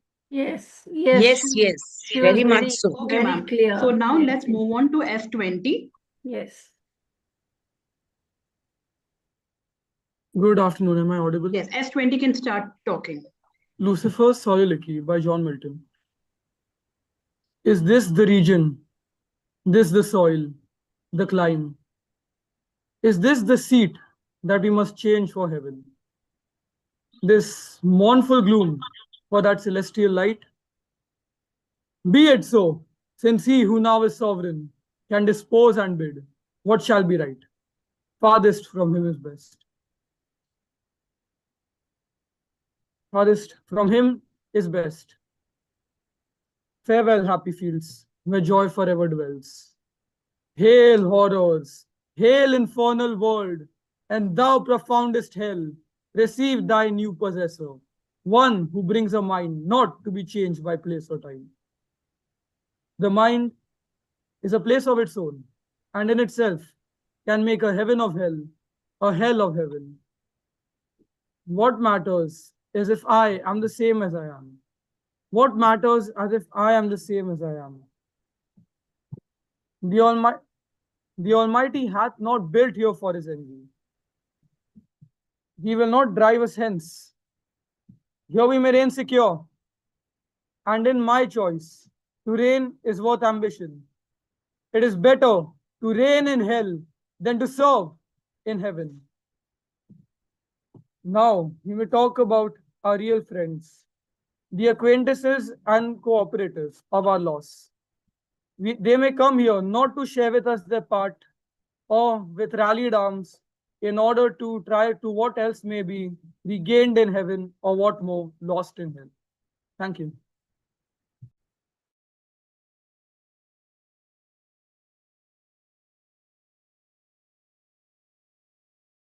Are you done speaking?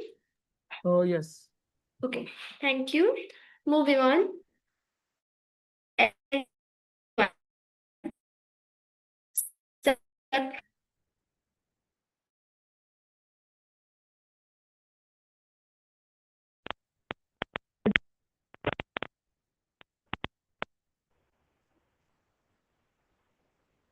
Dear judges, am I You may audible? start speaking. Yeah, yes. Thank you. Good afternoon. I was taken from the palace where I was born and carried to a hovel where my mother and I were confined. One night, my mother called me to her side. Look well at that man, said she. He is the cause of all our misfortunes. It is he who sold us. It is he who killed your noble father. Look well at his wounded right hand, into which fell one by one the gold pieces of the merchant El Kubir. He forgot his tears, but stayed. My mother died. Only and I the generosity of the whom God has for his daughter.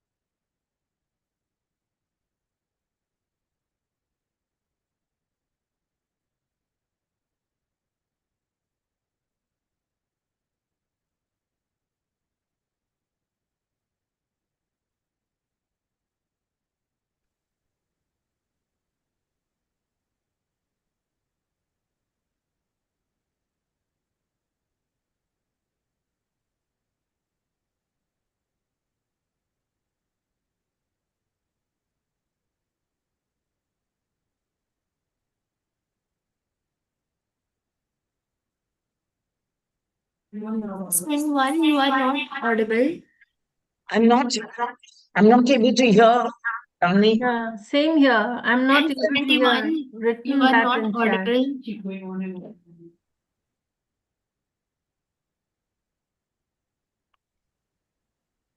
Will somebody tell the child that she's not her?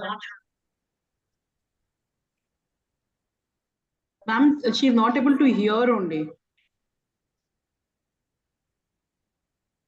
S21, you are not audible. I haven't heard a word of what she said. Oh, S21, could you please start again? You were not audible.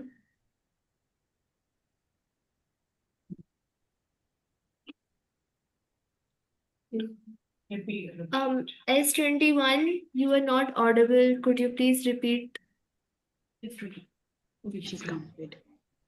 You're still not audible. Please sort it out. Okay, we will come back to Can you. we go ahead while she Sort out. rectifies her problem? Yes, ma'am.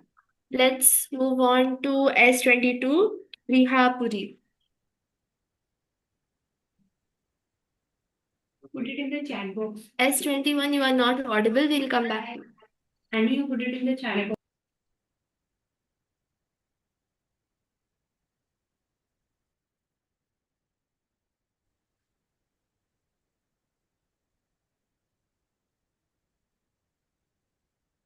Okay, let us S22. Yeah, she. Am I audible? Yes, you are audible. Am I audible? Yes, you are audible. You can start speaking. All right. Good afternoon. To be or not to be, that is the question. Whether 'tis nobler in the mind to suffer the slings and arrows. Hello?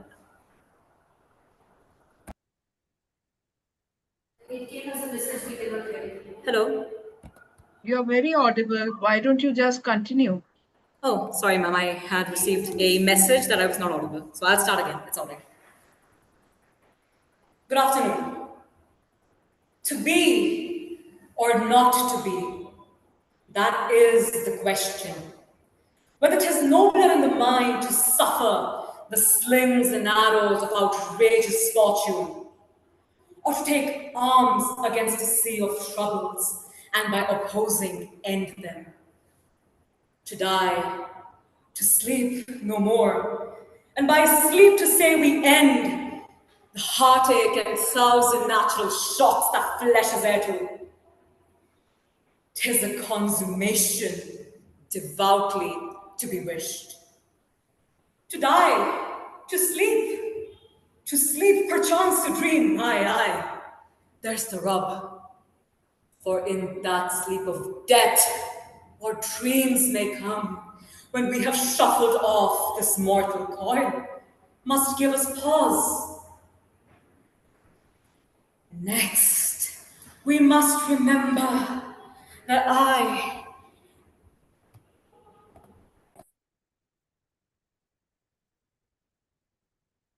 Okay, thank you. Moving on, we have S23, Aana Dog.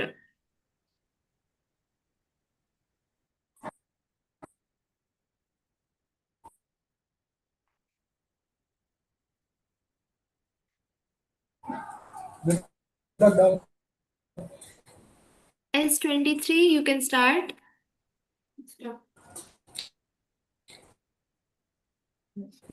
Now, what I want is facts. Teach these boys and girls nothing but facts. Facts alone are wanted in life. Plant nothing else and root out everything else. The mind think animals. Can I start now? Can you hear me? Yes. Continue to switch on video. Hello, can you? Yes? Yeah, please continue. Okay. So I start from the beginning because I don't think you heard me in the beginning. Okay, start from the beginning. I heard you, but I couldn't see you. Can you see me now? We heard you. We heard you. So would you like to start from where you left off? Yeah, we couldn't see her though. Ma'am, can you see me? Yes. Yes, we can. Okay. Now, what I want is facts. Teach these boys and girls nothing but facts. Facts alone are wanted in life. Plant nothing else and root out everything else. The reasoning minds of animals can only be formed using facts. This is the principle upon which I bring up my children, and this is the principle upon which I shall bring up these children. Stick to facts, sir. These were the words of Mr. Thomas Gradgrind from Charles Dickens' Hard Times, a man who believed that a child's mind is an empty jar to be filled with facts, cold, hard, measurable facts. And here we are, 150 years later, still wrestling with the same model, a model that prioritizes fact over fancy, utility over imagination, reason over emotion. But I ask, is this what education is meant to be? Is a child's mind just a machine? Or is it a canvas? A canvas eager to be brushed with color, emotion, creativity, curiosity, and imagination. Modern education must evolve. It must rise above standardized, tested syllabi. A child who knows the laws of physics but cannot marvel at the stars. A child who knows the GDP of a country but has never felt empathy for the poor, has learned but has not grown. Let us redesign education. Let us redesign education in a way that it teaches, yes, but also values, that fosters logic, also literature, that builds intellect and honors imagination. Only then can we say that we have moved beyond hard times into times of vision, hope, and humanity. Because the future doesn't need calculators, it needs creators, it needs problem solvers and not parrots. This is what the future is: emotion and reason over logic and facts.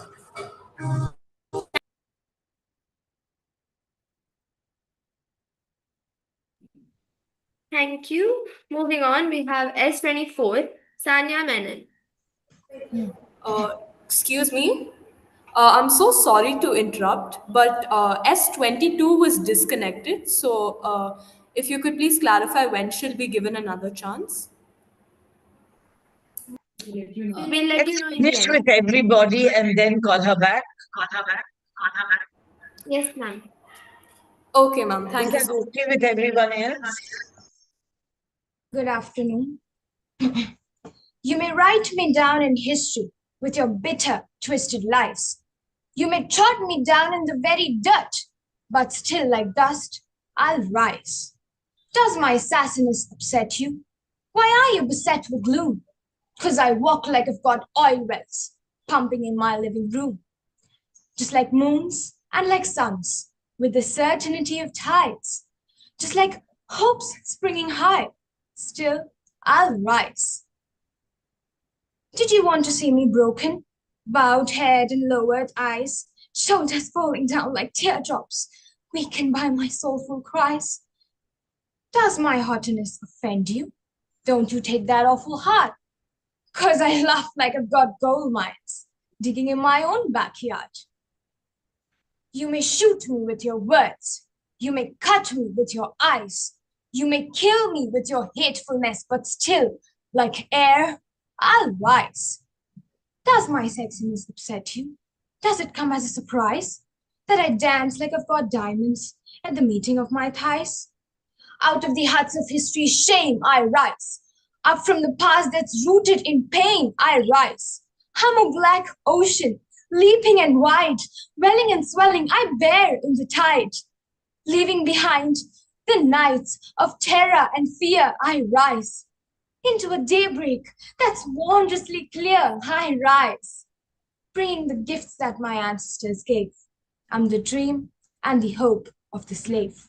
I rise, and I rise. Thank you.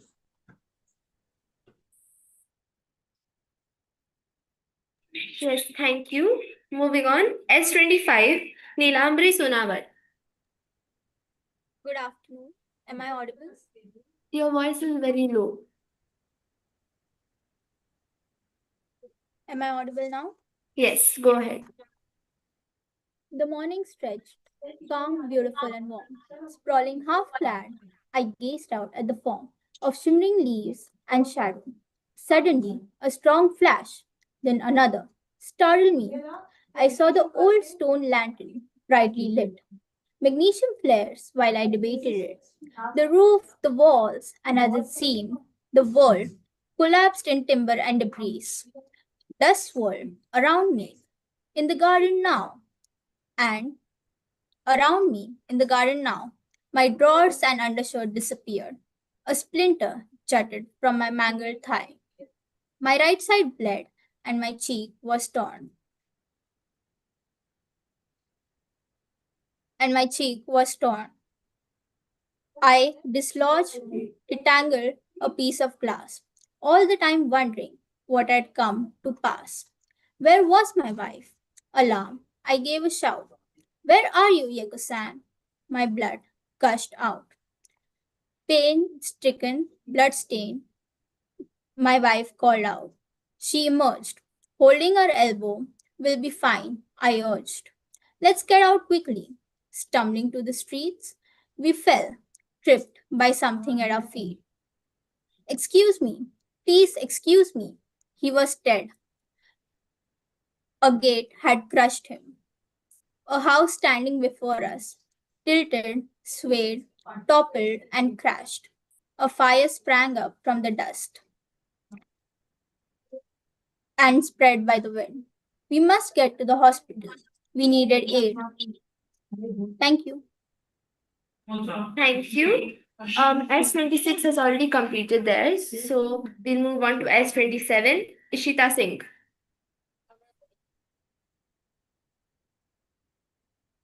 Hello? Yes, you are audible. You may begin. Lady Macbeth's speech from Macbeth. Hie thee hither, that I may pour my spirits in thine ear, and chastise with the valor of my tongue all that impedes thee from the golden round that has been promised to you by the multiphysical forces of nature. The raven himself is hoarse, that croaks at the fatal entrance of Duncan under my battlements. Come, you spirits that tend on mortal thoughts, unsex me here, and fill me from the crown to the top toe full of direst cruelty. Make thick my blood, and stop up the access and passage to remorse, so that no compunctious feelings of nature can stop me or shake my fell purpose. Come to my woman's breast, and take my milk for gall, you murdering ministers. Come, thick night, and pall thee from the dunnest smokes of hell, so that the keen knife cannot see the wound it's making, nor can the heaven peep through the dark blanket and cry, hold, hold. Thank you. Thank you. Moving on, S28, Bikramjit Singh Randhawa.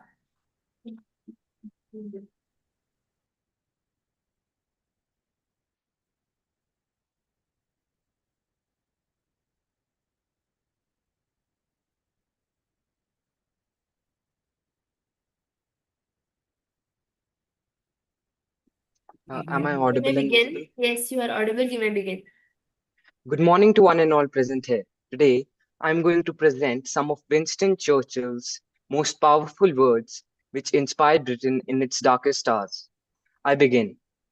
Hitler knows that he will have to break us in this island or lose the war. Let us therefore brace ourselves to our duty. So bear ourselves that if the British Empire and its Commonwealth last for 1,000 years, men will still say, this was their finest hour. Arm yourselves and be men of valor, for it is better for us to perish in battle than to look upon the outrage of our nation and our altar. I have nothing to offer but blood, toil, tears, and sweat. You ask, what is our policy? I will say, it is to wage war by land, sea, and air with all our might and all the strength that God can give us. It's to wage war against a monstrous tyranny never surpassed in the dark, lamentable catalogue of human crime. That is our policy. You ask, what is our aim? I can answer in one word: victory. Victory at all costs. Victory in spite of all terror. Victory, however long and hard the road may be. For without victory, there is no survival. As long as we have faith in our cause and an inconquerable willpower, salvation will not be denied to us. Never give in. Never, never, never. In nothing great or small, large or petty. Never in the field of human conflict has so much been owed by so many to so few. We will fight in France. We will fight on the seas and oceans. We will fight with growing confidence and growing strength in the air. We shall defend our island no matter the cost. Never yield to force, never yield to the apparently overwhelming might of the enemy. We stood all alone a year ago, and to many countries it seemed like our account was closed. We were finished. But very different is the mood today, because instead we stood in the gap. There was no flinching, no thought of giving in. And what seemed like almost a miracle to those outside these islands, but we ourselves never doubted it. We now find ourselves in a position where we can be sure we have only to persevere to conquer. Thank you.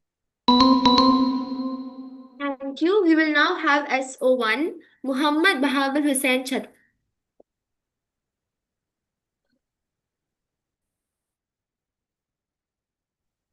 May I start? Yes, you may begin.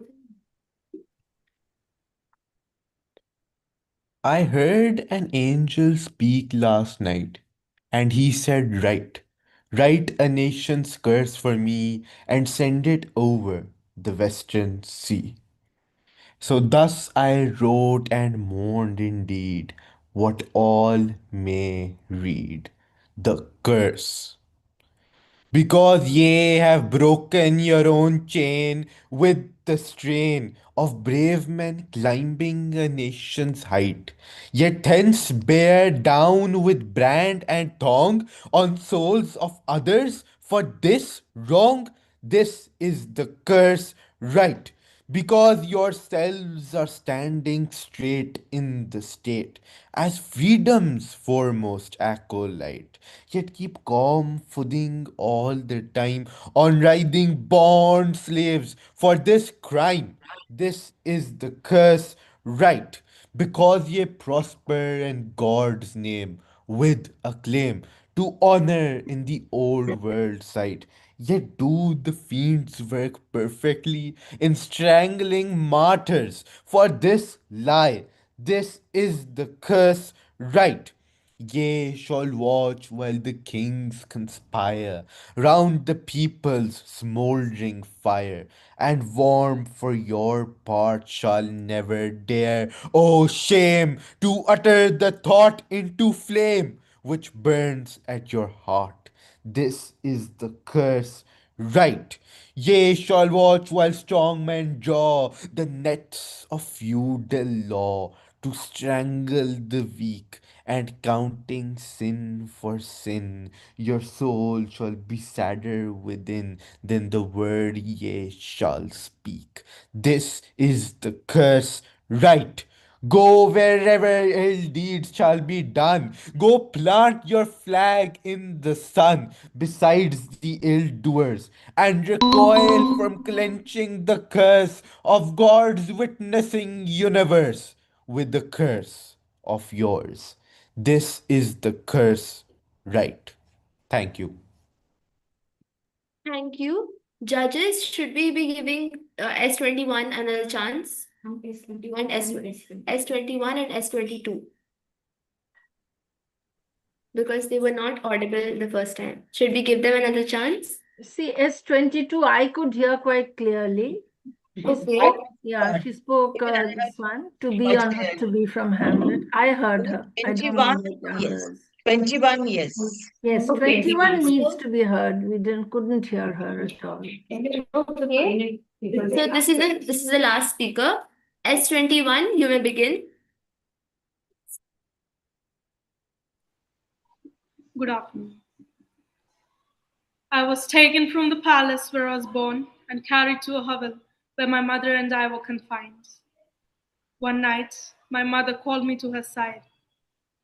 "Look well at that man," said she. "He is the cause of all our misfortunes. 'Tis he who killed your father. 'Tis he who sold us. Look well at his wounded right hand, into which fell one by one the gold pieces of the merchant El Kobir. If you forgot his features, you would know him by that hand." The next day, my mother died. Several years passed, and I was liberated, thanks to the generosity of the Count of Monte Cristo, whom God will bless for having saved the life of the daughter of Ali Tepelini. Yes, I recognize him. It is he who betrayed my father and sold us into slavery. May the curse of my ancestors be upon him. Oh, you do not know me? Well, I fortunately recognize you. You are Fernand Montego, the French officer who led the troops of my noble father. It is you who surrendered the castle of Yanina. It is you who, sent by him to Constantinople to contend with the emperor the life or death of your benefactor, brought back a false mandate granting full pardon. It is you who obtained the Pasha's ring with that mandate and gained the authority of the firekeeper Salim. It is you who stabbed Salim. It is you who sold us, my mother and me, into slavery to the merchant El Kobir. Assassin! Assassin! Assassin! You have still upon your brow your master's blood. Look, gentlemen all! Indeed, I recognize him. Oh, my mother, it was you who said you were free. You had a beloved father.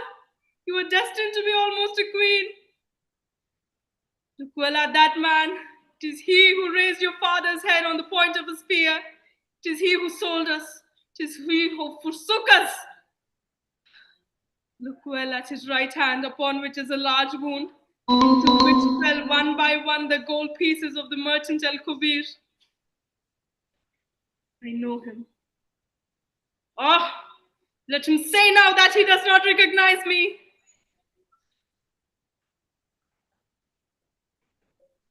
Thank you.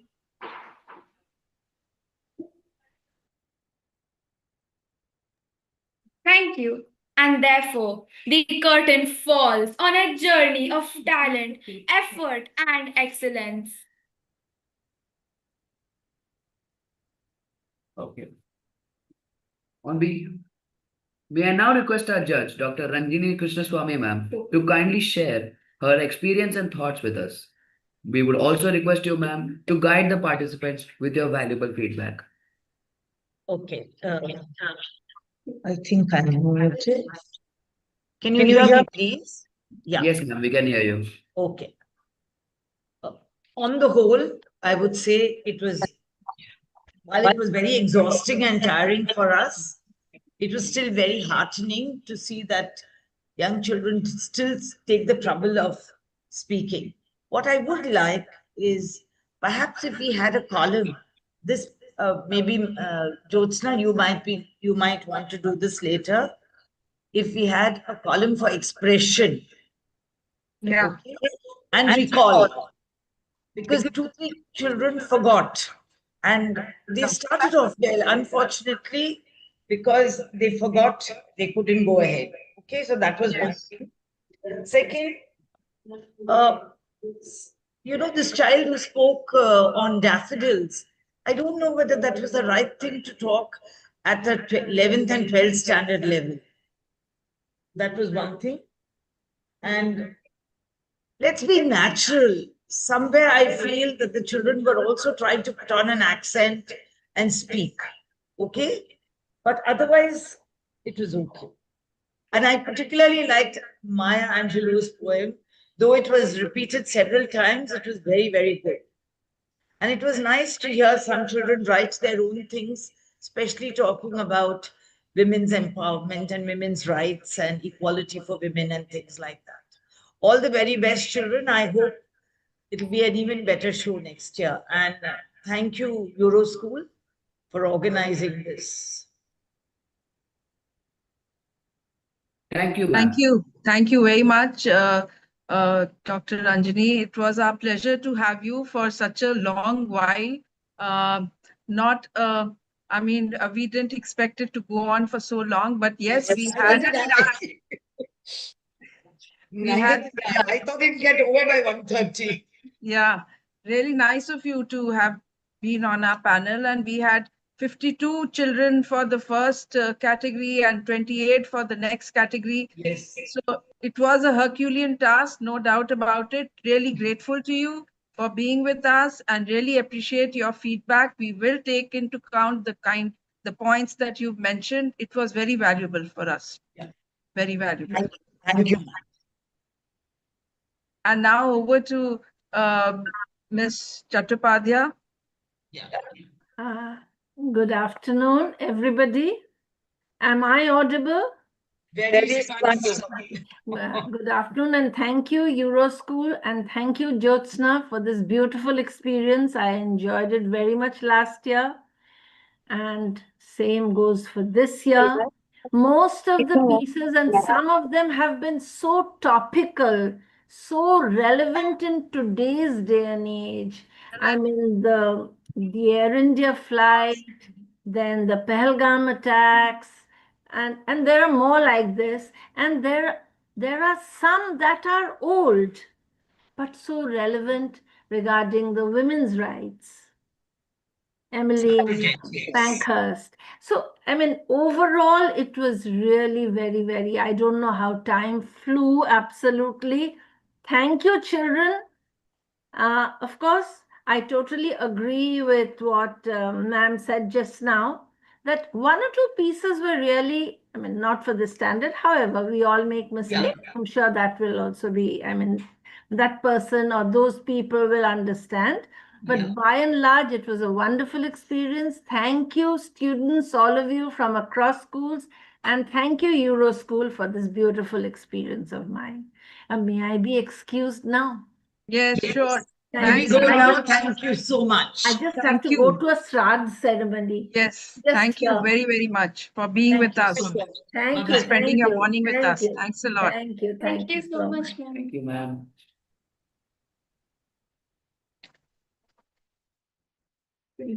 So Dear participants, continue.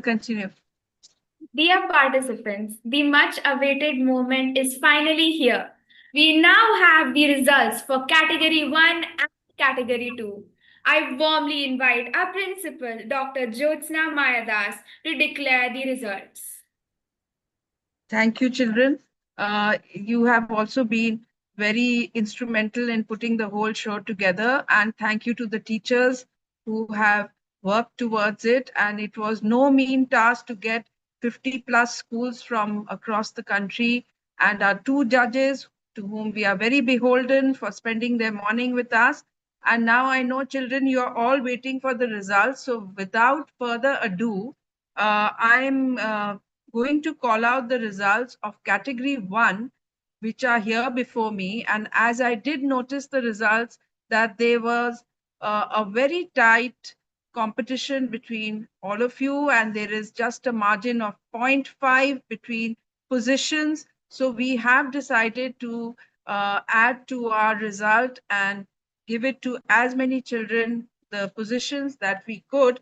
So I'm beginning with the special mentions, and the special mentions, children, the first three special mentions have got 34.5 on a scale of 40, and the children are Sisha Jen from St. Mary's School, Pune, Miss Pratha Goswami from Amity International School, Belapur, and Ajanchi Sharma from the Millennium School, Bhatinda. So all three of you children, you've got 34.5. That there were two judges and they both scored you over 20 plus 20. We have special mention for children who have got 35 on 40. And the 4 children who have got 35 on 40, you are Danch Oza from Children's Academy School, Ashok Nagar, Divisha Sareen from Euro School, North Campus, Vedika Bhatt from Euro School, CBSE Wakad, and Gautam Vijay Kumar, Euro School, Airoli. So 4 children, all of you have got 35 on 40. And then we have a meritorious mention prize for Gia Lord, who has got 35.5 from the Cathedral and John Connon School. Very well done, children. And now we go on to the second runner-up. The second runner-up is from our own school, Euro School Thane, Aradadya Baskar.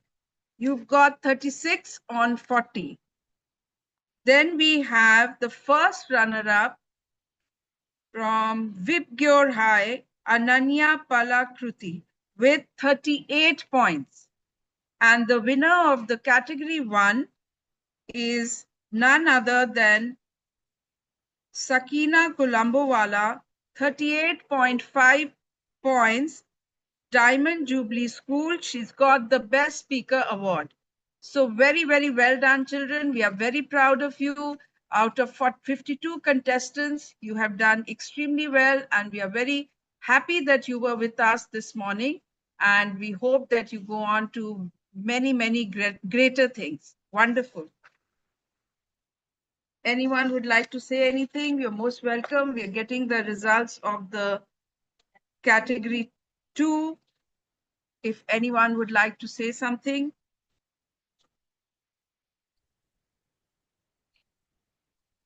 Good afternoon, ma'am.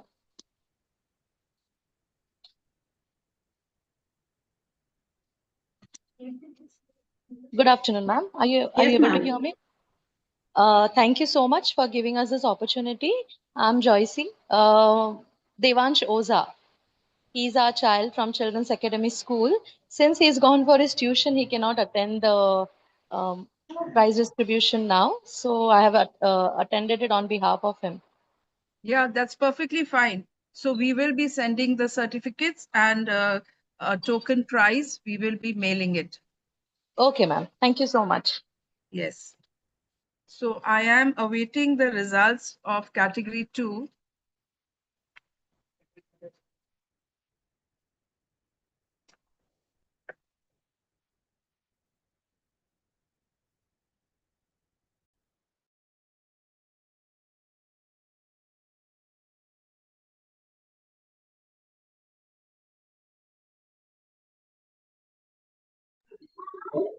Excuse me, ma'am. Yes. Could you please repeat the results of category 1?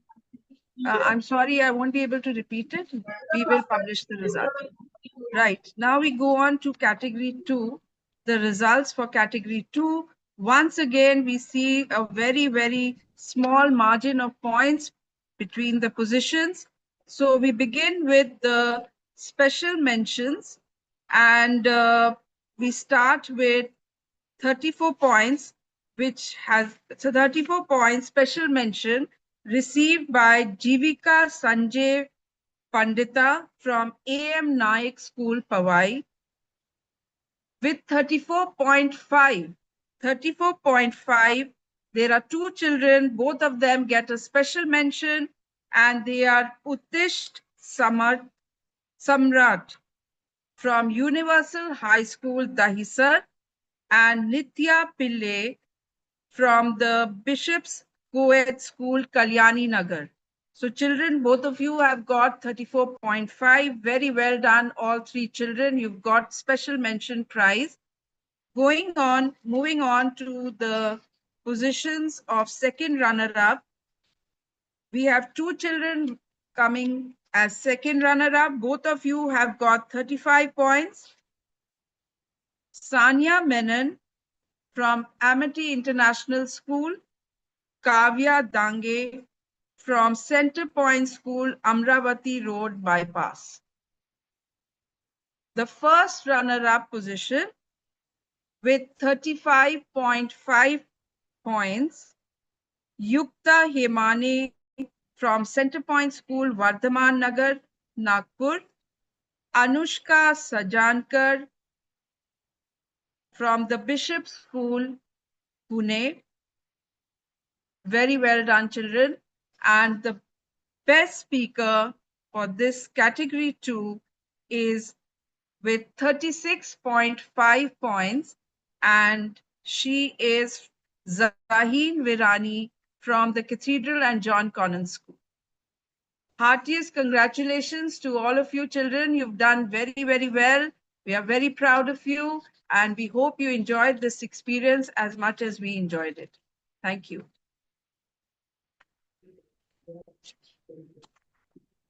Thank you, ma'am. On behalf of Euroschool Thane and the entire fraternity, I extend my heartfelt gratitude to all the principals and in-charge teachers and our beloved principal, Dr. Jyotsna Mayadas, who have encouraged and motivated the students to participate in this competition from across the country. Dear judges, the word thank you feels far too small to truly express our gratitude. We are deeply appreciative of the time, patience, and effort you put in while judging so many participants in one session with barely a short break in between. Your expertise and feedback mean a great deal to us. Good teamwork always deserves special appreciation. A big thank you to our Vice Principal, Miss Ruchika Pareba, and our dedicated English faculty for their unwavering support and guidance in organizing this event. Finally, a warm thanks to each one of you present here for making Euro Eloquence 2025 such a resounding success. Thank you. Thank you. We hope to see you next year as well. Thank you. Thank you, everyone.